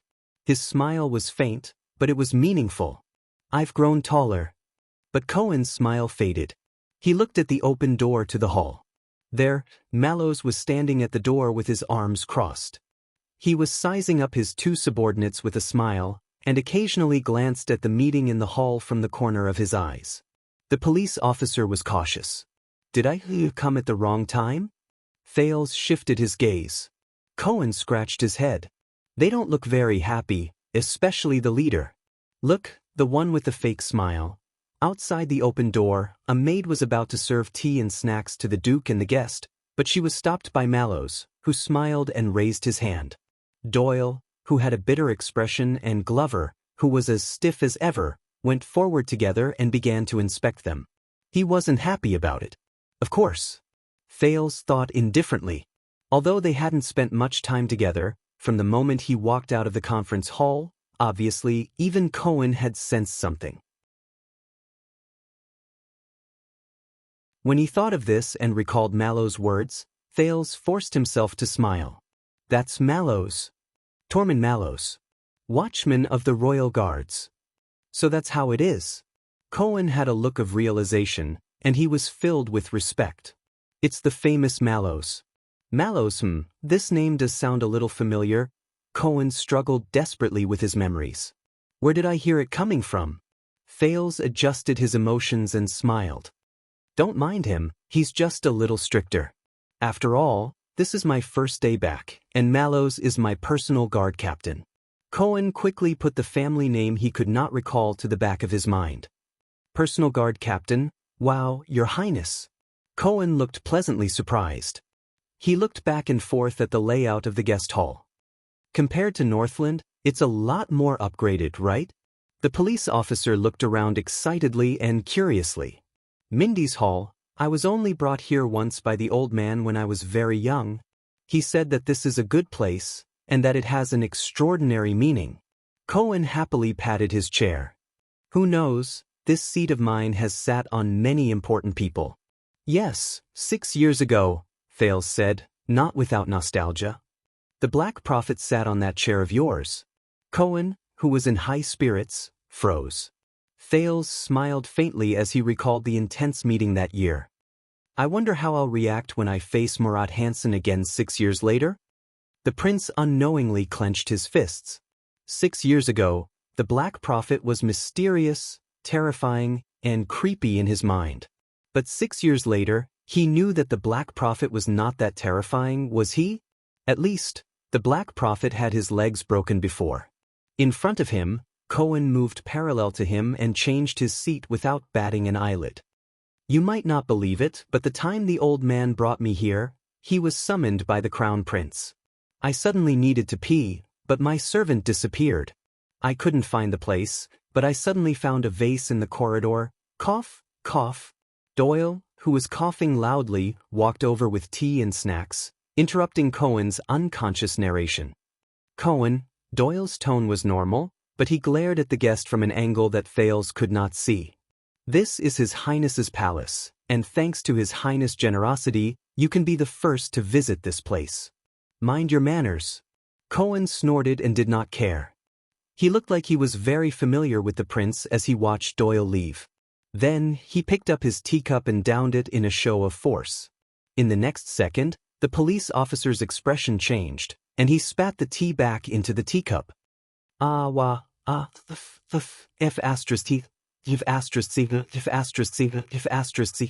Cohen stuck out his scalded tongue and fanned himself in a disheveled manner. Thales watched the interaction between Cohen and Doyle in surprise. He picked up his own teacup and tested it. The temperature is just right. Under Cohen's indignant gaze, Thales coughed to break the awkwardness. So, you've known Doyle for a long time? Damn it. Oh, you mean Doyle? Cohen finally smoothed out his tongue. That. Cohen's tone was a little uncertain. Some great-uncle's brother-in-law's grandson? Probably. Some great-uncle's brother-in-law's grandson. To think that he remembered. Thales looked at Cohen's bright blonde hair, and then at Doyle's dark blonde hair. He suddenly felt a little better. At the very least, The oppressive feeling from Renaissance Palace was no longer like a dark cloud pressing down on him, making it hard for him to breathe. Cohen's expression changed.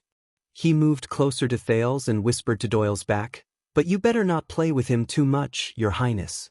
That guy is a playboy." "All right." Thales' expression was strange, but he could not help but curl up the corners of his lips. "Judging by the fact that he snitched on me, you guys are really relatives. So, where's the boy from the Casso family? The one with the single-edged sword?" Cohen did not pay attention to this small interlude. He straightened his back and searched for the figure that he remembered. "And that smoking uncle who is very good at scheming?" Cohen scratched his chin and recalled. Including the mute who fanned himself, Cohen paused for a moment and asked suspiciously, "Wait, the mute isn't here, right? Why a Casso? Put Ray Neiman. Medira Ralph." Thales was slightly absent-minded. "They're still in Northland dealing with the matters I left behind, but they'll be back soon." The prince quickly snapped out of his daze and answered flawlessly. Cohen breathed a sigh of relief and touched his throat warily. It's better if I don't run into that mute." Looking at Cohen's expression, and then at the unfamiliar yet familiar environment, Thales realized that he missed his old acquaintances even more. "It's hard to imagine, Your Highness." In just a few seconds, Cohen regained his energy and was full of excitement. 6 years ago, we were still in Northland, fighting and killing together. The police officer's enthusiasm towards the prince made it difficult for the latter to resist. "But, look at this place again, Your Highness. You're a duke now. The Duke of Star Lake." Cohen took a deep breath and his face lit up. He seemed to have thought of something exhilarating and exhilarating. "Even my old man has to bow to you. But you didn't bow." Thales rubbed his forehead in resignation. "So, why Mindy's Hall?" Cohen patted the chair with undiminished interest. "You're still underage. Why not Renaissance Palace?" Thales wanted to answer, but he hesitated. He glanced at the royal guards outside the door. "My body is weak, and I'm afraid of the cold." Thales recalled the story of the Fog King who left the palace to recuperate. He smiled and said, "My father let me stay here." Thales felt a little stifled. He suddenly realized that compared to 6 years ago, he could no longer treat his friends without any grudges or reservations. "Afraid of the cold?" Cohen looked at him in surprise. "But you stayed in Northland for 6 years. Tyrevan forced a smile. "Maybe that's why they sent me back. To prevent me from freezing and dying in Northland." Cohen was stunned. With a face full of suspicion, he sized up the prince in front of him again. A second later, Cohen reacted as if he had a sudden realization. His smile reappeared. "Your Highness, you're really good at joking. Afraid of the cold? You're the hero who charged into Heroic Spirit Palace and saved Dragon Cloud City." Thales could only continue to smile. "But you can't fool me." At this point, the police officer's eyes lit up. "So, how did you come back from Northland?" Thales' smile froze. It was another difficult question to answer. Although the announcement said that Extet sent you back as a gift, and at the same time, their king sent his regards to His Majesty, Cohen seemed to be deep in thought. His eyes shone with a shrewd light. "But I'm a man who fought in Northland and Western Desert. I know that place very well, so I know that things—" Cohen smiled mysteriously. "It's definitely not that simple." Thales was shocked. But unexpectedly, Cohen looked confident and did not intend to question him further. "I know." The police officer snapped his fingers as if he knew what was going on. "This year, whether it's the war in the Alliance of Freedom, the civil strife in Black Sand region, or other things, it's just the surface of things." Looking at Cohen in front of him, Thales was a little surprised. "He means, and the truth is, someone with ulterior motives has already planned everything in secret?" Cohen waved his hand. His face was filled with an expression that said, "I know, stop pretending. Only for your safe return." At that moment, Thales was shocked. "What? Cohen? When did he? Is it the Secret Intelligence Department? Did Raphael tell him?" Not only that, I also know that the person with ulterior motives, The police officer had a shrewd look on his face. And the person who planned all of this? Thales looked at him, a little nervous. He had to admit that the Cohen in front of him gave him an unfathomable feeling that made him look at him in a different light. Cohen stood up abruptly and said in an imposing manner, "It's you, Your Highness." The entire guest hall fell silent. Only Cohen's voice floated in the guest hall, lingering. The police officer maintained a handsome posture of pointing out the culprit, looking valiant and confident. At the tip of his finger, Thales froze on the spot. Doyle, who was outside the door, looked in curiously but was forced back by a smile from Mallows. After a few seconds, Thales, who had recovered, tried to open his mouth. But Cohen seemed to have practiced it beforehand. He changed his footsteps, retracted his right hand, and swung his right arm. He said confidently, "I know you too well, Your Highness. I know that someone as quick-witted as you is the one who started all the schemes." Cohen was excited. "Just like 6 years ago, this time, you were also the one who came up with the strategy. You used the Alliance of Freedom and the vassals of Black Sand region to successfully instigate the internal strife between Dragon Cloud City and Black Sand region." Thales' eyebrows began to twitch. When the two great forces were fighting against each other and had no time to care about each other, you successfully escaped and returned to the country safely. And you severely weakened Extet's strength. Cohen's posture did not diminish. He knew that at that moment, his eyes were shining with wisdom. He waited for the person in front of him to respond. Before Cohen's expectant gaze, Thales squeezed his eyebrows as hard as he could. Not bad, more or less." Cohen's eyes brightened when he received confirmation. "Those Northland barbarians." The police officer was very happy. "You must have taught them a lesson, didn't you?" Thales took a deep breath. Not bad, more or less." Cohen became even more excited. "That's why you, who contributed to the country, were conferred the title of Duke the moment you came back." When he heard this, Thales answered numbly, not bad, more or less." When he heard the prince admit it, Cohen retracted his arms and clenched his fists. Yeah. He was completely unaware of Thales' complicated expression at that moment. How was it? "Ever since I learned my lesson 6 years ago, I've been cramming in politics for the past few years." The police officer narrowed his eyes and crossed his arms, looking very knowledgeable. "My resourcefulness has also improved, hasn't it?" Thales quietly looked at Cohen, who was beaming with joy. A few seconds later, Thales broke into an awkward smile. Cohen instantly beamed like a squirrel that had found a pine cone. "So, how have the Northlanders treated you over the years?" Thales had yet to recover from the shock of Cohen's intelligence. He sighed.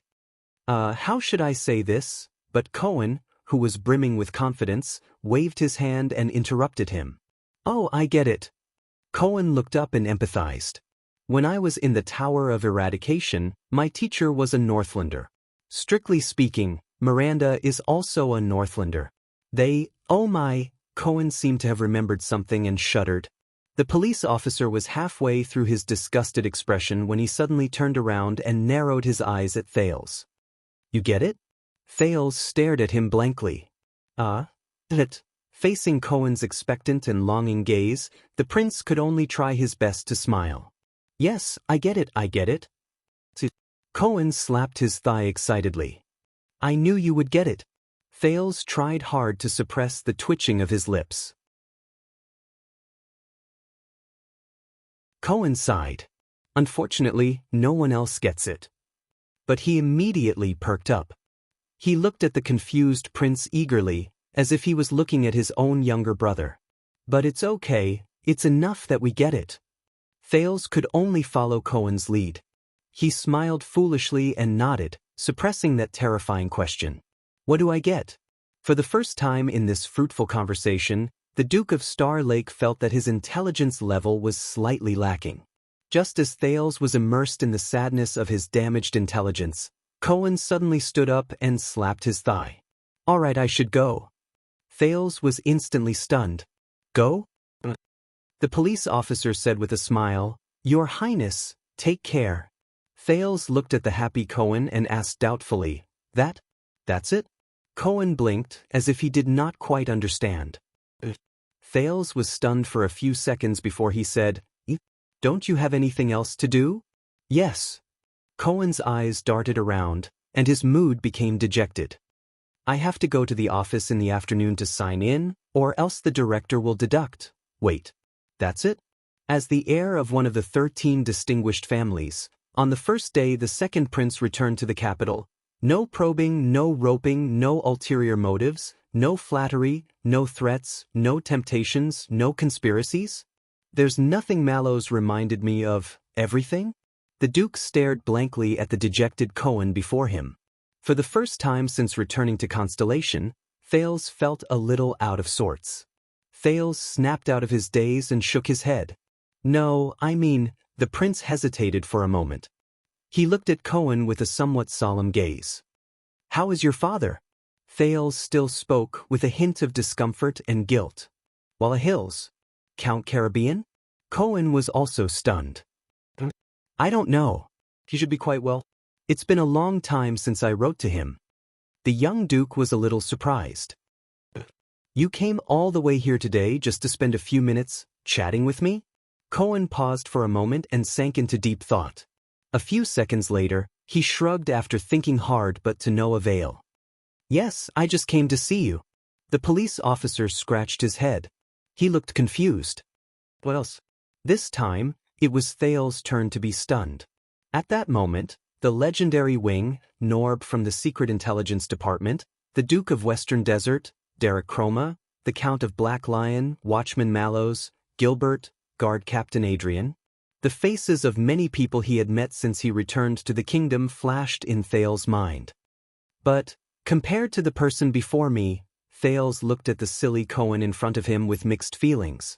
The large police officer also stared at him in puzzlement and blinked. After a long while, the Duke, who had a lot of emotions, snapped out of his daze and took a deep breath. Cohen, you are the eldest son, right? The Caribbean family of the Sword of the Twin Towers. The moment he heard the word eldest son, Cohen looked like a frosted eggplant. He became listless. Cohen said listlessly. Thales quietly stared at the young master of the Caribbean family, the legitimate heir of Walla Hill. So, after you graduated from the Tower of Eradication, you went straight to Western Desert? You went to Lightning Raven? The police officer waved his hand. Your father didn't stop you? Thales gently rubbed the teacup in his hand. You know, you are the heir to the family's territory and title. Oh, speaking of this, Cohen tried hard to pull himself together and face these headache-inducing matters. My old man, wait, how did you know that I served in Western Desert and went to Lightning Raven? The police officer looked at him suspiciously. However, Thales' expression did not change. Everyone knows. Cohen thought about it seriously and came to a realization. That's right, everyone knows. As for my father, of course, he stopped me. He didn't want me to join the army, and he didn't want me to go to Western Desert. What I mean is, Cohen answered thoughtfully, but his tone gradually became gloomy. At least he tried to stop me. Thales stared deeply at Cohen. For the first time, he felt that he saw something different in this big man. But you still went. The prince said quietly. Cohen exhaled slowly. I still went. The living room was silent for a while. It seemed that both sides needed time to digest these few words. After that, did he not pressure you? Thales stared at the reflection in the teacup and asked absent-mindedly, forced you to go back and become a qualified heir? Cohen shuddered slightly, as if he had recalled some bad memories. But he still smiled. Of course. You can't imagine. There was a hint of regret at the end of Cohen's words. The way he forced me to leave the army, he did not continue. But you are still here, Thales said faintly, in the capital? The police officer was also slightly absent-minded. At least in the capital, the old man does not dare to act recklessly. Cohen sighed and sounded resigned. If I leave the capital, I suspect that he will send an army to kidnap me. Ahem, Cohen shrugged and flashed his usual grin. As cheerful as ever. Thales looked at him quietly. He's smiling. The prince told himself. Cohen. At that moment, Thales suddenly felt that, I'm not alone. There was another period of silence between them. Mallows knocked on the door softly from afar. It was time to meet the guest. Cohen. Thales put down the teacup in his hand and slowly raised his head. Thank you. The prince showed his warmest and most sincere smile that day. It's nice to meet you. Cohen raised his eyebrows. Yes, I'm also, but the police officer was interrupted. Thales continued to speak to himself. I can see my old face. It's nice. Thales' expression was indifferent, but his words were profound. The moment he finished speaking, Cohen's expression changed. He looked at the prince in a daze, puzzled. What's wrong? Thales smiled. Cohen narrowed his eyes, as if he wanted to carefully size up the master of Mindy's Hall. You're different. Thales could not help but laugh. Is that so? You think so too? Cohen nodded in all seriousness. Yes, you've changed. He tried his best to scan the Duke of Star Lake in front of him. In the end, Cohen, who could not think of an adjective for a long time, could only force out one sentence. Bigger. Thales snickered. Looking at the prince's smile, Cohen frowned.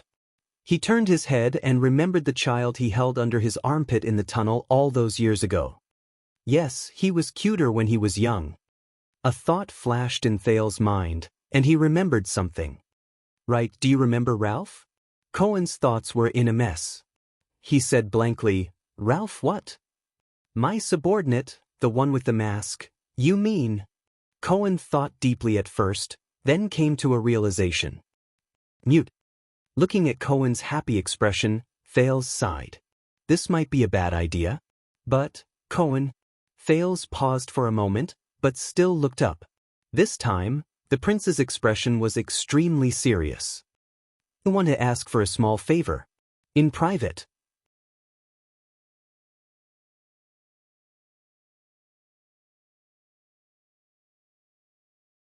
Chapter 5:19. His Majesty's warrant has been officially issued. Gilbert, who sat opposite him, was full of smiles. He raised his teacup and took a sip.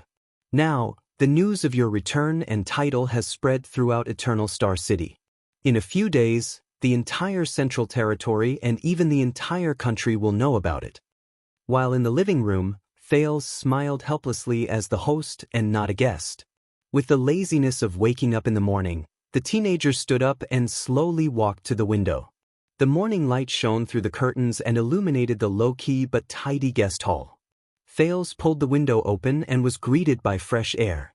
There was also a sudden, piercing noise. Yes. The new Duke of Star Lake leaned against the window and yawned. He pressed his waist. I can feel it from here. Mindy's Hall was not peaceful under the window. The garden and the road outside the iron gate were filled with all kinds of carriages, and this was not counting the many visitors who came on foot or on horseback. Some of them were dressed in luxurious clothes and had obvious emblems. Outside the iron gate, the Royal Guards and Jadestar Private Army were doing their best to explain and dissuade the visitors. Thales leaned close to the window. The sin of Hell's River surged into his ears, and he managed to catch some scattered words. I'm sorry, Your Grace, Mindy's Hall does not receive guests this month. Vanguard Glover's stiff and stern voice came from behind the iron gate. Only His Majesty's special warrant can pass. Then, another slightly agitated voice drowned out Glover's words. No, Luke, I've been your classmate for 4 years, but I've never been close to you. So, unrelated people are all? What? You're just here to look at the scenery? That's enough. Looking at the scenery for 2 days in a row for 8 hours? Do you think I'm an idiot? It was Doyle. At that moment, he stood in front of an innocent-looking noble and waved at Mindy's Hall behind him in exasperation. It's so noisy every day. It's so noisy every day. I don't need to. Doesn't the prince need to rest? Thales could not help but raise his eyebrows. Another voice, appropriate and gentle, intruded upon his ears. Then, Honorary Viscount Kemar. It was Mallows, who had a faint smile on his face but was actually aloof. He was facing another noble who was not easy to deal with. Why don't you go to the heir of the Caribbean family and ask him what's the secret to making an exception and meeting the Duke? Oh, so your family is a royal merchant, and you have 3 beautiful daughters ranging from 9 to 19 years old, who are likely to become the prince's concubines. My apologies. Perhaps, as the future royal relative, you will definitely be able to obtain His Majesty's grace? If you come to visit at that time, I will definitely line up to welcome you. Yes, the Mallows family is very grateful for your care. It's really sad that we can't buy your family's goods. Thank you for asking about my parents and family, although they are no longer alive. Well, then on behalf of all my female relatives who are still alive, I thank you and your organ for the greetings. Yes, Sir Viscount. I will definitely bring your words to my ancestral grave and let my ancestors know. But before that, for the safety of the Duke of Star Lake, I will temporarily detain you at the police station. Why? Because I suspect that you have hidden a weapon and that you intend to harm the Duke. Where is the weapon? Look, the jewel on your ring is too bright. It is harmful to the Duke's eyes. Then I suggest that you directly complain to His Majesty or Lord Adrian about my service attitude. How long will you be detained for? Don't worry, there are only 2.5 months left until the Duke's welcome banquet. After that, your plan will fail, and the royal guards will officially file a lawsuit against you for plotting to assassinate the royal family. When he heard this, Thales sighed and pulled down the window. He no longer listened to the pot-bellied Viscount Kyle's panicked self-defense. He also no longer cared about how he fled back to his carriage with a terrified expression on his face. This was the 3rd day since he returned to the capital and entered Mindy's Hall. From the 2nd day onwards, Mindy's Hall was crowded with visitors. There was an endless stream of visitors. It was so noisy that the Star Lake guards could not rest. A few days ago, you should not have met the heir of Caribbean, even if he is your old friend. Gilbert put down his teacup and sighed. Now, many of the nobles, officials, and influential people in the capital are following suit. They want to use their connections to get in. Yes, I understand now. Thales sat back in his seat and said absent-mindedly, "This is the price." He underestimated the influence and impact of his return to the kingdom. The prince did not just attract visitors. Obviously, the Duke of Star Lake's residence had not only awakened the usually quiet Mindy's Hall. In the past 3 days, the mansion's standard had been upgraded, and it affected the entire Eternal Star City. The City Hall issued 6 emergency orders to repair the greenery, change the lights, clean all the streets in Twilight District that the prince could see, and decorate them magnificently. Not a single refugee was allowed to enter, and not a single beggar could be seen. The city's appearance was greatly improved, and to a certain extent, it was even better than Eastern City District, where the nobles gathered. The police station rearranged their patrol schedule and manpower arrangements. The 3 police stations in Twilight District and the 2 adjacent districts, who were originally at odds with each other, became united, friendly, and worked together sincerely. Countless police officers fought to be the first to work conscientiously. Batches of public security teams went back and forth, patrolling day and night, turning this awkward and almost forgotten area into a paradise on Earth where no one would pick up anything that was left on the road, and the doors would not be closed at night.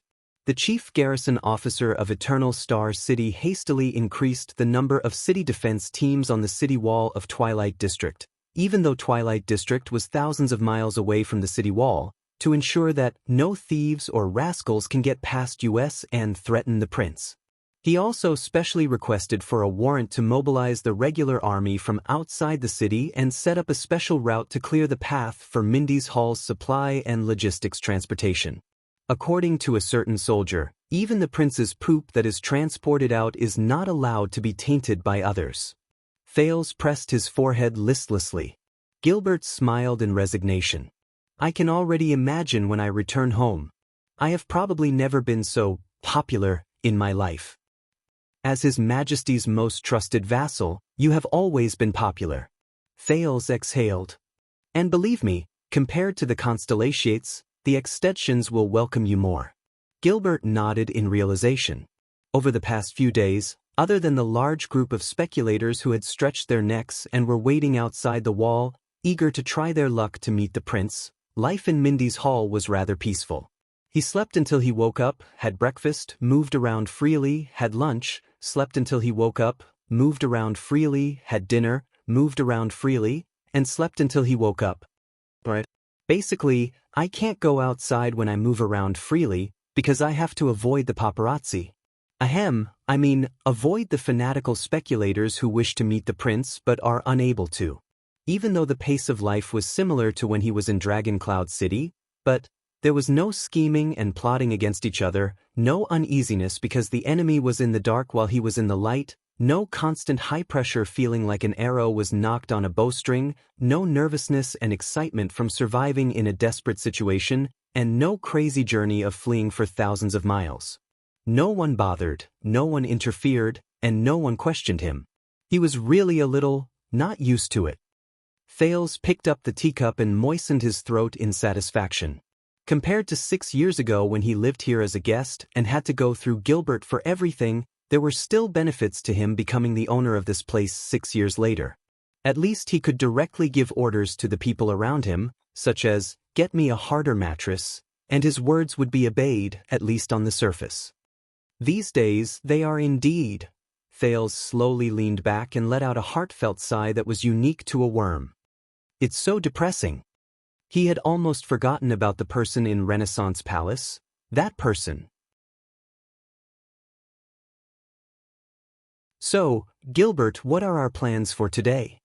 Thales pointed at the table gloomily. Why did you bring a pile of paper? Gilbert, who was looking at the Duke lovingly, turned his head around as if he had suddenly remembered something. He moved the stack of paper on the table to his knees and took out a pair of spectacles at the same time. Please forgive me. I am old and my eyes are not as good as before, the Foreign Affairs Minister, who was past his middle age, said in embarrassment. His spectacles were very special. They were a pair of handheld folding glasses. There was no frame, but a handle was specially made on the right side of the frame. By the way, the gift you requested for the Archduchess was ordered from the same handmade spectacles workshop. As Gilbert spoke, he lifted the spectacles to cover his eyes and began to flip through the papers on his knees. I do not know what you are thinking, but they are, after all, custom-made spectacles for scholars and old men like me. The color design is not fancy, nor is it trendy. I reckon that it will not please young ladies. Did you not think of giving something else in the first place? There was an underlying meaning in the Foreign Affairs Minister's words, but Thales, who had been through many battles, remained calm. He pretended that he did not hear anything. Then, first of all, Gilbert did not know whether it was because he saw that the prince had no reaction, or because he had finally found the target on the paper, but he still sighed softly and said, "Your welcome banquet is initially set to be held 2 months later. The new Duke of Star Lake will be officially introduced to the entire kingdom, or at least all of Eternal Star City." The Foreign Affairs Minister still had his head lowered, but he glanced at Thales from the top of his spectacles. Introduced to the entire kingdom. Thales felt a chill in his heart. He took a deep breath and sat up straight in his chair. The laziness and comfort he had felt over the past few days were instantly swept away. It's about time. He sighed and told himself. Wake up, Thales. Other than the noble master of shit-shoveling, how can there be a happy worm in the world? Thales pulled himself together. And what about the past 2 months? Gilbert lifted his eyes from the paper. It is time for you to rest, adapt, and adjust. That long? Gilbert shook his head and denied it. No, it is not long at all. In fact, it is a little too short. After all, you have stayed in Northland for 6 years. The Foreign Affairs Minister sized Thales up. He looked at Thales' habitual posture, which made him seem undisciplined, but in reality he was sitting with his elbows propped up, and he could roll to the ground at any moment. His gaze was sharp and direct, and he did not avoid Thales' gaze at all. He also wore casual clothes that were convenient for him to move around, but were not very dignified. He frowned in a barely noticeable manner. From the way of speech, mannerisms, habits, etiquette, and knowledge, There are too many things we need to correct. This time, it was Thales' turn to frown. Correct? Speech, mannerisms, habits? Gilbert noticed that he had made a slip of the tongue. I am sorry, I did not mean to be disrespectful, but what I meant was that there are too many things we need to prepare. The Foreign Affairs Minister glanced at Thales. His tone was respectful and cautious. Forgive me for being straightforward. Even though you made a stunning appearance during the national conference, that was 6 years ago. During these 6 years, aside from bits and pieces of news, no one understands you. Now, they only know that Prince Thales has just returned from the boorish, barbaric, dangerous, and bitter Northland. He grew up under the influence and education of those unreasonable boorish Northlanders. Gilbert performed a standard salute and said sincerely, and what we need to show them is... Thales leaned against the back of his chair and pressed his head in resignation. I understand now. You could have told me directly. The young Duke of Star Lake sighed deeply. Everyone from the top to the bottom of the kingdom is suspecting whether the second prince's thoughts have been distorted by the barbaric and perverted Northland barbarians. His personality has been corrupted, his brain has been beaten silly, and his sexual orientation has been changed. After all, in their eyes, all extensions are illiterate. So, they might even suspect whether the heir who returned to the kingdom is only a prince of constellation on the outside, but a boorish illiterate from Northland on the inside. After he finished speaking, Thales exhaled in annoyance. Trapped me for 6 years. 6 years. Are you satisfied? All right, Chapman. You've won a chess piece, I guess. Thales thought in a bored manner. I did not say that. Gilbert smiled cheerfully, but his expression immediately became stern. But sexual orientation? You're joking, right? Thales could not be bothered to end this small tease. He continued, and what all of you need to do is to make me more local, more dignified, more acceptable, and more constellation before I show my face? Not entirely, Your Highness. On the surface, Gilbert let go of the joke that did not make Thales feel at ease. He smiled again and said, in fact, your trip to Northland is one of the most eye-catching things you have done. It is like the legendary journey of a mercenary, unfamiliar and mysterious, and it attracts awe and amazement from those who do not know about it. Those who do not know about it? Thales mocked himself in his heart. But when Gilbert mentioned mercenaries, he suddenly thought of Quick Rope, and then the mysterious and terrifying Ricky. So, we might as well keep some of the marks that Dragon Cloud City left for you. Thales snapped out of his daze. Marks? Gilbert smiled and nodded. Let the others know the advantage of being on both sides of the border, Duke Thales. You are the only one in this era who has received the inheritance of the Empire and Constellation, and has also been honed by the Northern Wind and the Great Dragon. You can debate with the officials in Renaissance Palace, and you can also survive in a desperate situation in Heroic Spirit Palace, God's favored one. The heir was quiet for a second. Thales lowered his head and subconsciously rubbed his face in front of the Foreign Affairs Minister, whose eyes shone brightly. Damn it. As expected of someone in the field of diplomacy. Compared to packaging the country bumpkin Thales, these words were rather pretty. The cunning fox of Constellation's power has not diminished, Thales thought with a sigh. Just a few appropriate and harmless words were enough to dispel the unhappiness in his heart. In this regard, he was as different as the clouds and mud from Putray, that gloomy little old man who spoiled his mood. Perhaps this was the reason why one of the two people who worked together in the Foreign Affairs Department could rise to become the king's trusted aide and become famous in the Western Peninsula. The other person was constantly on the move and worked hard every day. No matter how many merits he had, no one knew about it. Thales thought to himself quietly. All right, if I am really illiterate, Gilbert. A few seconds later, Thales adjusted his emotions and replied with a smile as well. Then, isn't it a little too late for you to start eliminating illiteracy at the age of 14? Others may not understand, Your Highness, but I am your full-time teacher. When he talked about the past, Gilbert could not help but feel sentimental. I have only gone through 6 years of breaks between classes. He winked at Thales. So, do you still remember how to compose a sonnet? Thales and Gilbert chuckled at the same time. But unexpectedly, as they laughed, Gilbert suddenly spoke. "So, it is only 6 years of breaks." His voice became deeper. "Your Highness. 6 years." Thales stopped smiling and looked at the Foreign Affairs Minister strangely. "Do not be discouraged, child." Gilbert did not look at him. He only spoke slowly. "You have to know. Sometimes fathers make mistakes." Thales was stunned. "Give him time, Your Highness," Gilbert said airily. "Give him time." He choked a little. The temperature and light in the reception room seemed to have sunk at that moment. Thales was silent as he pondered deeply. Gilbert did not speak either. The two of them just sat opposite each other in silence. After a long while, finally, Thales took a deep breath and smiled. "Gilbert." The prince looked at the middle-aged man who once taught him how to read, who was once in the prime of his life, but now had gray hair and looked exhausted. "Thank you." Gilbert forced himself to smile and reined in his emotions. "For what?" Thales lowered his head. After a while, the corners of his lips curled up. "For everything." There was silence. For a moment, there was only the faint noise outside the window. "No, Your Highness." "Everything," Gilbert sighed. "It is all for you." Thales did not speak. "Your Highness." Gilbert swept his gaze over the familiar Mindy's hall before him. He finally revealed a haggard but relaxed smile. "Welcome home." At that moment, the prince's heart surged with a warmth that originated from 6 years ago.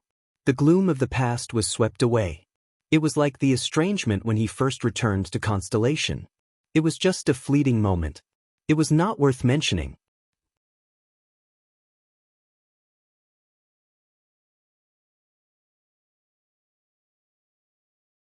Chapter 520. Gilbert coughed and quickly regained his composure. "So, according to usual practice, as a prince who has yet to reach adulthood, you will have a professional teaching team to ensure that you will benefit from your lessons in grammar, etiquette, and more, 1 or 2 attendants, a certain number of personal protectors." Thales took a sip of tea and used it to tidy up his emotions. "It sounds very familiar." Gilbert nodded. He seemed to be a little sentimental. "Of course, 6 years ago, due to the urgency of the situation, everything was simplified. We were unable to provide you with the best and most suitable personnel. Later, the development of the situation disrupted our plans. When you were in the north, it was difficult for us to send you the manpower that Exted accepted. I am deeply sorry for this." Gilbert's words were filled with deep regret.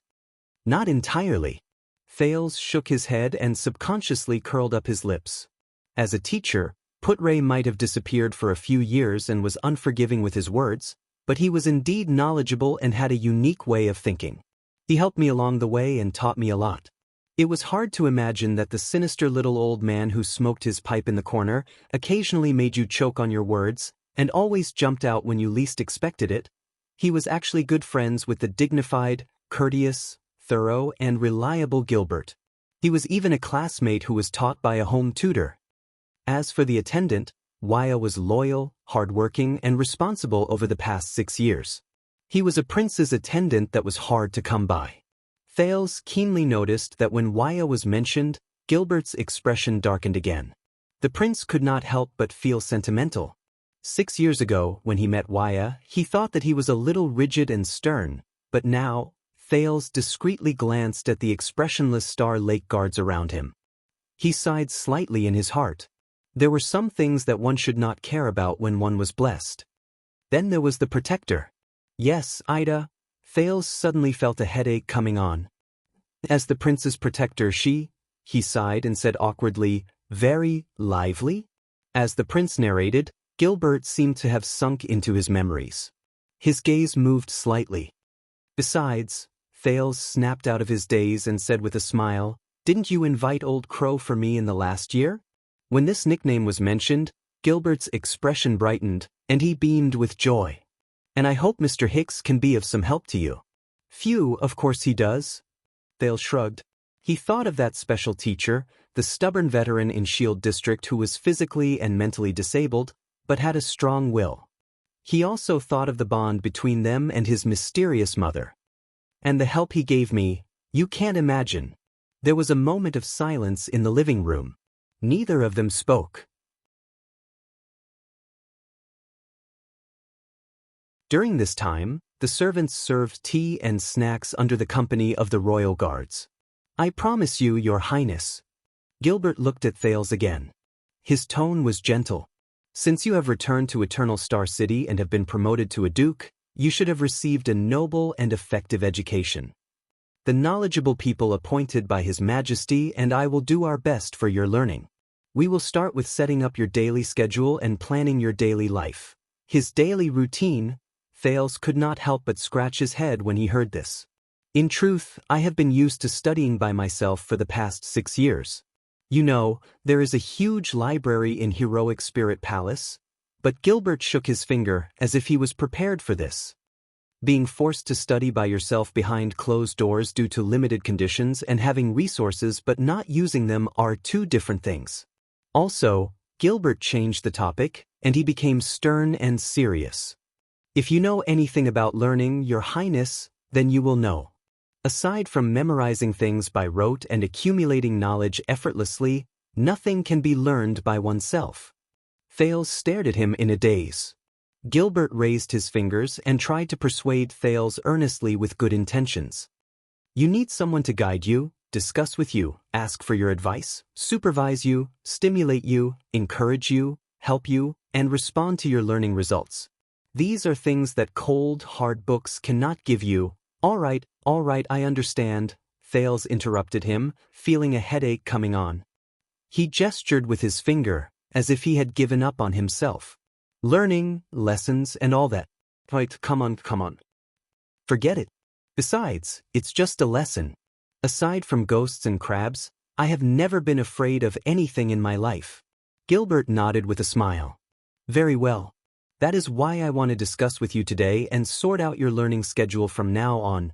Constellation's cunning fox raised his glasses again. At the same time, he picked up a pen with his right hand and wrote something on a piece of paper on his knees.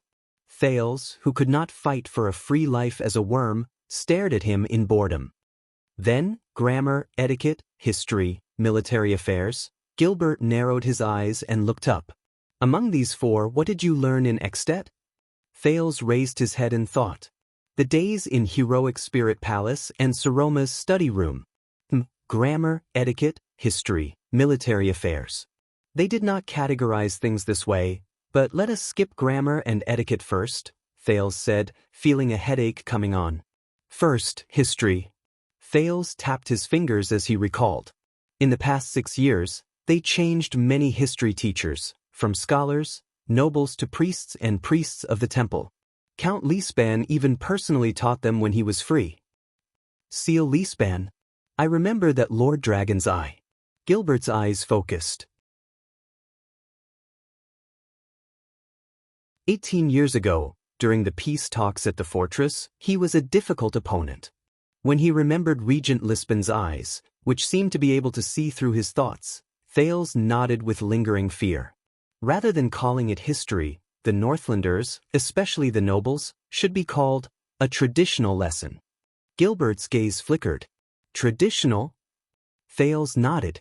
From the ancient Northland countries, Tokma's alliance of 10,000 beasts, to the Iron Blood King's humans' last line of defense, the completion of the Temple of Knights, the kings working together to launch the Holiness Exorcism campaign.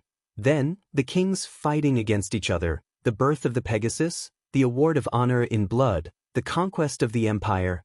Then, the king of rebellion rebelled against the empire, the independence of Northland, the duel between the 6 kings, the eastward migration of the mountain elves. Then, the collapse of the empire in modern times, the orcs marching south during the moonless midwinter, the restoration of the last line of defense, the restoration of the 38th century grounds. Thales counted one by one. Gilbert also scribbled something down on a piece of paper. The Duke sighed. I'm just short of saying that the entire ancient empire was built because of the invincible Northland Knights, and then it was overthrown by them. In the end, we still have to rely on them to protect the human world. There was resignation in Thales' tone.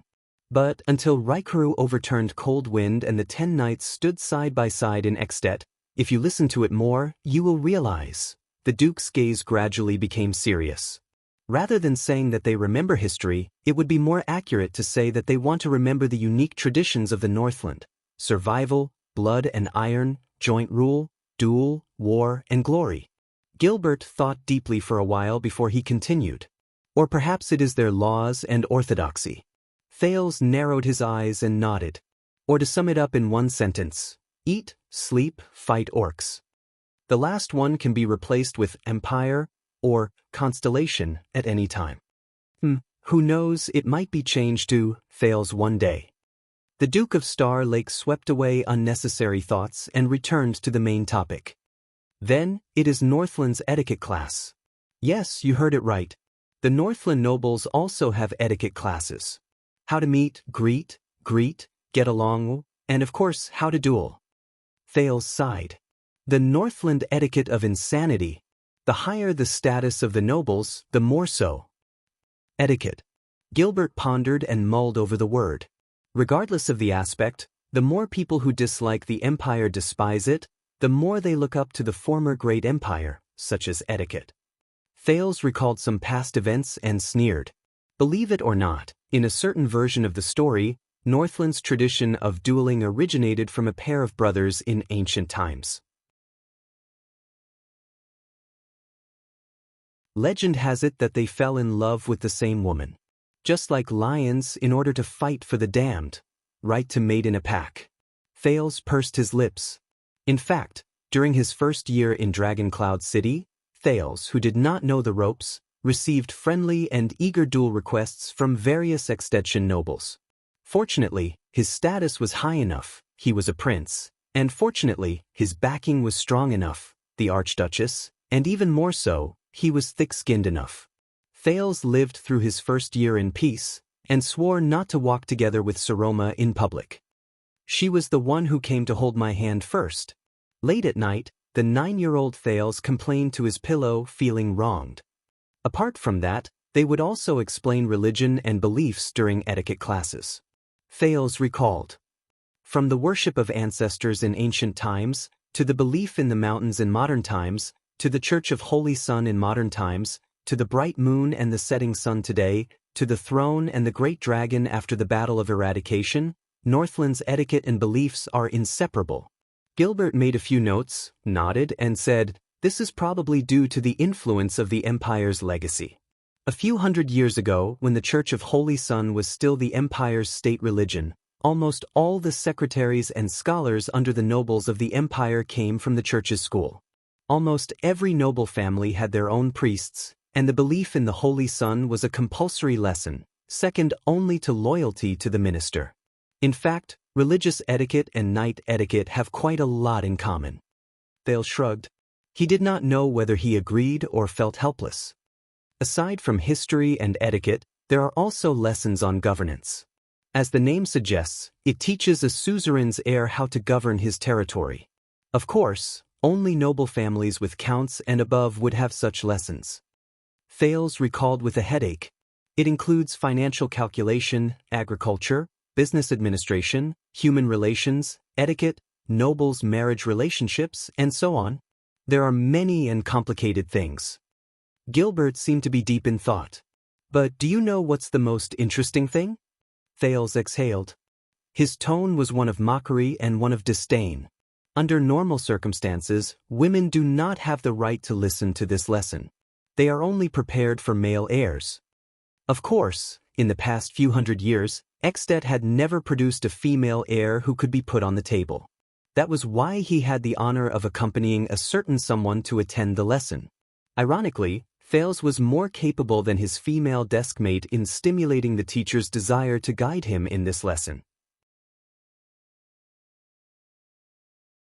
But in fact, the contents of the Northland governance lesson, whether it be the measurement of income and expenditure, the management of household affairs, the analysis of human relations, the arrangement of banquets, or the arrangement of marriages according to etiquette, especially the parts related to numbers and marriage alliances, are all managed by the mistress after marriage. This is especially so for some nobles who only know how to drink and hunt, but are not very good at arithmetic. Thales tilted his head and thought for a while. He thought of Nicholas.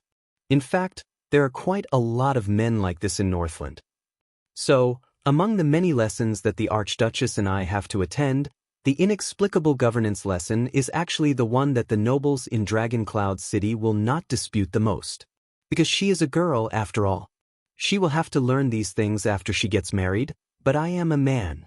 It is useless for me to learn these things. The prince said in disdain. Gilbert smiled at him.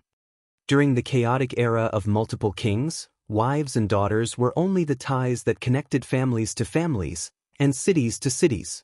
They had no status to speak of. Only since the fall of the empire did intelligent women have their own stage. A good girl can become a good wife to her future husband, sharing the responsibilities of the man's shoulders, instead of being a beauty in a portrait. From this, it can be seen that the advancement of the status of the noble ladies depends on the maturity of the external conditions and environment. Only when the chaos of war is gone, the granaries are full, production is restored, the rule is stable, the warhorses are useless, the weapons are ownerless, the physical work is reduced, and there are more mental tasks, will the disadvantages of women's bodies be reduced, and their intellect can be put to use. Gilbert added another sentence with a seemingly profound meaning. If the world has not reached that day, then it will be futile for you to stand up for your schoolmates in Dragoncloud City. However, Thales' interest was piqued. So, if the external conditions are never ripe, such as production is not developed, the economy is backward, the political situation is unstable, and wars are frequent. If the world will never reach that day, such as people still relying on their physical strength and strength to work, then should women be subservient and continue living like this forever?